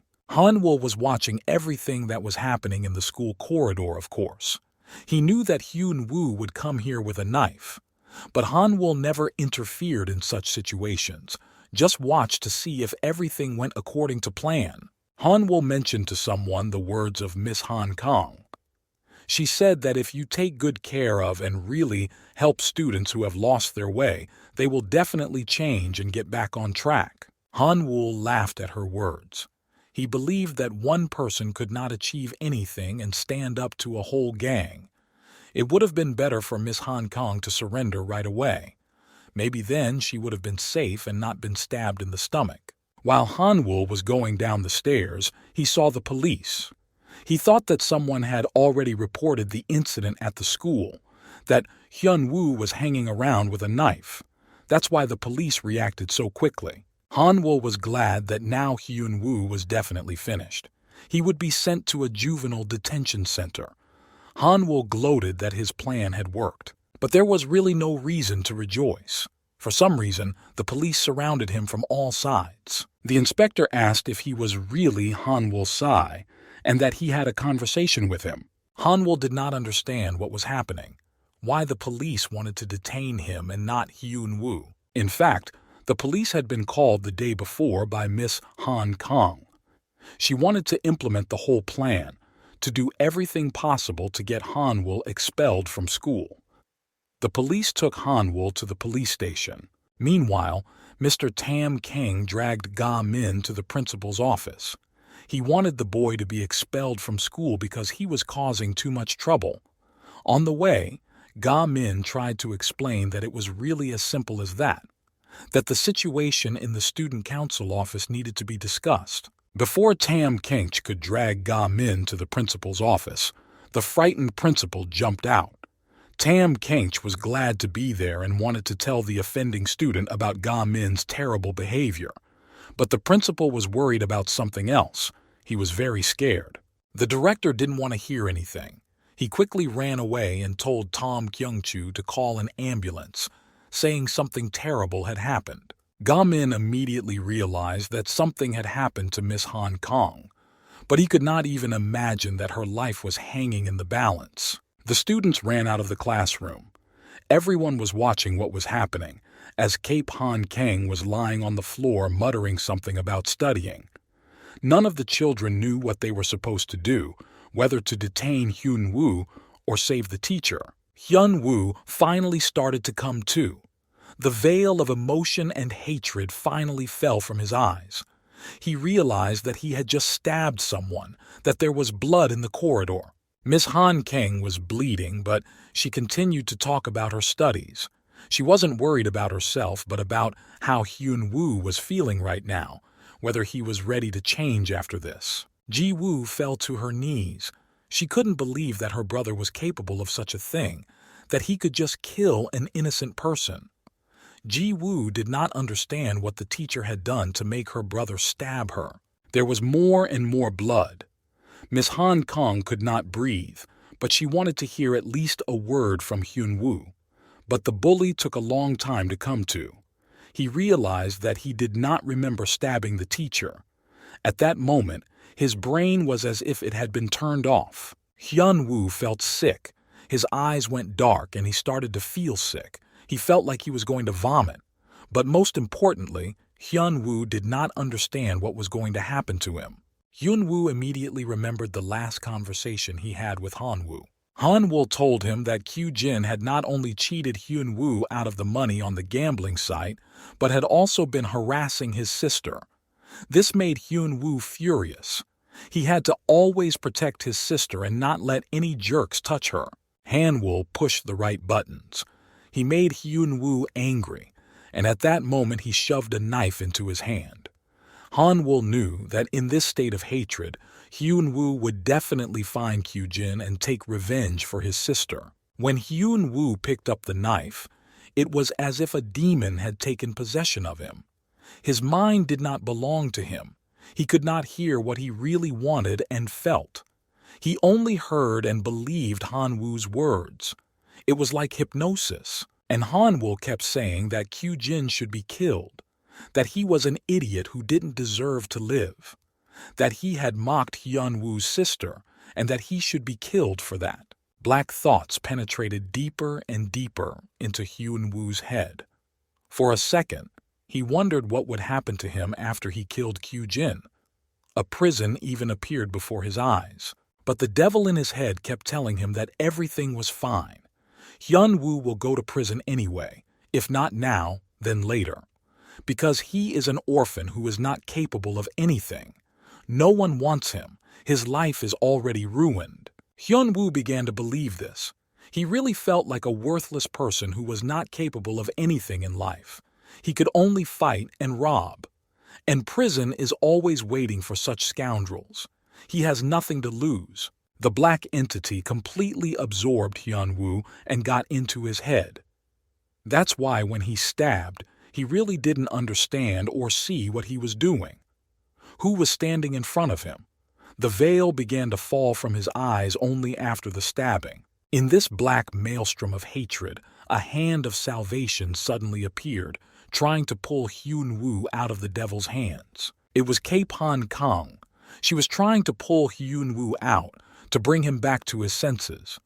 Despite the pain and the pool of blood, the teacher caught Hyun Woo and began to shake him to wake up and look into her eyes. Miss Han Kang held Hyun Woo's face. But the boy's eyes were glassy. They did not see or reflect anything. Suddenly, he felt the warmth of her hands and began to regain consciousness. Miss Han Kang smiled and told Hyun Woo not to worry, that everything would be fine now, that he would be fine. Miss Han Kang remembered their first meeting, when they met near the school trash bins and the teacher promised that she would help him quit smoking. Miss Han Kang said that they would do that first. She will really help Hyun Woo quit smoking because smoking is killing his health. Of course, it will not be easy to do, but it is possible. The main thing is the desire. The teacher said she believes that Hyun Woo will change, although everyone tells him the opposite, but he is a strong personality so he can still change his life. He just has to start. Miss Han Kang was bleeding and exhausted. It was hard for her to speak, but she wanted Hyun Woo to finally hear her. But when Hyun Woo came to, he was scared. He realized what he had done and knew that this was not the best start to a new life. He didn't have the courage to apologize. It was easier to run away and hide. So he turned away and shouted that the teacher could only change his ass, and he was still facing a juvenile detention center. But before Hyun Woo could run far, he ran into someone's fist. It was Ga Min. He punched Hyun Woo right in the face. He immediately fell to the ground. Hyun Woo did not understand who hit him, but he was very angry. He wanted to run away as fast as possible, but someone stopped him. The principal and Tom Kyung-ch ran to the student council office after Ga Min. They again witnessed Ga Min fighting. It was unacceptable to fight on school grounds so many times. When Hyun Woo looked up, he realized that he had been hit by Ga Min, and it made him very angry. It was like Ga Min was stalking him. He was everywhere Hyun Woo went. Ha Min pulled his glasses out of his jacket pocket. He tried to explain to Hyun Woo in a calm tone of voice that he didn't hit him. He just stopped him. Ga Min said an interesting thing about not being ashamed of a fall that you were pushed into. You should ask yourself why you fell, and if you find the answer to this question, then you are not hopeless. These words belong to Bruce Lee. Yi Ga Min wrote them down in his notebook on purpose because they meant a lot to him. But for Hyun Woo, it was complete bullshit. He didn't understand anything about goals and simply didn't know how properly set goals can change life. Miss Han Kang really wanted Hyun Woo to hear her. She managed to get to her feet and approach the boy who was trying to run away. She explained that even if he did end up in a juvenile detention center, he would be able to continue his education when he got out. Miss Han Kang found it difficult to stand and speak, but she was able to say the most important thing. If Hyun Woo graduates, he will be able to realize his dream of becoming a teacher. After hearing this, Hyun Woo was embarrassed. He did not understand how Miss Han Kang could have guessed his dream. Miss Han Kang really wanted to help Hyun Woo realize his dream, but she couldn't do anything without his consent. Over the weekend, Miss Han Kang went to the school's archives to look at a document. The students of the school wrote their dreams for the future, and these documents were kept in the archive. The teacher was interested in Hyun Woo's dream document. Hyun Woo remembered how he had written a document with his goals for life. It was quite recently. He remembered every word he wrote. He and his sister filled out the document together. But at first they did not admit to each other who wrote what. Ji Woo was the first to reveal the secret. Her document said that she wanted to become a teacher. Hyun Woo's document said the same thing. They both started laughing. Ji Woo thought that with Hyun Woo's personality, he would never realize his dream. Ji Woo said that in order to become a teacher, her brother needed to work on his manners, and also on his respect for others, because a really good teacher should treat children from rich and poor families equally, and also to children who have no parents at all. But most importantly, Hyun-woo must learn to help those in need. Hyun-woo thought about it. He really should be more considerate of others. But his sister Ji-woo also has some work to do. For example, she needs to improve her studies, because Ji-woo's grades could be better. Ji-woo knew her weaknesses. She didn't need to be reminded of it again. She was very angry. She still had time to prove herself. The real struggle begins in high school. But Hyun-woo calmed his sister down. He promised that he would help her with her studies, and in general, he will always be there for her and always protect her. The main thing is that his sister never gives up and goes for her goal. Hyun-woo always told his sister not to give up, and now his teacher told him the same words, and she looked him in the eyes just as trustingly. She could see that deep down, Hyun-woo was still that good boy who was moving forward with his dreams. Miss Han Kang patted Hyun-woo's head and promised him that she would definitely make this school a much better place to learn. So he has no right to give up on his dream. He has to study. Ji-woo also heard every word the teacher said to her brother. She wanted to tell him the same thing. She wanted her brother to finally become like he used to be close again, to study together again. These conversations made Miss Han Kang very tired. She managed to say that she would definitely help Hyun-woo and then fainted. The teacher lost a lot of blood. We had to save her immediately. Ga-min tried to help somehow, but did not know how. Fortunately, an ambulance had already arrived at the school. Doctors with stretchers ran down the hallway to give first aid to Miss Han Kang. Han-woo was crying. Tears rolled down his face without stopping. This was the first time he let his emotions run wild and couldn't stop. He wanted Cape Han Kang to be okay. He wanted her to survive. Maybe then his life would be better. Ga-min watched everything in silence. Although in reality, he was most worried about Cape Han Kang's life. He had already saved her from the bullies twice, but this time, he didn't have time. They took Miss Han Kang to the hospital, but Hyun-woo still couldn't get to his feet. He sat by a pool of blood and cried. Suddenly someone came up and hugged his shoulder. It was Ji-woo. She said that before going to the police station, he needed to apologize to his teacher. Ji-woo was calm. She believed that everything would be okay now. Fortunately, Miss Han Kang quickly recovered. She felt well and even asked to be discharged from the hospital. But the doctors asked her to lie down and rest for another week. The first person who came to visit Miss Han Kang in the hospital was, of course, Ga-min. He was happy that the teacher was feeling better, but she was worried about what would happen to her class. Ga-min smiled. He promised that everything would be fine, that he would definitely gather 5 students and the study group would function. The next day, the whole school discussed the situation with Hyun-woo and Miss Han Kang. But Se-hyun-woo and Ga-min had a different story to tell. They sat at the table and discussed that the police had been on the school grounds yesterday and had taken Han-woo away with them. But no one knew what exactly he had done to make investigators interested in him. The boys expressed their guesses, that maybe someone had reported Hanvil and now he might even be expelled from school. This would be great news for many people, but no one really knew what had happened. Jae-min was more interested in the issue of the study group.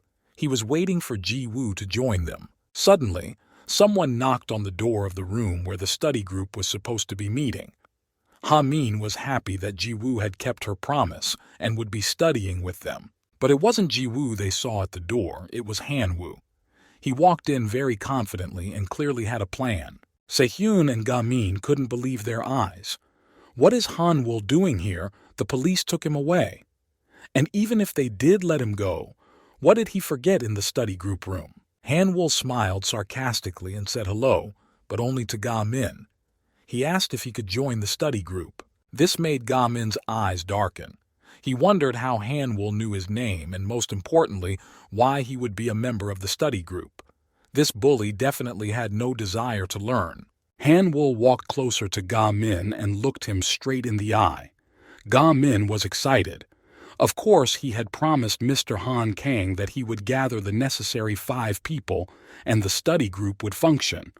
But no one in this company definitely wanted Hanwol. Meanwhile, Ji-woo was wandering the corridors of the school. The words that Miss Han Kang had said to her brother were running through her mind, that she would do everything possible to make sure that this school was a good place to study. It sounded unrealistic, but perhaps the study hernia was the first blood on the way to normal learning. Ji-woo wondered if she should go there. Hyun-woo also managed to visit the police station early in the morning. He went there alone and confessed everything. All this time, Ji-woo was waiting for him at the police station. She was worried and wanted to support her brother. But after talking to the investigator, Hyun-woo was released. But Ji-woo was angry. She hoped that today it would be over, that he would be sent to a penal colony for a short time, and when he was released, he would be able to live a normal life. But no. They decided to call him to the police station again. This uncertainty was annoying. Hyun-woo had to be registered with the police for another 2-3 months. That means that during this time they could be called by a police officer at any time. Ji-woo was so angry with her brother that he couldn't even finish this case that she threw it over herself. Ji-woo imagined that she was at a judo competition. When she fought, it calmed her down. Ji-woo decided to remind Hyun-woo once again that all this time his behavior and training should be perfect, so that no one from the investigator would have any complaints against him. Ji-woo also said that she, too, was going to study hard to get a scholarship. Hyun-woo was shocked to hear this. He was happy that they were both starting a new life and following their dreams.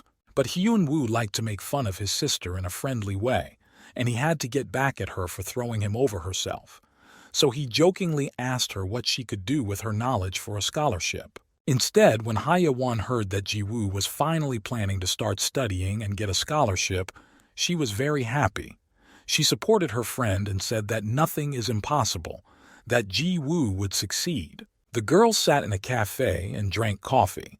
Hae-won wanted to express her support, so she said that Ji-woo would definitely succeed. The main thing is to set clear goals and work towards them. Work according to a well-formed plan. But Ji-woo was really interested in something else. She wondered why Hae-won hadn't told her anything about the move and the new school. So she decided to ask directly when Hae-won and his parents were moving. It turns out that Ji-woo told Se-hyun everything. However, the girl forgot the nerd's name, so she called him Weak Thorn. Hae-won was very amused by this nickname. Ji-woo admitted that she felt a little bad that she learned this important information from a stranger, but it doesn't affect their relationship. She still wants to be friends with Hae-won and they can keep in touch from a distance. But Hae-won said that she is not transferring to a new school, that everything remains as it was. Recently, her mother admitted that her father had some problems and their move was canceled, so Hae-won stays at the old school. Her mom thought that Hae-won would be upset and disappointed because she was so excited about moving. But Hyun was very happy that nothing was changing in her life. She was happy that she could be close to Ji-woo. Ji-woo was also happy that her friend was staying. Now it would be easier and more fun to learn precision. There were now 4 people in the study group: Ga-min, Se-hyun, Ji-woo, and Hee-won. All that was left was to find one more person. Ji-woo thought that she could just ask someone to sign up, even if they weren't interested in learning. She wanted to suggest this idea to Ga-min. But when she got to the classroom, she was shocked to see what she saw. Hanwol was standing in the study group room. He was smiling sweetly for some reason, which made Ji-woo very angry. Hanwol asked Ga-myung why he wasn't talking, because he had clearly asked if he would be accepted into the study group. But Ga-min was in complete shock and couldn't say a word. He thought that he was imagining things and that there was no one in the office. But Hanwol came even closer and waited stubbornly for an answer. Se-hyun was also worried. He wondered if Ga-min would accept Hanwol into the study group, because they were running out of time to register 5 students. Finally, Ga-min came to his senses. He asked if it was really Hanwol standing in front of him. His voice sounded very confident. Hanwol smiled stupidly again and said that yes, it was him. Then Ga-min looked him in the eye carefully. He wanted to understand what Hanwol's intentions were, what his insidious plan was. But it was not so easy to figure out a bully. So Ga-min decided not to be formal with him and not to ask him anything unnecessary. He simply told him that Hanwol had been denied admission to the study group. Hanwol was embarrassed. He was not used to being rejected by anyone. He put his hand on his arm and asked for the reason for the rejection. Ga-min said that he could see in his eyes that he had no plans to study or go to university. Hanwol wanted to object. He said that it was not objective to reject a person just because of his eyes. And after all, Ga-min is not psychic to see such things just in the eyes. Hanwol said he would not back down until he heard a good reason for his rejection. Just then, Ji-woo burst into the office and heard everything that was happening. Seeing Ji-woo, Ga-min gained even more courage and said that he was refusing Hanwol's admission because he was a bad guy. And that's the end of their dialogue. Hanwol has no business in this office. Even for Ji-heng, this reason for refusal sounded stupid. He thought he had to come up with something more original and interesting. That's why he was angry at Ga-min for not being creative at all. Hanwol furrowed his brows. He wasn't used to being rejected, even though he hadn't really come here to study but to scout the place out and meet Ga-min personally. As Hanwol left the office, he said that they would regret it because he wanted to help them. But this company had chosen a difficult path for itself. At the same time, Hanwol snapped his fingers as if it were a sign, but no one in the room understood what it meant. Hanwol said that Ga-min was unlikely to make it on this path alone, but it was his choice. At that moment, Se-hyun, who was standing by the window, heard a whistle. He turned around and managed to cover his head with his hand just in time because a brick was flying through the window. It broke the window pane. Everything around was covered in glass. The brick hit Se-hyun. Ji-woo and Ga-min didn't have time to protect him. She didn't realize what was happening either. Hanwol did not react to this situation at all. It was as if he knew something was going to happen, so he just left the office with a smile. Ji-woo ran up to Se-hyun and asked if he was okay, And Ga-min immediately rushed to the window to see who threw the brick at their office. The window was completely shattered.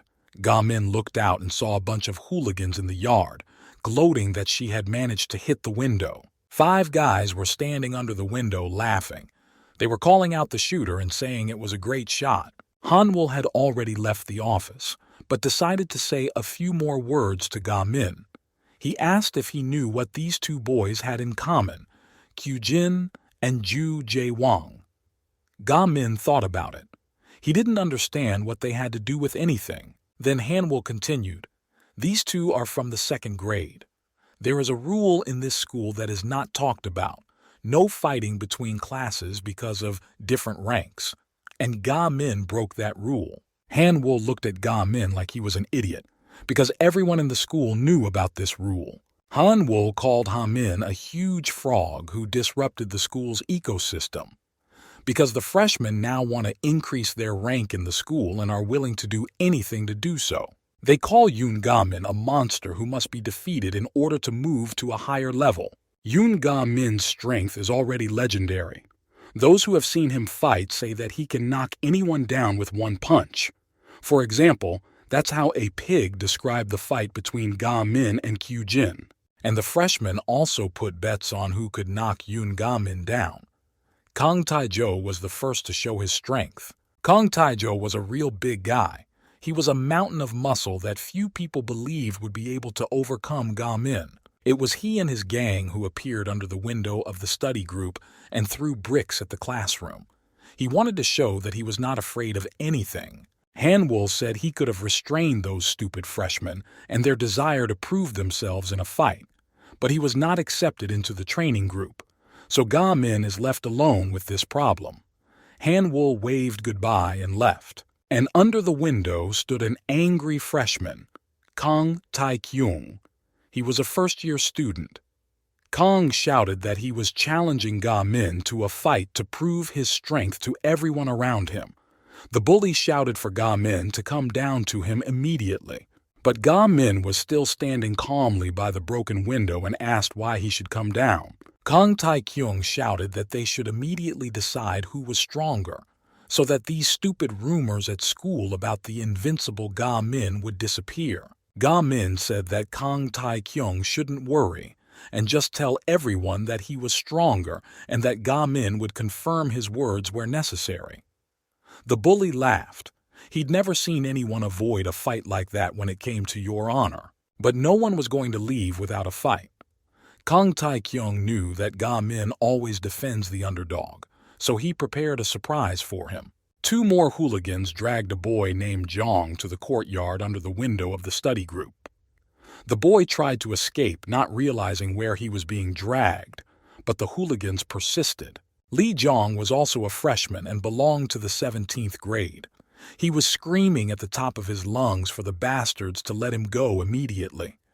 He shouted so loudly that the whole school could hear him, and of course, Ga Min could hear him too. When they brought Lee Jong in, Kang Tai-kyung was overjoyed. He had wanted to beat the boy for a long time, because for the last month, Lee Jong had been talking about conquering Yusung High School. And today, this unfortunate boy also brought a document that made the bullies even angrier. Ga Min watched everything happening through the window. He didn't understand what the whole circus was about. He did not want to fight with anyone and prove anything. He just wanted to learn. Then Kang Tai-kyung pulled a document out of his pocket and held it up to the window so that Ha Min could read what it said. The document was about registering extracurricular activities. In front of everyone, Kang Tai-kyung simply tore the document into small pieces. He said that he would do the same to anyone who dared to take over Yusung School. He said that no one would study in this school and set their own rules. Yusung School was not created for that. When Ga Min saw Kang Tai-kyung tearing up the document, he jumped out of the window and landed right next to the bully. Lee Jong opened his mouth in surprise. Yoon Ga Min's fame had indeed spread through the school, but not everyone believed that he was so skilled. But judging by the way Ga Min jumped out of the window and landed on his feet, it was true. Kang Tai-kyung didn't expect Ga Min to do that either. He realized that the fight would not be easy. He had to gather his strength. Ha Min had an inflated sense of justice, and it overcame him again. Ga Min did not want to fight, but when he saw someone interfering with other students' learning, he always defended them. The same thing happened this time. He jumped from the 2nd floor and landed right on his feet. It was very unexpected. Then Ga Min punched Kang Tai-kyung and he fell down. Lee Jong wasn't really a complete nerd either. He, like most people, fought for rank in school by fighting. In many fights, Lee Jong managed to win. He wanted to get his rank up as soon as possible, so he fought very often. After the last fight, he moved up to the 18th round.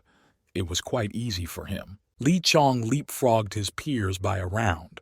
Everyone he was friends with was still in the 17th round. That's why his friends wondered how Lee Chong was able to overcome round after round so easily. And the secret was in the document of conquest of Yusung School. It turned out that he wanted to conquer it in battle, not in education. Lee Chong also dared to meet Ga Min. He was a wrestling guru to him. After winning the fight, Lee Chong often thought about how they would meet. Lee Chong believed that all he had to do was keep winning fights and winning new rounds. Then Ga Min would definitely notice him. In reality, however, Ga Min was never interested in rounds and fights. He had completely different interests. It's just that no one at school knew about it. Everyone thought that if you were strong and knew how to fight, it meant you wanted to go to the highest round. When Ga Min jumped down from the 2nd floor and knocked Kang Tai-kyung to the ground, everyone was shocked. They watched the fight with their mouths agape and even forgot why they had brought Jong here. Lee Jong, on the other hand, was incredibly happy that he could finally watch Ga Min fight in reality and not just hear a story from someone else. Ga Min was not interested in Kang Tai-kyung. He didn't want to put him through school. He just wanted to save the document because he thought it contained really important information about the school's curriculum. So Ga Min snatched the document and wanted to let Kang Tai-kyung go himself. But the bully wasn't going to go away that easily.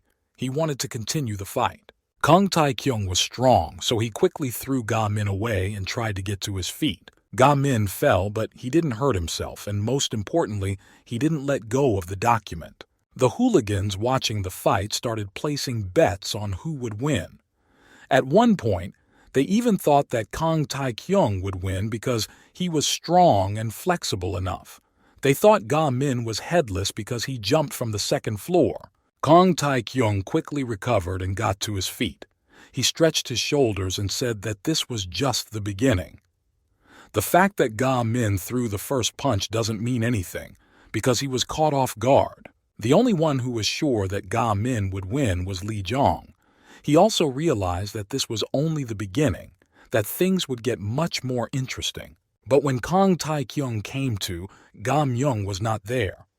The bully did not understand where he had gone, and Ga-min sat down comfortably on the floor and began to study the document that he snatched from the bully's hands. Ga-min quickly realized that it was a plan to conquer the school through fights. It was a plan to get promoted quickly. None of this was interesting to Ga-min. He had a completely different vision for the school. Kang Tae-kyung shouted that he wanted the fight to continue. Then he came up and pushed Ga-min in the back. Kang Tae-kyung thought that Ga-myung was mentally ill if he was sitting with his back to his opponent. After the blow, Ga-min's glasses fell off. He didn't like it when someone touched his glasses. Kang Tae-kyung told Ga-myung to get up and focus on the fight because the fight had already started. The challenge has already been thrown. No one can just walk away from the battlefield. Moreover, this fight was in the presence of 3 people. This meant that the fight was official according to the unwritten rules of the Yusun school. Kang Tae-kyung was furious that Ga-min had switched to a document and that he should get twice as many kicks for it. But before Kang Tae-kyung could speak, Ga-min jumped to his feet and punched the bully. The blow was again unexpected and very strong. Kang Tae-kyung was thrown back. The bully was staggering in different directions. He was slowly losing consciousness. The other guys from the gang were even a little disappointed that it was over so quickly, that this fight had lasted for several minutes. Kang Tien fell to his knees and gave up. He lost consciousness and crumbled like a pile of stones into small pieces. And Ga-min stubbornly said that he was not going to waste his time fighting. He doesn't want to participate in these stupid competitions. Kang Tae-kyung was lying on the ground unconscious. Everyone was watching and wondering how Ga-min could overcome him with just one punch. But Ga-min didn't see it as anything out of the ordinary. He thought about and calculated every punch he threw. Other hooligans just used a lot of moves. The hooligans from the gang had a betting program. They bet that Kang Tien would win, and he was still lying on the floor unconscious. Kang Tien was unconscious and had no desire to continue the fight. It was the shortest fight of his life. Ga-min picked up his glasses. He thought that this time he had hit too hard, because Kang Tae-kyung had been unconscious for a very long time. Shogun was watching this strange fight through the window of one of the classrooms. Ga-min was still a dark horse for him. He did not understand his motives in fighting. But this guy fought flawlessly. Ga-min approached Lee Chong and told him that he was not worried. No one would touch him today for sure. Ga-min also suggested that Lee Jong follow him. He had an interesting proposition for him. Jong was happy that his plan had finally become a reality. He would get to know Ga-min and learn his fighting techniques. Even though Jong didn't know exactly what level Ga-min was at, even Ga-min himself didn't know, because he didn't care. Jong ran after Ga-min and dreamed that soon he would be like him, calm and balanced on the outside, but very strong on the inside. When the boys reached the door of the study group's office, Ga-min ordered Jong to stop and not to go any further. The 3 of them were sitting at the table, Se-hyun, Ji-woo, and Haiwan. Ga-min briefly told her about everything that had happened, about Jong's plans to bring Yusun to her knees, but by force. The girls noticed that bullies don't know any other way, so Jong has nothing to do among the members of their study group. Ga-min wanted to recruit 5 people as soon as possible so that the study group could finally be registered. But he agreed that he shouldn't take the first person he saw. So he looked down the hall to Jong and said he was free, because this group is for studying. Of course, this sounds strange in this gangster school, but no one in the training group is exactly engaged in rank advancement. So it's obvious that he and Jong are not on the same path. So Ga-min said goodbye to Jong and left. Jong stayed in front of the closed door.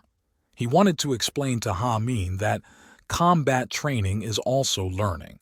This knowledge also needs to be acquired, and Ga-min can teach such a subject. But if Ga-min doesn't want to teach him martial arts, he can just compete with him, or at least tell him how he trains every day. Any information would be very valuable. But the guy just kept talking to the closed door. No one came out of the office and reacted to his monologue. Then Jong thought that maybe he really needed to start studying, improve his grades, and try to find a goal in life other than increasing his rank. He had nothing to lose anyway.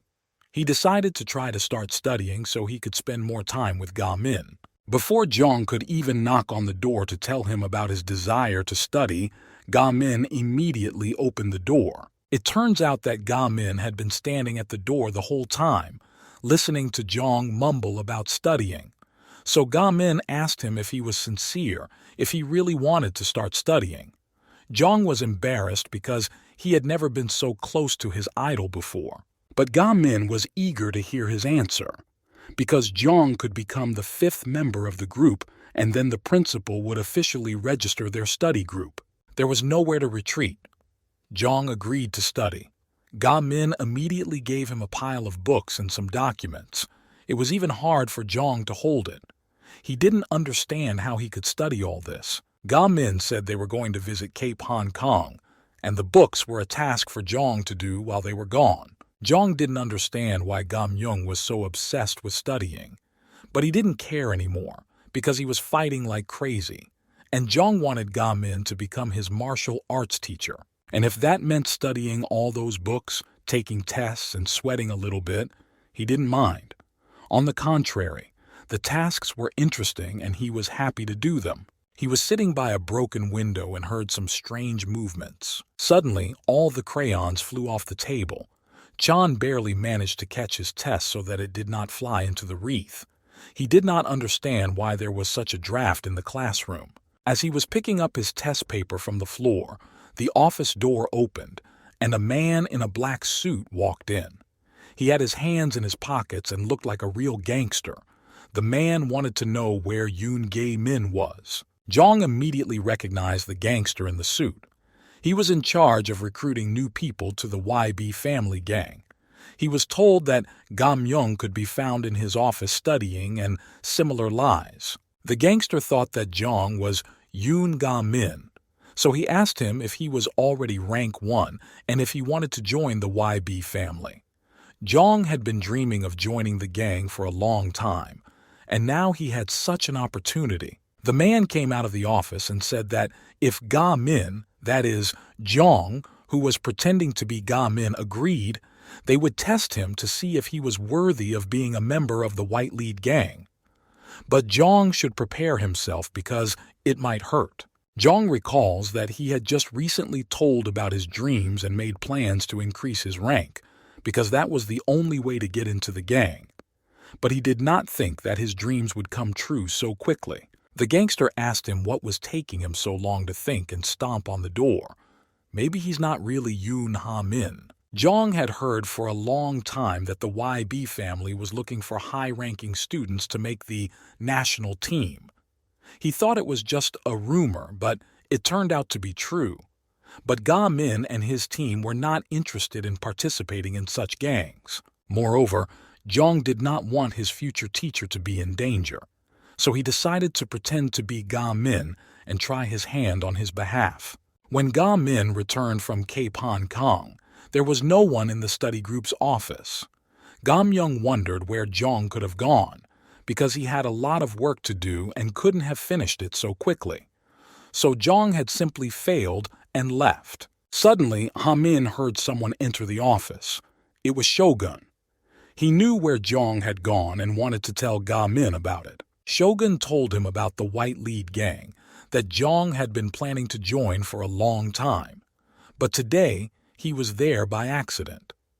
Because when Jong was taking tests in the study group's office, they confused him with Yoon Ga-min and took him away. The White Lead Gang are not ordinary people. It's hard to get in, but it's even harder to get out. That's why Jong definitely needs to be rescued, even though he went there of his own free will. Chan was driving a black luxury Mercedes. He did not know where he was being taken, but it didn't matter to him. The main thing was that he would finally meet the White Lead Gang. Jong sat in the back seat and listened to Oh Chang-ho talk about the Yusun school. It turned out that it had a good status among the gangsters. The students of Yusun High had been spotted with gangs from different schools many times and always performed well. The gangster said that Yusun High was a place for talented criminals. Jong was glad that he was one of them. He was also glad that no one suspected anything and still thought he was Ga-min. Jong remembered one of his fights with the elders. He always wanted to win the fight, and when he failed, he would wait for his opponent around the corner of the house to continue. One day, a bully named Auntie told him that he was already part of the White Lead and would soon be very successful. Therefore, Chong no longer has the right to even stand next to him, because such top-level thugs have nothing to do with petty hooligans. Then Jong promised himself that he too would soon become a top-level gangster. Ji-woo saw the car in which Jong was riding with the YB family gangster when she was returning from the hospital from Cape Hong Kong. She didn't know who was inside, but she realized that they were taking another student, Yu Sung, to the test. Ji-woo stopped. She had to be 100% sure that she was right, because maybe someone needed her help right now. Hee-won and Se-hyun, who were walking with her, asked if she was okay. Ji-woo didn't want to tell her anything about the YB family car. She just asked where the bespectacled Ga-min was, but he had long gone ahead of her because he was in a hurry to get to school. Ga-min wanted to check on Jong as soon as possible to see if he had completed the assignment he had given him. He even bought a pineapple-flavored energy drink for the two of them to cheer them up. But when he arrived at the office, there was no one there. He was very disappointed. He didn't understand why Jong had run away so quickly because he had even started doing the tests and just left everything behind. Ga-min analyzed what could have happened. After all, half of the tests had been passed. But the most important thing was that Ga-min saw in Jong's eyes a desire to learn. He could have become part of the study group, but why did he miss this moment? The worst part was that Ga-min had already told Miss Hong Kong that they would recruit 5 people for the study group. Now, he would have to look for someone again. Ga-myung decided to check the test that Jong had taken anyway. He read each answer carefully. He was pleasantly surprised because many of the answers were correct. He was even more confused because he didn't know where Jong could have gone. Suddenly, someone walked into the study group room. Ga-myung looked around, hoping it was Jong who had returned. But in fact, it was Shogun Park. For some reason, he knew everything about Jong and where he had gone. Segun asked if Ga-min was interested in hearing the truth. Ga-min didn't understand what Segun was doing here and why he was so interested in Jong that he knew everything about him. He was very surprised, but he decided to ask Shogun what he knew. Shogun smiled. He had a lot to tell about the White Lead Gang. But the most important thing was that Chan had gotten into real trouble. Chan was brought to an abandoned building. It was dark, and only the headlights of a car illuminated the area. 3 bandits were already waiting for him there. Chan realized that he had to prove himself now, but he had never fought 3 people at once before. The atmosphere was intense and terrifying. It was just like in a gangster movie. But it seemed to him that this was exactly how it should be. The 3 hooligans were very serious. They liked to fight with students from Yusun because there were always strong rivals there. Oh Chang-ho, who was in charge of recruiting at YB Family, explained the rules. He lit a cigarette and said that the abandoned building was a testing ground. This is where the selection for the initiation of members supported by YB Family takes place. There is only one way to pass this test. You have to take the key to the white Mercedes. The rules were clear, but it was quite difficult to fulfill them. But Jong has never been afraid of a challenge. He gritted his teeth and got ready to fight. Oh Chang-ho explained that your bullies had just graduated from high school, but they were very skilled. They'll do anything to win, even kill if they have to. For them, it's a common thing. Each of the hooligans had a specialty.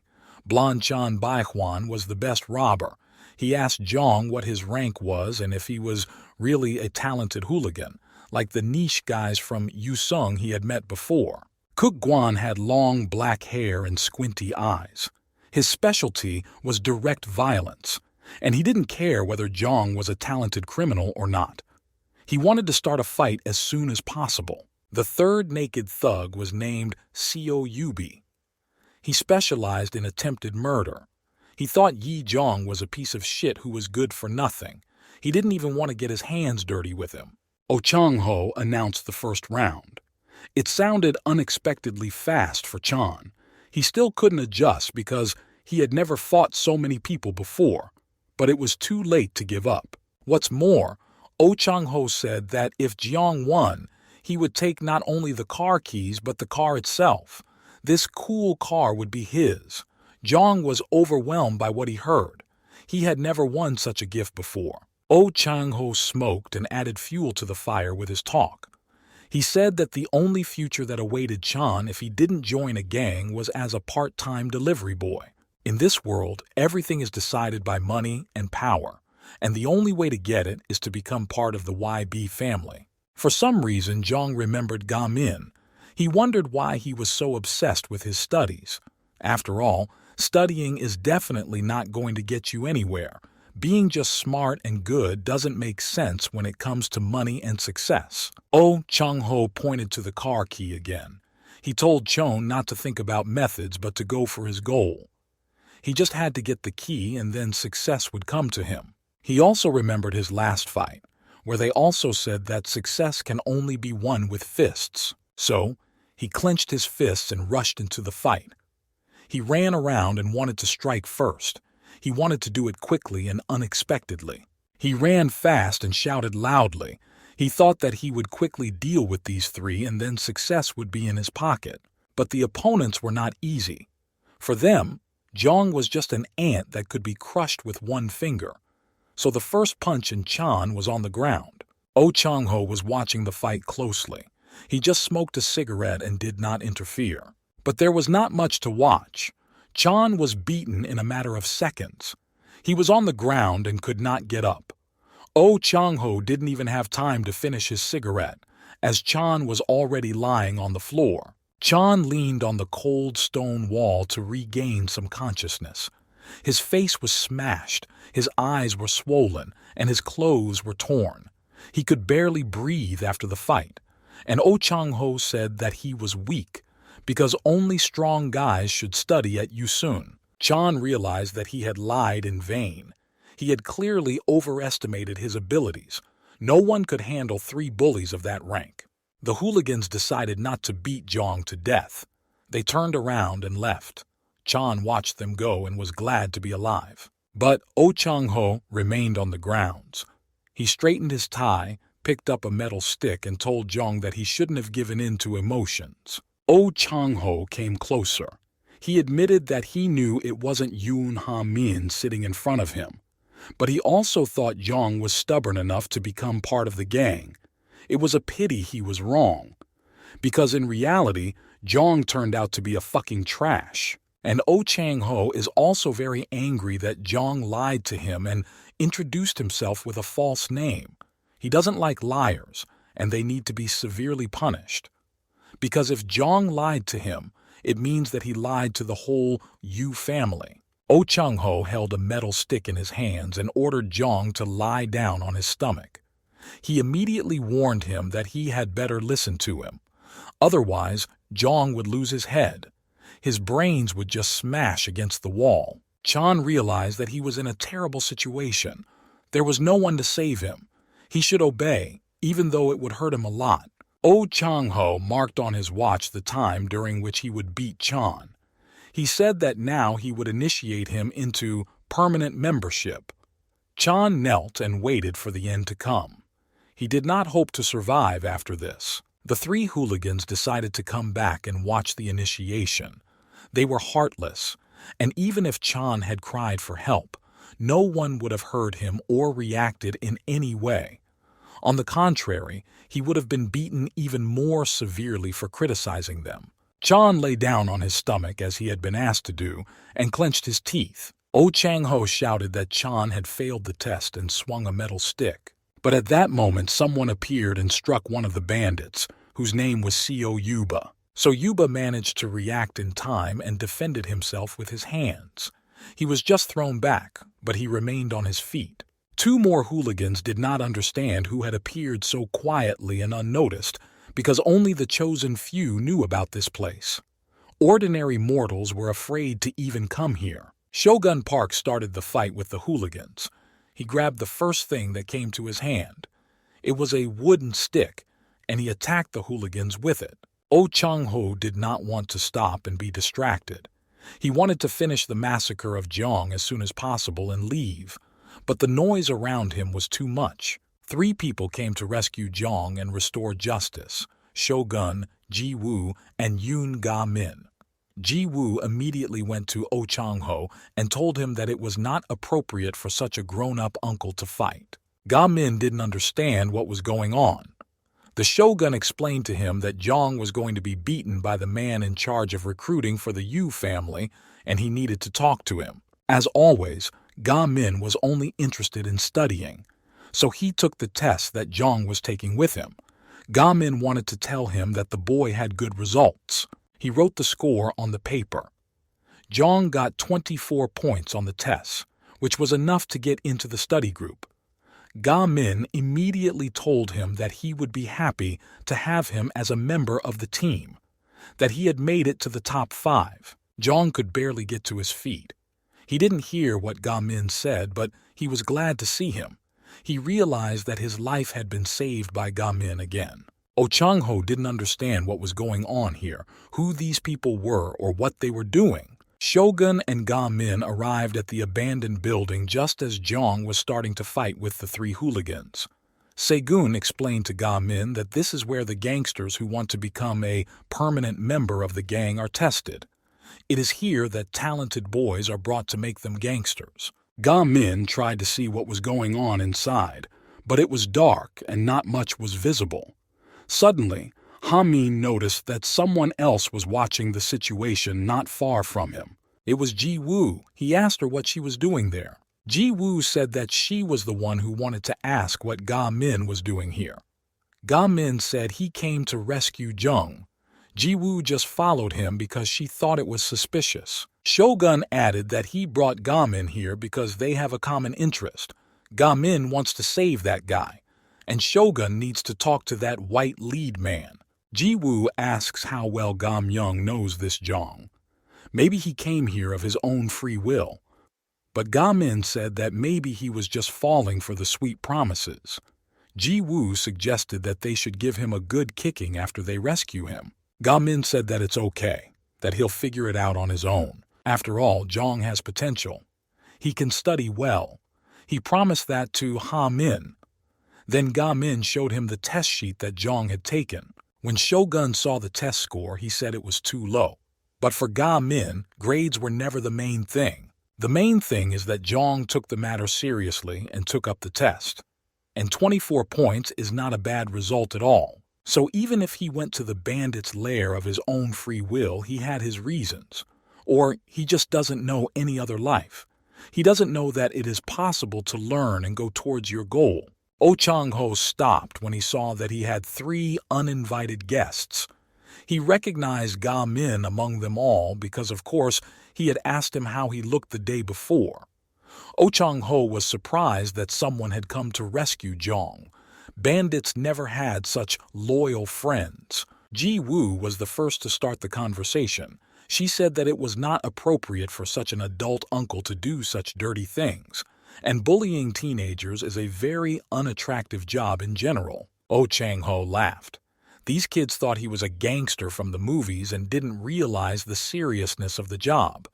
Although people like Oh Chang-ho were usually afraid of him, They did not point out the shortcomings of his work. Shogun said that the easiest thing they could do in this situation was to report to the police.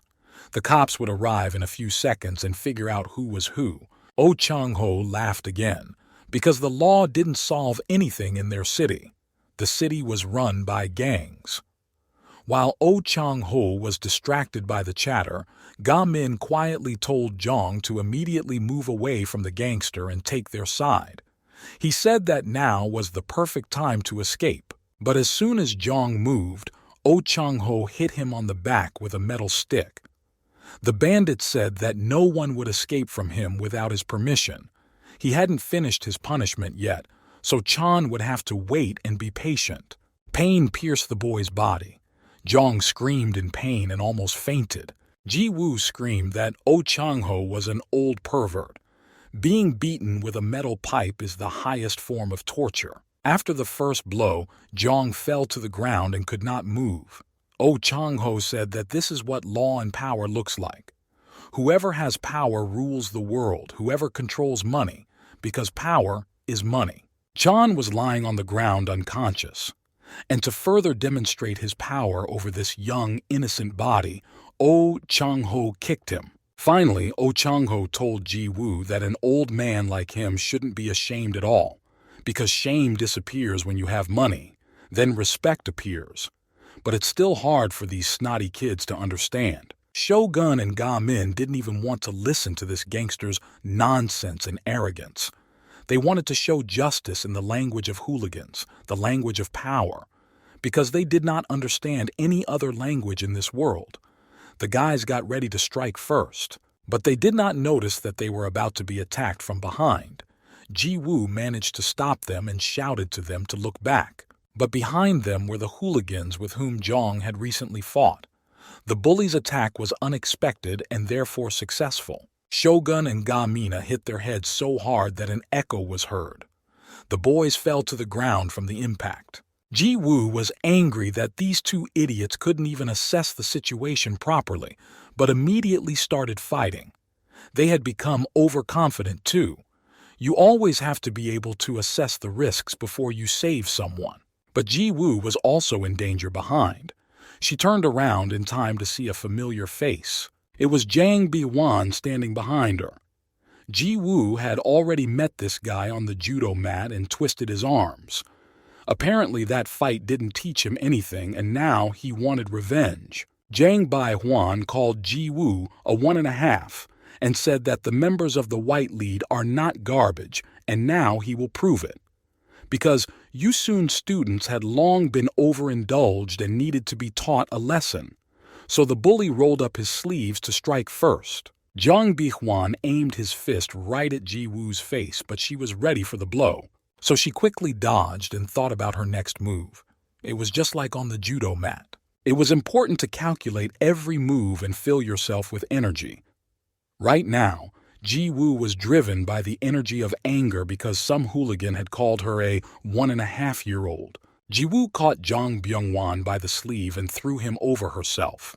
It was her favorite trick that always worked. Jang Bi-hwan immediately fell and was unconscious. Ji-woo put him back on his shoulder blades. Meanwhile, Cook-kwan's bully attacked Shogun. He liked to fight not with his fists, but with weapons or anything heavy that he could get his hands on. So the bully grabbed a wooden board and wanted to hit Shogun on the head with it. Shogun had already recovered from the first blow, so he dodged it. But Cook-kwan was not going to give up. He liked to finish the job so that his opponent would lie unconscious on the ground. Then it would mean the end of the fight. The Shogun quickly got to his feet. He had to immediately seize the initiative and attack himself. There was no one to wait for help. There were 3 hooligans, and 3 of them. Each had to defeat his opponent on his own. Cook-kwan wanted to finish off the Shogun as quickly as possible. He started swinging a wooden board in different directions. Shogun barely had time to dodge. He maneuvered on his knees because he felt that the blow would be very painful and would knock him unconscious. But he had to not just dodge, but figure out how to deliver a strong blow himself. Cook-kwan did not stop. He had fun swinging the wooden board in the hope that the next blow would fall on Shogun. Sugun decided to use his secret trick, so he put a hood on his head. It made him feel more confident. Shogun remembered how he had once defeated Hyun-woo with a secret trick, and he had to act just as suddenly now. So while Kuk Kwang continued to swing the board while standing still, Shogun unnoticed took something out of his pocket. It was brass knuckles, which Shogun used to hit Kuk Kwang right in the face. It was unexpected and very accurate. Kuk Kwang fell down. The victory was Shogun's. Kuk Kwang flew a few meters away, and Shogun advised him to never underestimate his opponent because there could always be a secret weapon in his pocket. For example, the one that Shogun used this time. Oh Chang-ho was watching the battles as usual. As usual, he decided not to interfere for the time being. The most interesting battle was ahead for him. Oh Chang-ho wanted to analyze how Ga Min fought, although these two from Yusun were also good fighters. As usual, Ga Min stood very reserved and seemed to be far away from the fight. He didn't even have time to take off his glasses. Ga Min's opponent was Seo Yubi. He came closer to get a good look at Ga Min.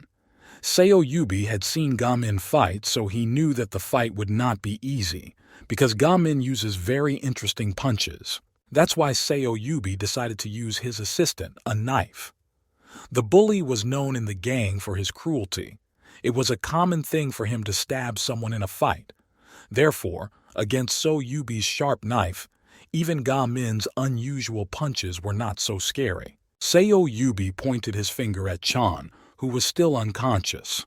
He said that Ga Min might be the same way now because no one had ever been able to resist his knife, because the one who has the knife is the strongest. Seo Yubi swung his knife to stab Ga Min, but missed. He was standing too far away. The blade didn't even hit his clothes. Ga Min intercepted the next stroke. He wrapped the knife in Chong's test paper. He did it so tightly that the blade didn't even cut through the paper. This had a special meaning for Ga Min. He said that no knife can destroy knowledge. Knowledge is much stronger than weapons. Next, Ga Min was able to knock the knife out of Seo Yubi's hands. The bully was confused. It was as if he had lost an arm. Ga Min said that he had something much stronger than just the knife. He straightened his palm and hit the bully's chest with his fingers. It was some kind of secret point that immediately threw the bully away. Just like that, Seo Yubi was thrown back a few meters by the punch. He fell on his back, and that meant only one thing. Ga Min had won. But Ga Min's main opponent was actually Oh Chang-ho. Therefore, Ga Min decided to strike his next blow unexpectedly for Oh Chang-ho. He approached and swung his fist. Ga Min was aiming directly at Oh Chang-ho's face. He was very focused. But a second before the punch, Ga Min realized that something strange was happening. Oh Chang-ho intercepted the punch and caught Ga Min's fist with his own hand. Ga Min realized that Oh Chang-ho was no ordinary bully that Ga Min had dealt with before. He is a first-class fighter who also trains hard and knows many fighting techniques. Oh Chang-ho held Ga Min's arm very tightly to prevent him from throwing another punch. He asked Ga Min where he learned to fight like that, because even though the boys at Yusun School are strong, they don't teach this kind of fighting. Ga Min was also curious to know where Oh Chang-ho learned to fight, because it looks like they had the same teachers. Both of them calculated all the opponent's further actions before throwing a punch. And so, the fight was more like a math equation. Oh Chang-ho said that there was only one strong opponent in their school, and that was the son of his boss. Shogun and Ji-woo immediately guessed that it was Han-woo. Oh Chang-ho went on to say that if Ga Min is trying so hard to help Jong, it's all for nothing, because this friendship is not worth it. Oh Chang-ho swung the metal stick as if to hit Ga Min just as hard, but the boy managed to protect himself with his hand. But the next blow with the metal pipe was stronger, and Ga Min ended up on the floor. Ji-woo and Shogun immediately rushed to protect Ga Min, but Oh Chang-ho was ready for this. He said that with their training, these kids had zero chance of winning. The two of them were just little assholes to Oh Chang-ho, who could be eliminated with a single punch. and that's exactly what happened. Although Shogun and Ji Woo attacked at the same time, Oh Chang-ho deflected both blows. Shogun was kicked in the head, and Ji Woo took the brunt of the blow with a metal stick. Ji Woo was the first to fall to the floor, screaming in pain. Shogun followed her. He was also unconscious. Oh Chang-ho was gloating. He stood in one place and knocked out all three teenagers. They were lying in different corners and no one had regained consciousness. Even Jae-min couldn't get up. Oh Chang-ho still had his foot on Jong's body. This was his way of demonstrating his power. But this fight was interesting to Oh Chang-ho. That's why he likes students from Yusun. Because they are headless in terms of fighting. They always rush forward. They are driven by ambition, not by a sober mind. All of your teenagers went down after being hit, because Oh Chang-ho hit everyone very precisely in the most painful places. It was definitely not a random blow, but a well-thought-out one that was so effective. Oh Chang-ho lit a cigarette. He was interested in watching someone writhe in pain. The gangster took the first puff and continued that he said not everyone at Yusun High was worthy. For example, Jong just wasted his time. But that's okay. The new semester is just beginning. There will definitely be those worthy of being members of the Yu family. While Oh Chang-ho was smoking, Ga-min rushed at him with his fists. He quietly got to his feet and then quietly came in to strike. It was a thoughtful move. Ga-min attacked when Oh Chang-ho let his guard down because he was lighting a cigarette. He wanted to strike when the cigarette was in his right hand. Ga-min realized that Oh Chang-ho was striking with his right hand and left foot. This was his trick, his strong point. Ga-min decided to take advantage of it. Ga-min's plan worked. Oh Chang-ho had to use his right foot, which he was using to stand on Jong's body. Now the guy was free, but Ga-min got another punch in the face. Oh Chang-ho landed on two legs, but he didn't immediately realize what a mistake he had made. Ga-min took him down with a trick, although he was hurt because of it. Ga-min realized that his opponent was not as strong as he seemed. Therefore, the teenagers had a good chance of winning. Ga-min exhaled that part of the plan had worked. He breathed a sigh of relief. He had to think of the next plan of action. Oh Chang-ho didn't like the satisfied look on Ga-min's face. He stopped for a second to analyze the situation. Then Oh Chang-ho looked back at how he was standing and realized what a mistake he had made. It was all about his leg. Ga-min had deliberately made him attack with his right foot. After the kick, Oh Chang-ho took his right leg off Jong, and he was free to run away. It was a clever move. But Oh Chang-ho thought that this idiot was not worthy of such attention, because Chan is a loser who can't even defend himself. Oh Chang-ho had to figure out how to regain control of the situation and of Jong. Ga-min asked not to touch Jong anymore because he had already been hit with a metal pipe. He'd had enough abuse for one day. There was no need to step on him again. But Oh Chang-ho just laughed. No one dared to tell him what to do. It was up to him to decide how to punish and how long the punishment should last. And the idiot Jong had not yet received his due. Oh Chang-ho had never seen such a loyal friendship before. Ga-min got hit to save his friend Jong. What a loyal gang they had. Hearing the word gang, Ga-min exploded. He did not belong to any such gang. He had a study group. He asked Oh Chang-ho to memorize because gang and study group are two opposite concepts. But since Oh Chang-ho only understood the language of fighting, Ga-min decided to explain everything in detail. Ga-min took off his jacket to make his movements less constrained. It looked ridiculous to Oh Chang-ho. He said the children were acting like heroes, but in this world there are no heroes. In the modern world, evil always wins over good, because evil is money and power. Ga-min remembered a punch he had been practicing for a long time but had never used. He was afraid to use it on ordinary hooligans because they might not be able to withstand it. But Ha-min never wanted to kill anyone. He was just fighting for justice. And justice means re-education, not killing. Meanwhile, something strange was happening at the Incheon police station. Everyone was fussing and nervous. Inspector Na Taemon was looking for something among the papers, but he couldn't find it because everything was flying around. Inspector Na Taemon's colleagues were afraid to even approach him and offer help. No one knew what he was looking for, but the inspector repeated the word asshole so many times that everyone realized it was serious. It seems that Inspector Na Taemon had solved the exercise, but he wasn't very happy about it because the defendants in the case were related to the White Lead gang, and no one in the police wanted to deal with these bandits. The only one who dared to approach the furious Inspector Na Taemon was his colleague, 44-year-old Hwang Dog-hee, an inspector for juvenile and women's affairs.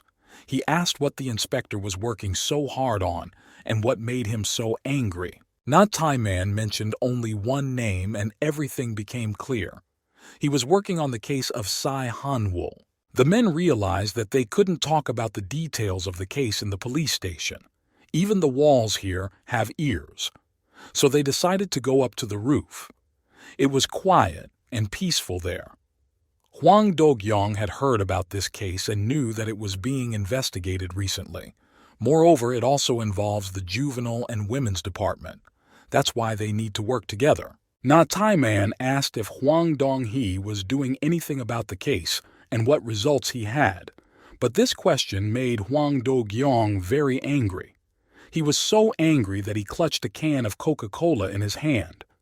He said that he was staying late at the police station and bending over backwards to get results. He asked his friend to stop by Na Chaman, because they really both work for the same goal.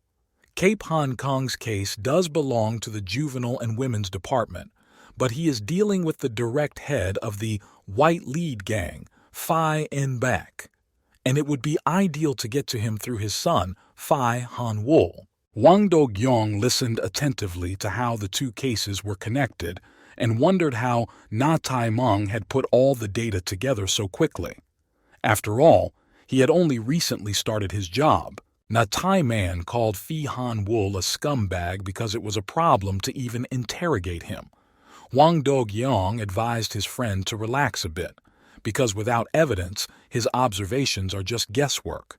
But the case can always be transferred to the Juvenile and Women's Department because they have more authority. Na Taemon said that it was unlikely that any of the investigators would be able to interrogate Han-wol, because when he brought him in for questioning, Han-wol left the police station without even entering. The commander immediately let him go, and this guy smiled and left. No, he is the boss and can do whatever he wants. The most important thing that alerted Inspector Na Taemon was that Han-wol knew his name. When he approached him at school, Han-wol addressed him by name and went to the police station without any problems or questions. It turns out that Han-wol knew that he would be released from the police station quickly. This is all very strange. Hwang Do-gyong agreed that this story was very strange. Usually people react differently to an invitation to the police station. Then Na Taemon asked him a very important question.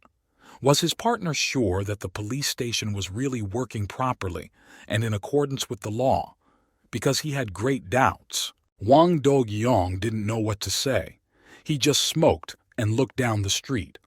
Na Taemon continued the conversation as if he were talking to himself. He said that he needed to be calmer and more careful to get his old job back. While the inspectors were smoking and talking on the roof, Se-hyun and Hai-won stood outside the police station, needing to go inside, but no one dared to make the first move. It turned out that Ji-woo gave Hye-won a piece of paper with an address on it and asked her to take it to the police immediately. Na Taemon noticed that there were two teenagers standing outside the police station, afraid to go in. This was a normal reaction. The inspector recognized the two by their school uniforms that they were from Yusong School, just like Han-wol.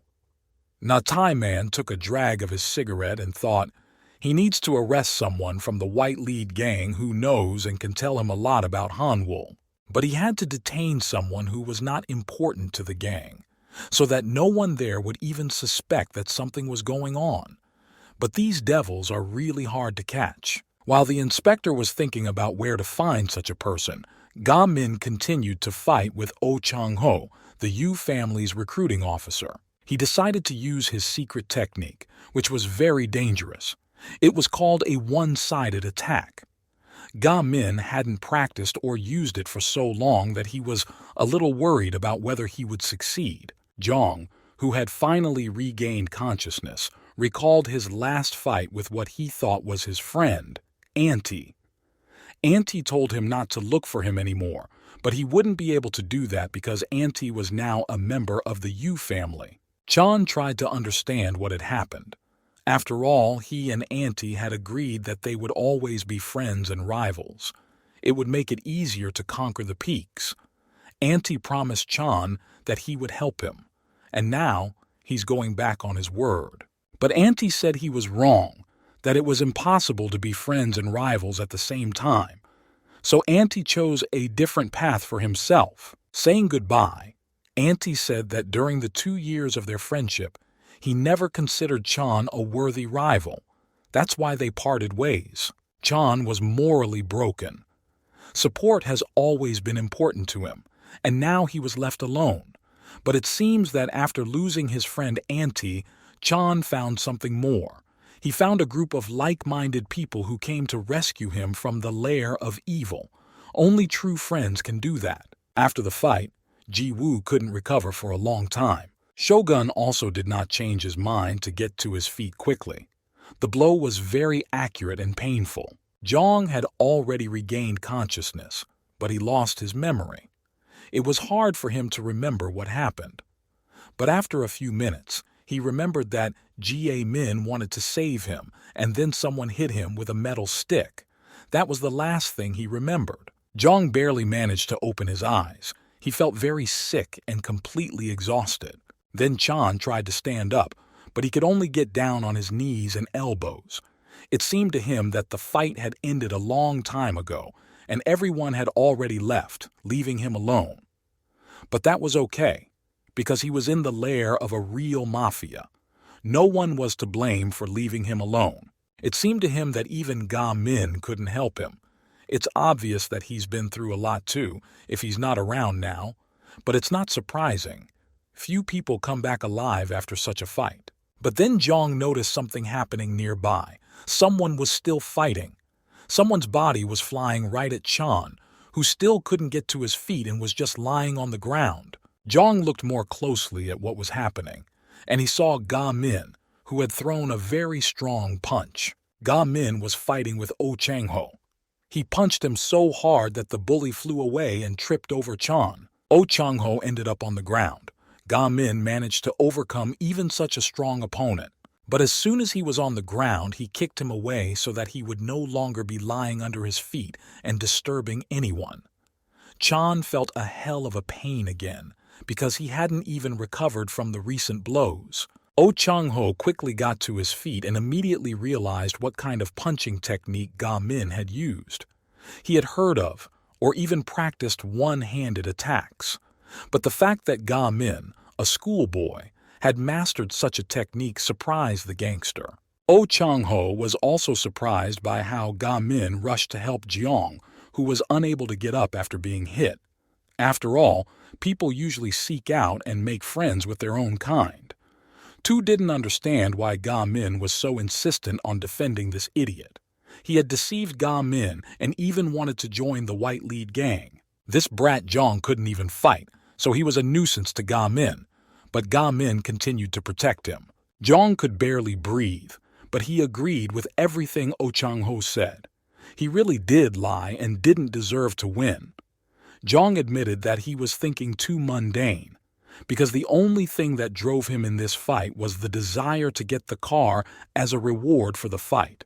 Jeong said he didn't deserve Jae-min's support. It was better to leave a guy like him alone. But Ga Min thought differently. He saw a hidden potential in Jeong. He told the boy to stop underestimating himself. Jeong was pleasantly surprised that someone cared about him, but Ga Min recognized himself in Jeong. When he was a little boy who could not achieve anything, he used to give up too, but then Ga Min had real support.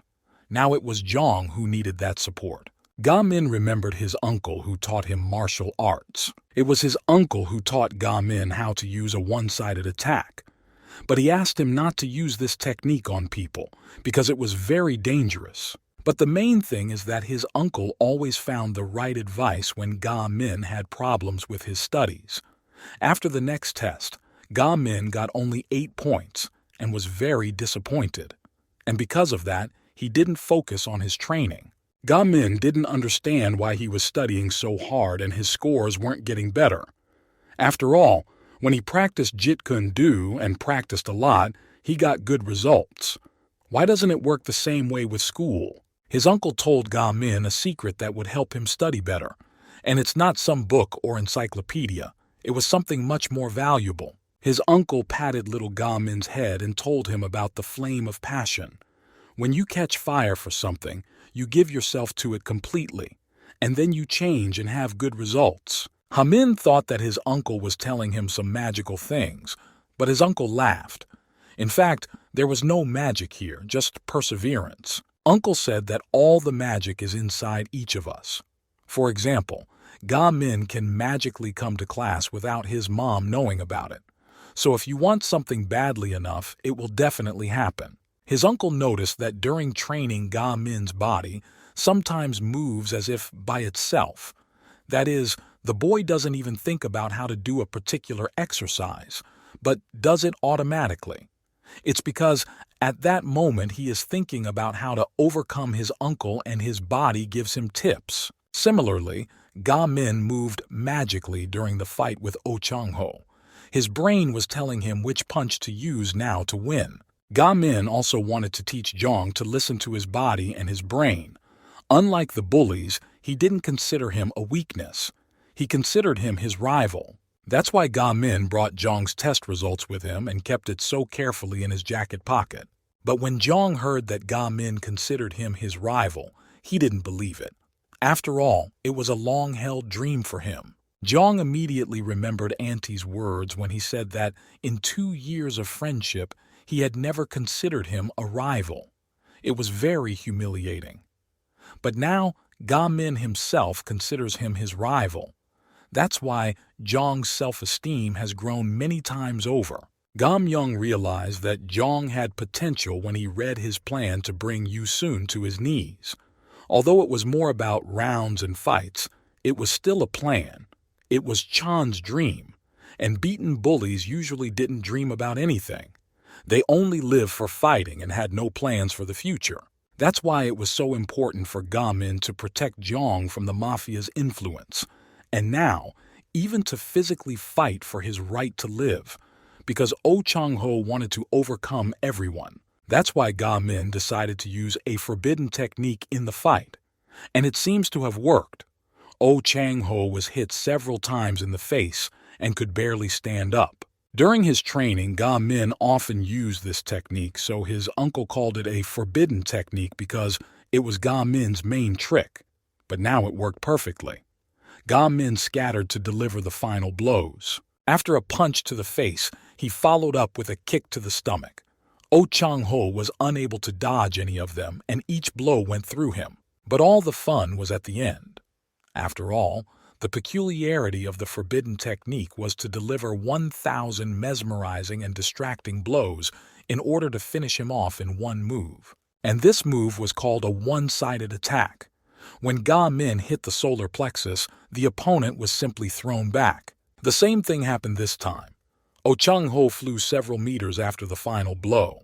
A second before the final fall, the mafioso realized that it was over. He programmed. Oh Chang-ho landed on the hood of a white Mercedes, which, after the fight, should have been won by Jong. But now the car had turned into a pile of scrap metal with a hole in the center of the windshield. After the victory, Ga Min screamed with joy. He had managed to do exactly what he had planned. Jong saw the fight and was shocked. Everything he had witnessed before was nothing, because the fight between Ga Min and Oh Chang-ho was incredible and unreal. But the most important thing that Jong remembered was Ga Min's words that he considered Jong his rival. What Jong didn't realize was that Ga Min was referring to the competition in terms of academics, not on the battlefield. It was clear that Jong had been hit so hard in the head that he couldn't think critically. But he didn't know much about Ga Min either. He just admired his outward appearance, but didn't know what Ga Min was like in his heart. Jong also jumped up and down with joy after the fight, as if he had won, not Ga Min. This behavior seemed a little strange to Ga Min. Ga Min put on his glasses as usual, as he did after every fight. It was time to finish these fights and go back to school. Ga Min saw that while he was finishing the fight with Oh Chang-ho, the others tied up the three hooligans to completely immobilize them. The whole story was closed. Ga Min analyzed the fight again. He did this after every fight. And this fight was special for him, because he used a forbidden technique that he hadn't used for so long, even in theory. Oh Chang-ho was still lying on the hood of the car and didn't even move. And Ga Min went back to his usual routine. He started talking about his studies again. He said that now that there were 5 people in the study group, they could study even harder. Ga Min thought about how happy this news would make Mr. Hong Kong, and Ga Min was glad to have Jong join them. He's not a bad guy. While Ga Min was telling Jong about the study group, a car moved and started to drive right at them. The driver could not see where he was going because Oh Chang-ho was lying unconscious on the windshield. But as soon as the car moved, Oh Chang-ho took off, and the Mercedes was speeding toward Ga Min and Jong. Both boys screamed. They had to run away immediately. But Jong stood still. He immediately realized who could be driving. When he first arrived at the abandoned building, there were 4 hooligans. But Oh Chang-ho said that 4 of them had nothing to do here. Then one of them disappeared. Jong immediately recognized this hooligan as Auntie, and now it was Auntie who was driving the car. And it looks like he was planning to hit Jong, not Ga Min. It was just that Ga Min was standing very close. A few minutes before the car came flying at Ga Min and Jong, Ji Woo woke up from the fight and was ashamed that she was knocked out after one hit. But it was very powerful. Ji Woo listened carefully to her own body to see if she had any fractures. Fortunately, she was fine. Ji Woo was happy. Then she saw that Shogun had also regained consciousness. Shogun saw Ga Min throw the last punch to Oh Chang-ho, and he ended up on the hood of the car. He didn't think that Ga Min was so strong and could overcome a member of the White Lead so easily. Shogun was jealous that he did not have so much strength and knowledge and could not save his own mother from the bullies. The Shogun was upset. Ji Woo noticed this right away, so she decided to ask what had happened and what interest Shogun had in the fight. Ji Woo never minced words. She was straightforward, so she asked him what happened. Shogun was even confused at first. Segun said that he had some questions for Oh Chang-ho. He brought Ga Min with him because he also had his own interest and could help him deal with Oh Chang-ho. But Ga Min went a little overboard in this regard. Now you can't get any information out of Oh Chang-ho because he will be unconscious for a long time. All 4 students of Yusun School had already regained consciousness and they had to decide how to get to school. Everyone had their own plans. But Jae Min was thinking about how he could unite everyone and start school today. Ji Woo was amused by the fact that they all almost died because of a jerk like Jong. But this adventure was also interesting for her. She hadn't fought for a long time, and then she realized what she had to work on. And while everyone was flying around in their own plans, Ji Woo was the first to hear the car's engine start. A second later, a white Mercedes was speeding toward Ga Min and Jong. Ga Myung decided that he had to push Jong out of the way first and then jump himself to avoid getting hit. It was really Auntie who was driving the car. He looked like a madman. There was no trace of the good guy that Chan knew. Auntie changed a lot when he joined the White Lead gang. Jong wanted to save Ga Min and throw him away from the car that was speeding away. Both boys started running fast, but the car was catching up. Then, a second before the collision, Ga Min grabbed Jong by the arm and pulled him aside. The 2 of them fell to the ground, and the car drove by their place without hitting them. But it seems Auntie was not going to stop. He turned the car around and set his sights on Ga Min and Jong again. After they fell, Ga Min and Jong tried to get to their feet quickly because they didn't know what else Auntie was up to. Ji-woo was already running to help them, yelling at them to move faster. After Oh Chang-ho flew off the car, he remained face down on the floor. He was still unconscious. Ji-woo shouted that Auntie had gone crazy, because even threats have a limit. You can fight with a person, but hitting someone with a car is crossing the line. Shogun also quickly joined Ji-woo, Ga-min, and Jong. Maybe the four of them could stop the car, but Auntie stopped by himself. He lowered the side window and said that he just wanted to scare them, and he succeeded. Auntie called Ga-min a glasses wearer and asked him if he wanted to get involved in crime, because with his fighting skills, he would be immediately accepted into the family, bypassing any tests. Auntie even promised to provide his own recommendations. Ji-woo listened and didn't understand what kind of nonsense Auntie was talking about. Can't he see that Ga-min is not like that? He's not a gangster? Auntie continued that Ga-min had every chance to have VIP status and be in the middle of all the bigwigs right away. He would be able to go anywhere and make money by any means necessary. But Ga-min adjusted his glasses and told Auntie to shut up. His answer was no, he wouldn't have anything to do with gangsters. Auntie was surprised that someone would give up money and power so easily. Meanwhile, Se-hyun Woo-hyun was already explaining to the police inspector why they had come and what they were so worried about. Ga-min told Auntie that the only thing he was really interested in was his studies, and he is going to go to university after graduating from Yusung. That's why he really needs a study group now. Shogun was also surprised that Ga-min had such clear plans for his life, and Ji-woo still thought he was a weird psycho obsessed with studying. Auntie said he had heard something about a study group, but thought it was impossible at Yusung High. It turns out that it was not a rumor but the truth. There really is someone planning to break the system and study there. Jong also had the courage to say something to Auntie, but as soon as he opened his mouth, Auntie interrupted him. He said it was time to say goodbye, but he remembered the whole gang and they would meet again. Auntie called them the study group gang and was about to leave. It seemed to Chan that Auntie had just lost his mind. He had never been like this before, and he certainly hadn't tried to run anyone over with his car. But white lead turns good guys into inhumane people. Auntie was about to leave and even close the car window, but then he remembered something else and decided to continue the conversation. At first, Chan thought that Auntie would finally say something to him, or at least apologize for all the years of their friendship. But Auntie turned to Shogun. He asked why he ended up at Yusun High School. Did he really want to study in the place where his mother worked? And then Auntie laughed and expressed his condolences. After all, everyone knew that Shogun's mom had died. Auntie continued that even if Shogun's mother was killed in a strange way, he should take revenge and not just continue his studies in her memory.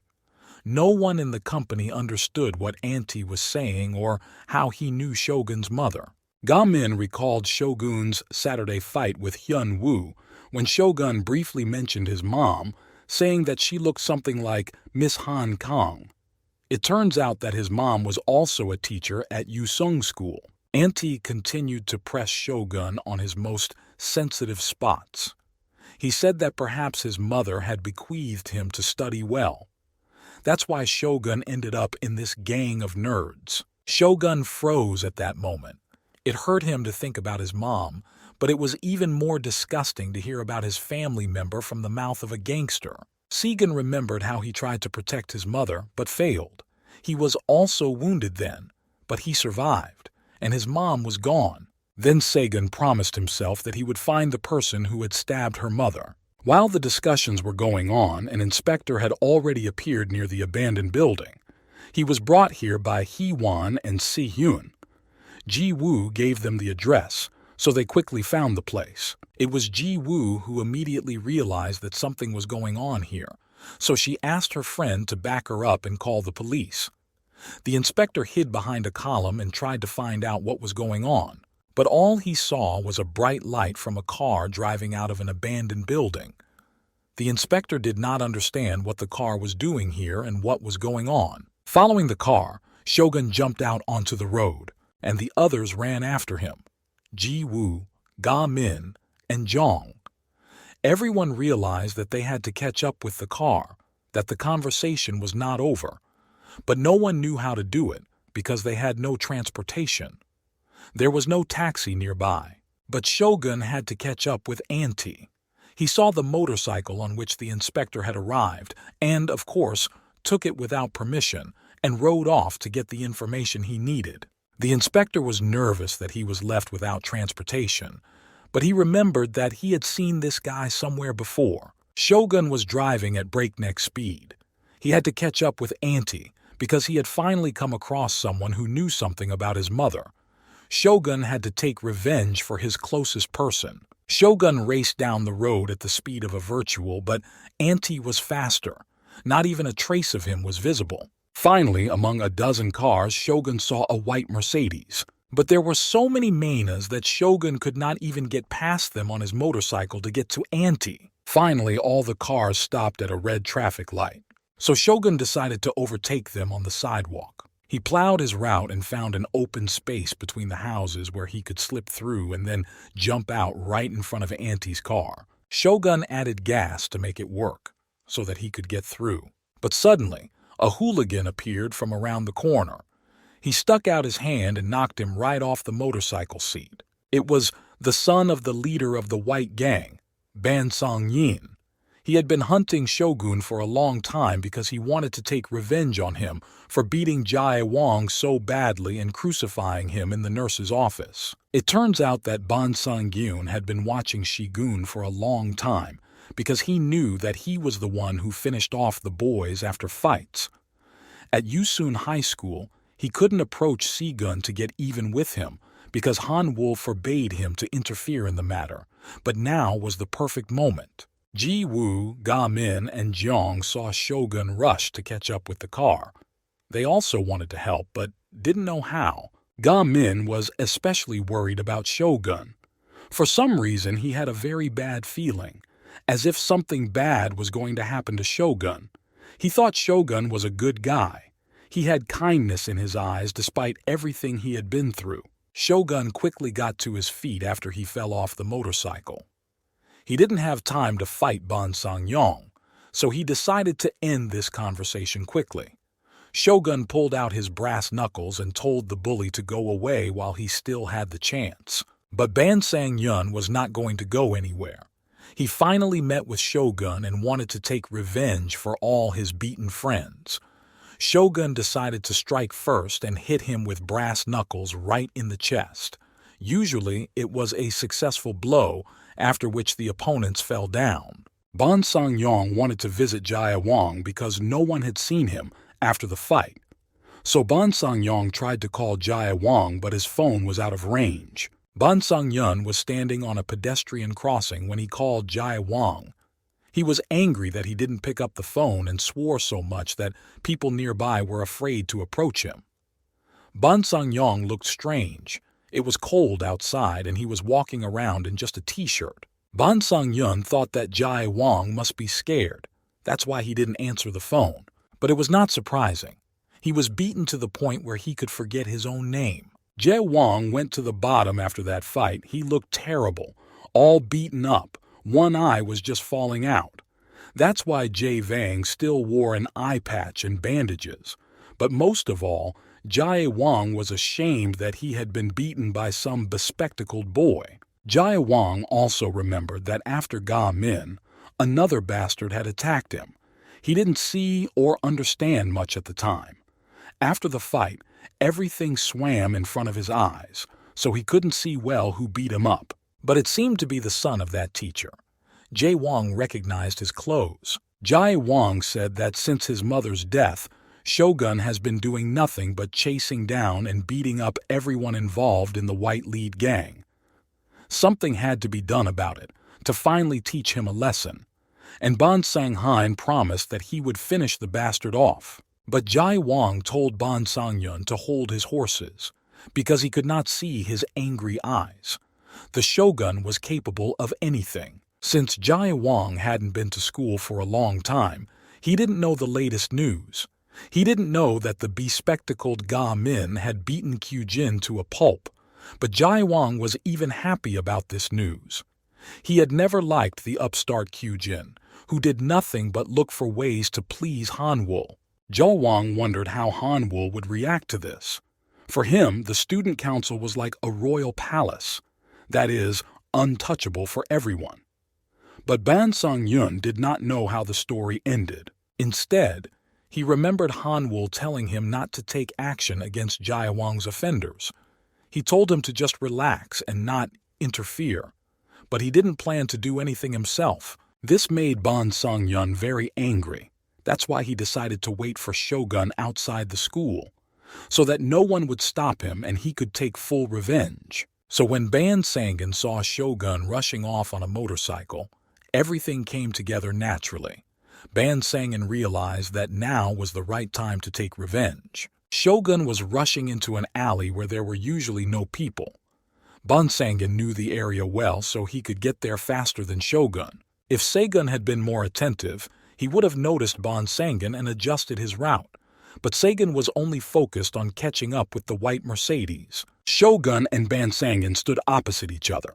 The fight was going to be very fierce. Shogun held a caster in his hand and once again told Ban Sang-yun to get lost before he finished him off. But Ban Sang-yun did not even blink at these threats. He just stood there. But Ban Sang-yong understood what Jae-wang was telling him. The Shogun's look was indeed furious. But Ban Sang-yun was not afraid of this look. Shogun was approaching with his fists clenched. He didn't understand why Ban Sang-yong didn't even move. Perhaps he was deaf. But he would definitely hear the language of fist and brass knuckles. So Shogun prepared to strike. While Shogun was approaching, Ban Sang-yun assessed his physical form, which was frankly not the best. But his fighting spirit overwhelmed him. The Shogun hit Ban Sang-yong with brass knuckles right in the stomach. The blow was strong, but Ban Sang-yun did not even move. It was as if he did not feel the blow. His abs were made of stone, so it was like hitting a wall. Then Ban Sang-yong caught Shogun with both hands by the head. He held him tightly and squeezed him like an egg he wanted to crush in his hands. And then Ban Sang-yun let go of his head and kneed Shogun in the stomach. It was unexpected. Shogun fell to the floor. He had not fought with such a mountain of muscles for a long time. Shogun tried to come to his senses. He realized that he was not in the best shape, but no one had ever resisted his brass knuckles. And here, there was zero reaction. Ban Sang-yun came closer to Shogun, who was lying on the ground, and ordered him to get up. Shogun could only sit down. It took him longer to get to his feet, but Ban Sang-yun did not like to wait. He shouted for Shogun to move faster. In fact, Saegun was thinking about what he should do next. Because it was impossible to overcome this mountain of muscles just like that, he needed a plan and tools at hand. Ban Sang-yun decided to hit him where it hurts. He asked if the Shogun was still looking for his mother's killers, or if he had already forgotten everything and had other plans for his life. Ban Sang-yong continued to make Shogun angry. He said he remembered reading about the case in the newspapers, that Miss A, at the age of 30, was killed without any motive. The incident was due to banal alcohol intoxication. Ban Sang-yong knew this was not true. Saegun also knew this. That's why he yelled at the bully to shut his lousy mouth. He dare not say anything about his mom. That's not how his mom died. She was murdered. And he will definitely find the real killer and take revenge. The Shogun knows that his mom was killed by some white lead scum, so he will get to everyone. Shogun grabbed a garbage bag that was standing nearby and threw it at Ban Sang-yong. Ban Sang-yun did not understand what was happening, but he quickly threw the trash away. Everything in the bag fell out. It was a distraction. While Ban Sang-yong was distracted by the junk, Shogun was preparing to attack. The Shogun was furious. No one dared to mention his mother in such a tone. The Shogun cut Ban Sang-yun's face. The big wound was near the eye. Blood splashed out. A little more and Ban Sang-yun would have lost his eye. The Shogun did not cut Ban Sang-yong with a knife, but with a can lid he found in the garbage. And while Ban Sang-yun was recovering from the garbage, Shogun charged him in the head with a kick from his foot. The blow was strong. The Shogun jumped up and kicked Ban Sang-yong in the air. He shouted once again for the bully to get lost, because otherwise he would not live. After the kick, Shogun jumped away from Ban Sang-yun and landed on his feet. At that time, two women were walking by. They were very frightened, but Shogun had no time to continue this fight. He quickly picked up his motorcycle and was about to leave. He told Ban Sang-yun that this was not all. They will definitely meet again. Right now, Shogun doesn't have time. But when he got on the motorcycle, Shogun could not start it. There was no key in the ignition. Shogun thought the key had fallen out and was lost when the motorcycle fell. While Sagan was trying to find the key, Ban Sang-yun caught him by the hood of his sweatshirt and pulled him away from the motorcycle. Ban Sang-yun threw Sagan with all his strength. The guy flew several meters away. While Shogun was recovering, Ban Sang-yun's phone rang. It was a message from Auntie. He said that Chang-ho had screwed up and was being chased by a scumbag on a motorcycle. He asked Ban Sang-yun to help him. Ban Sang-yun didn't understand how the teenagers from Yusun knew about the place where Chang-ho was conducting tests for future gang members. The Shogun always appeared where there were many white-lead gangsters. And in the situation with the new teacher, he was also the first to come to her rescue. There is only one explanation for all this. The Shogun has a spy in the circle of the white-lead bandits. He sent him, and now knows all the important information. While Ban Sang-yun was trying to drain the truth out of Shogun, the women who accidentally witnessed the fight called the police. But while the cops were leaving, Ban Sang-yun dragged Shogun somewhere. He wanted to resolve the issue with him without prying eyes. The women said that one of the hooligans was very cruel. He promised to knock out all the other guys' teeth. The police recorded all the details and promised to investigate the case. Meanwhile, the key to the motorcycle's ignition was lying on the floor. Someone picked it up unnoticed. We had to be careful because this guy was already in danger of becoming a spy for a month. Now we can't let the spy be exposed. But the Shogun had to be saved. I had to come up with a plan of action immediately, but at the same time remain very cautious. Ga-min was walking away from the fight. He had a headache after the blows and also because he was worried about Shogun. But for Ji-woo, Hee-won, and Se-hyun, he was a real monster who could overcome anyone. Ha-min stepped aside to collect his thoughts and clear his head.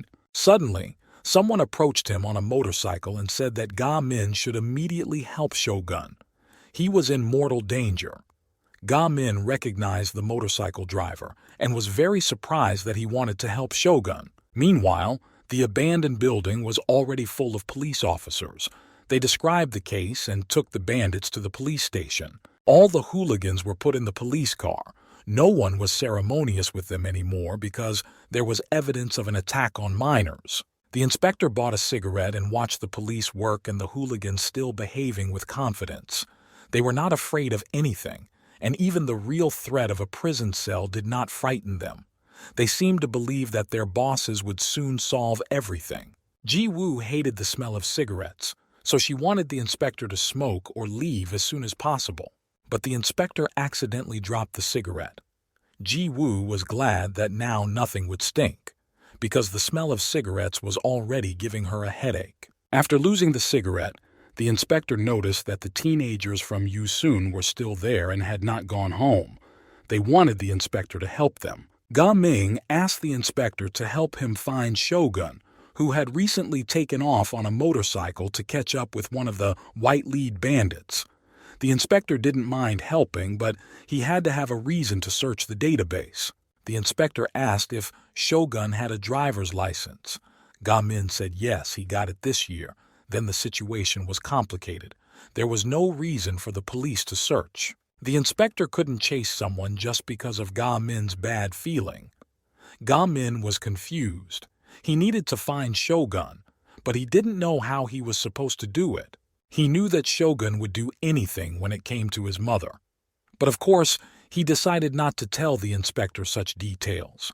If the police were helpless, he had to do it himself. The inspector said that Segun was an adult and could solve his own problems, so there was no need to worry about this guy. The inspector asked if the four of them had knocked out the white-lead bandit Chang-ho. The inspector was curious what they had done that he hadn't come to his senses yet. But Zhang immediately interrupted everyone and said that Chang Ho had knocked out Ga Min alone. He's the leader of their study group and also Zhang's rival. Zhang repeated the rival thing several times.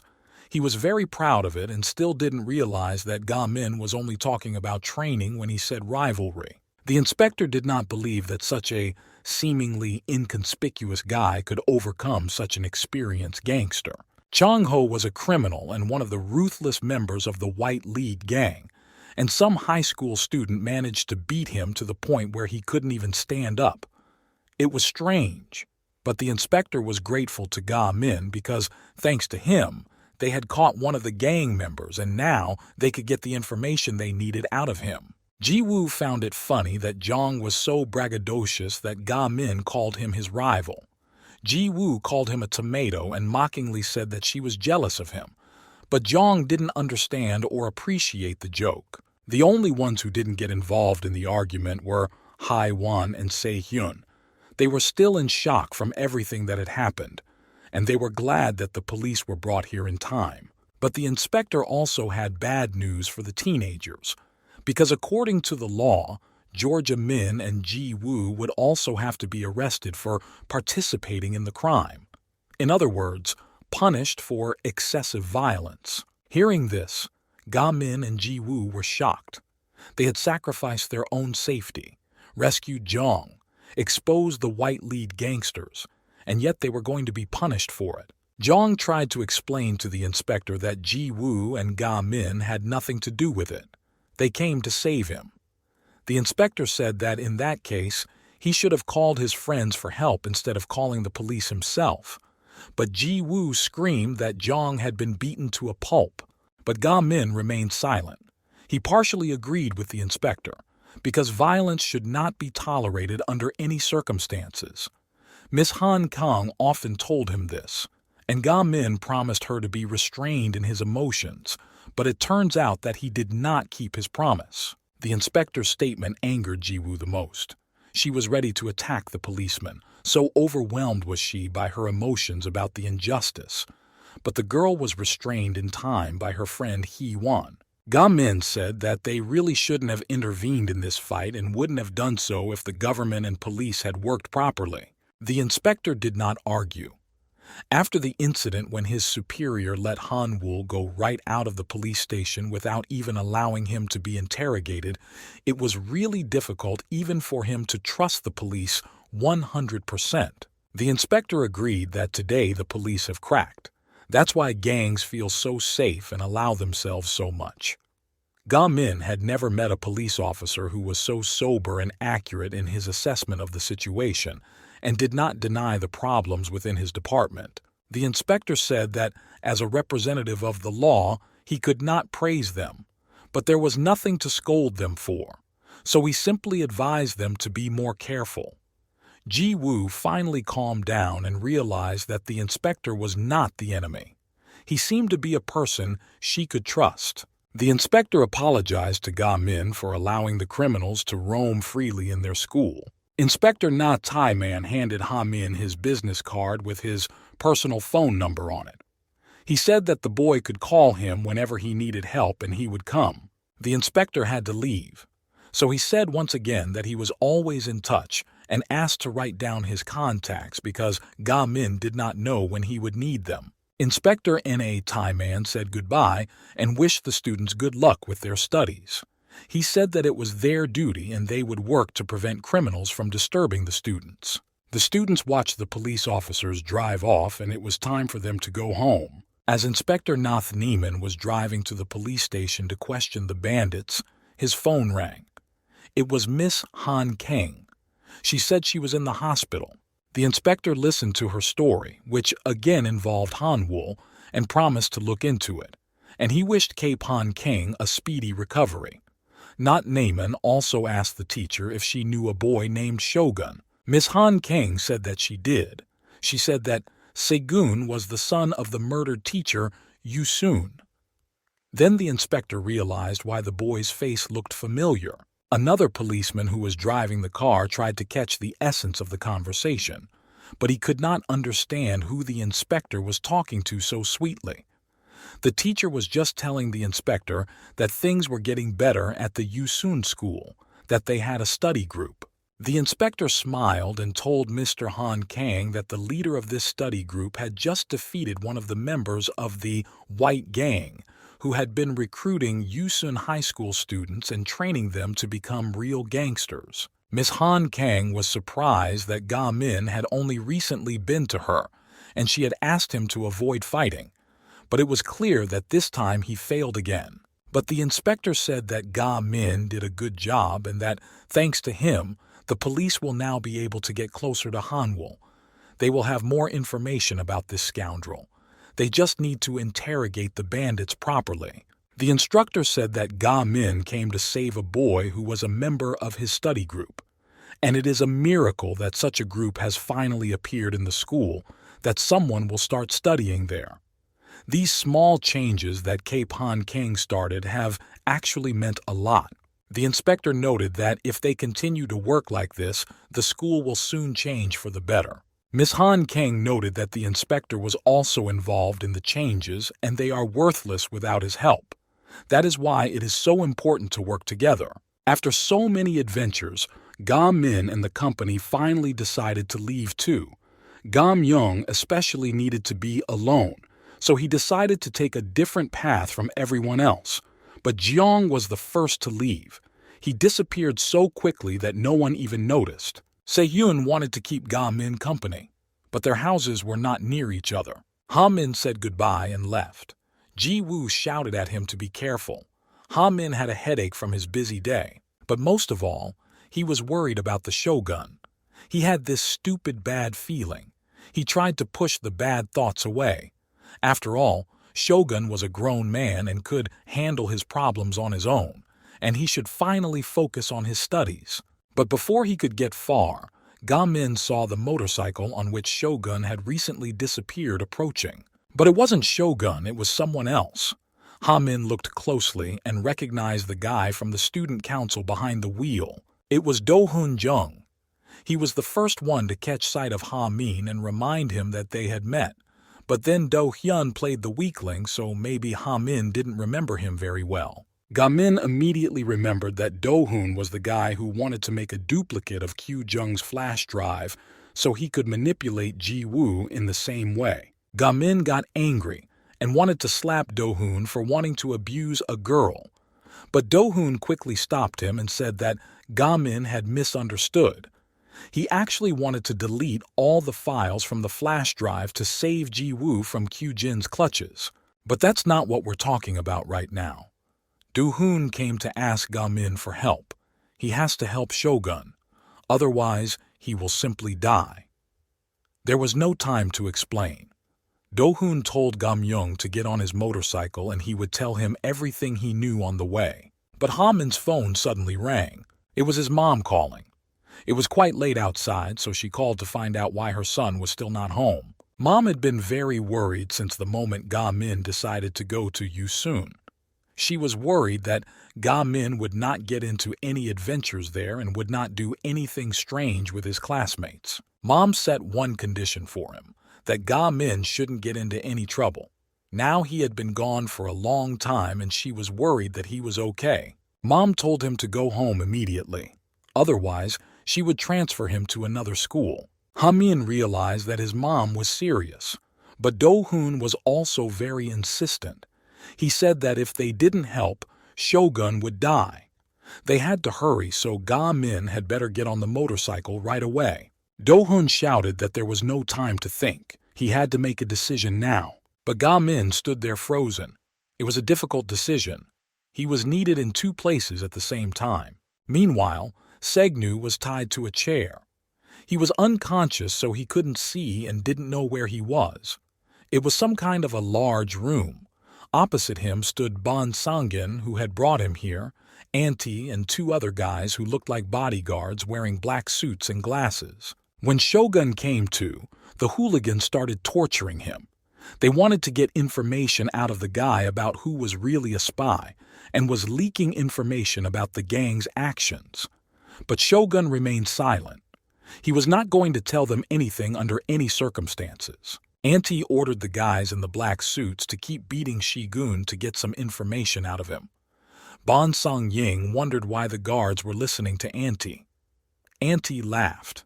It turned out that this was his bonus from reporting directly to Hanwoo. While the hooligans continued to bully Shogun, Do-hoon tried to convince Ga-min to go with him. Shogun somehow managed to drop Do-hoon the location of where he was, so they had to go to the place. Shogun knew that help would arrive soon. It also gave him strength. He had to hold on and wait. Auntie mocked Shigun the most.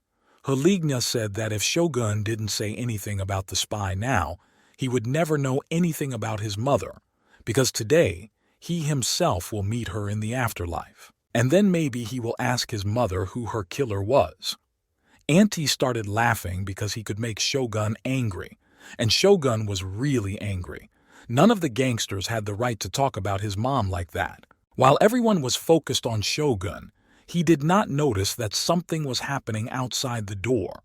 At some point, someone broke into the room by kicking the door. Auntie thought it was that jerk Ga-min again showing up to save Shogun. But it wasn't him. It was Inspector Na Taimon who burst into the room. No one expected to see him here. The inspector said that Ga-min was at home doing his homework. So today, he would be in charge of restoring order. Shogun didn't expect to see the policeman here either. He hadn't trusted the police for a long time. The city was run by bandits and the police just turned a blind eye. But this policeman was different. He said that these stupid kids had no respect for their elders, so he had to teach them that. Auntie and Bon Sang-yun did not understand how the policeman got into their lair, how he got past so many guards. But they knew for sure that it was better not to start with the police, and they shouldn't fight with the police without Hanwoo's approval either. At the police station, my colleagues did not understand the code for Na Taiman's disappearance. He had just caught one of the white-led gang and immediately disappeared. But Na Theman had several reasons for leaving the police station. The first was that he had promised to save the shogun, and the other was that the inspector realized that it was better not to share the information he had obtained about the white lead with anyone, because there could also be gang members among the police, so he had to be careful and cautious. The police decided not to look for Na Taeman at night anymore. Maybe he was just tired and went home. Tomorrow they would ask him all the questions that the whole department was so interested in about how he had detained one of the members of the white gang. Shogun watched as the policemen scattered hooligans left and right. He dealt with them very quickly. The inspector wanted to release Shogun as soon as possible because he had a serious conversation with him. Shogun, on the other hand, wanted to get rid of everyone as quickly as possible and return home, because he was also waiting for them at home. And this evening dragged on. The inspector didn't like such night trips either. He always said that he just needed a stable job with a salary that would cover the cost of his meals. He also didn't like working overtime. But this time, he had to sweat a lot of overtime, because there were a lot of hooligans. But the main hooligans managed to escape. Auntie and Ban Sangin went out the back door. They escaped very unnoticed while the inspector was busy with the other bastards. On the street, the same car, a white Mercedes, was waiting for Ban Sangin and Auntie. But Ban Sangin did not understand why they had to run away. Moreover, the shogun had seen it all, and he thought they were cowards. But Auntie said that children should not participate in adult fights. So let the policeman figure it out himself, and it was time for them to get out. The inspector rushed to catch up with the two kids, but he did not have time. They were already sitting in the car and were about to run away. The inspector was angry with himself for not having time to detain the scum, and there was plenty to detain them for: car theft, driving without a license, assault, and battery. But Na Taeman did not notice that there was a back door in the room. That's why the two hooligans managed to escape so easily. Auntie said he saw this cop on Hanwoo's blacklist. This means that it's better not to contact him on Hanwoo's instructions. Ban Song-yun knew nothing and had never seen the list, but he wondered who else was on it. Auntie continued that the inspector on the list had 4 stars. Ban Sang-yong pretended to understand, but he didn't really know whether it was good or bad to have 4 stars. He didn't know what those stars meant. But Ban Sang-yong remembered that he had once seen this list on Han Wul's desk with one eye. And there were 4 stars for Cape Han Kang. The teacher must have really pissed him off. Then Ban Sang-yun realized that the 4 stars on the blacklist were for those who should be killed first. But only Han Wul could give such an order. There could be no amateurishness. What made Ban Sang-jun angry about this situation was that the shogun would be free, and he would have to hunt him down somewhere again to finish the job. But Auntie was interested in another question. How did the policeman know where they were holding Shogun? After all, he had the exact address to go to and rescue this gray-haired kid.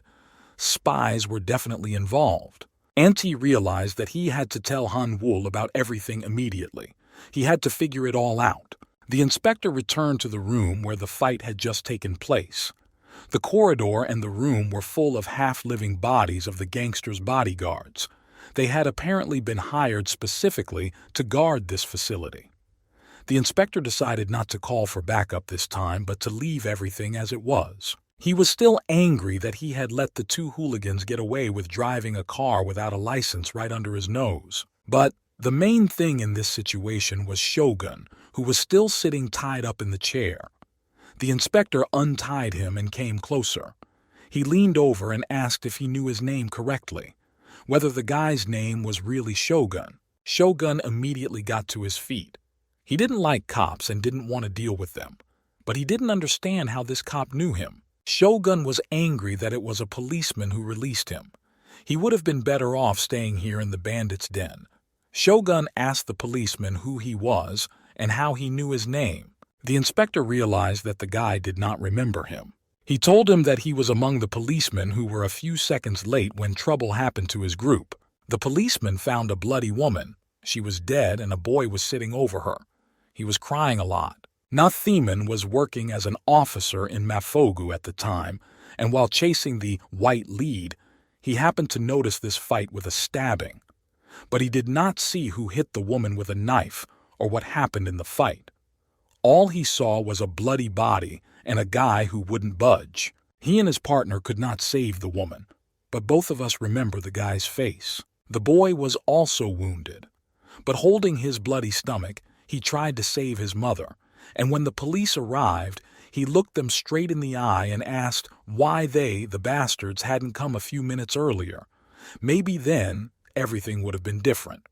This look is impossible to forget.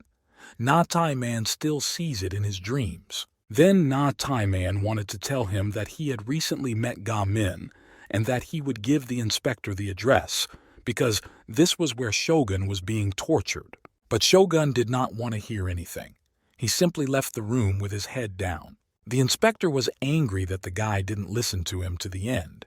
He didn't even say goodbye or thank him for saving him. But Shogun turned around and looked at him with the same look, the look of an angry and desperate child. He had nothing to talk about with this cop. Shogun went outside. The inspector rushed after him to ask if he was at least moving well. Maybe he needed help. Maybe he needed a ride home.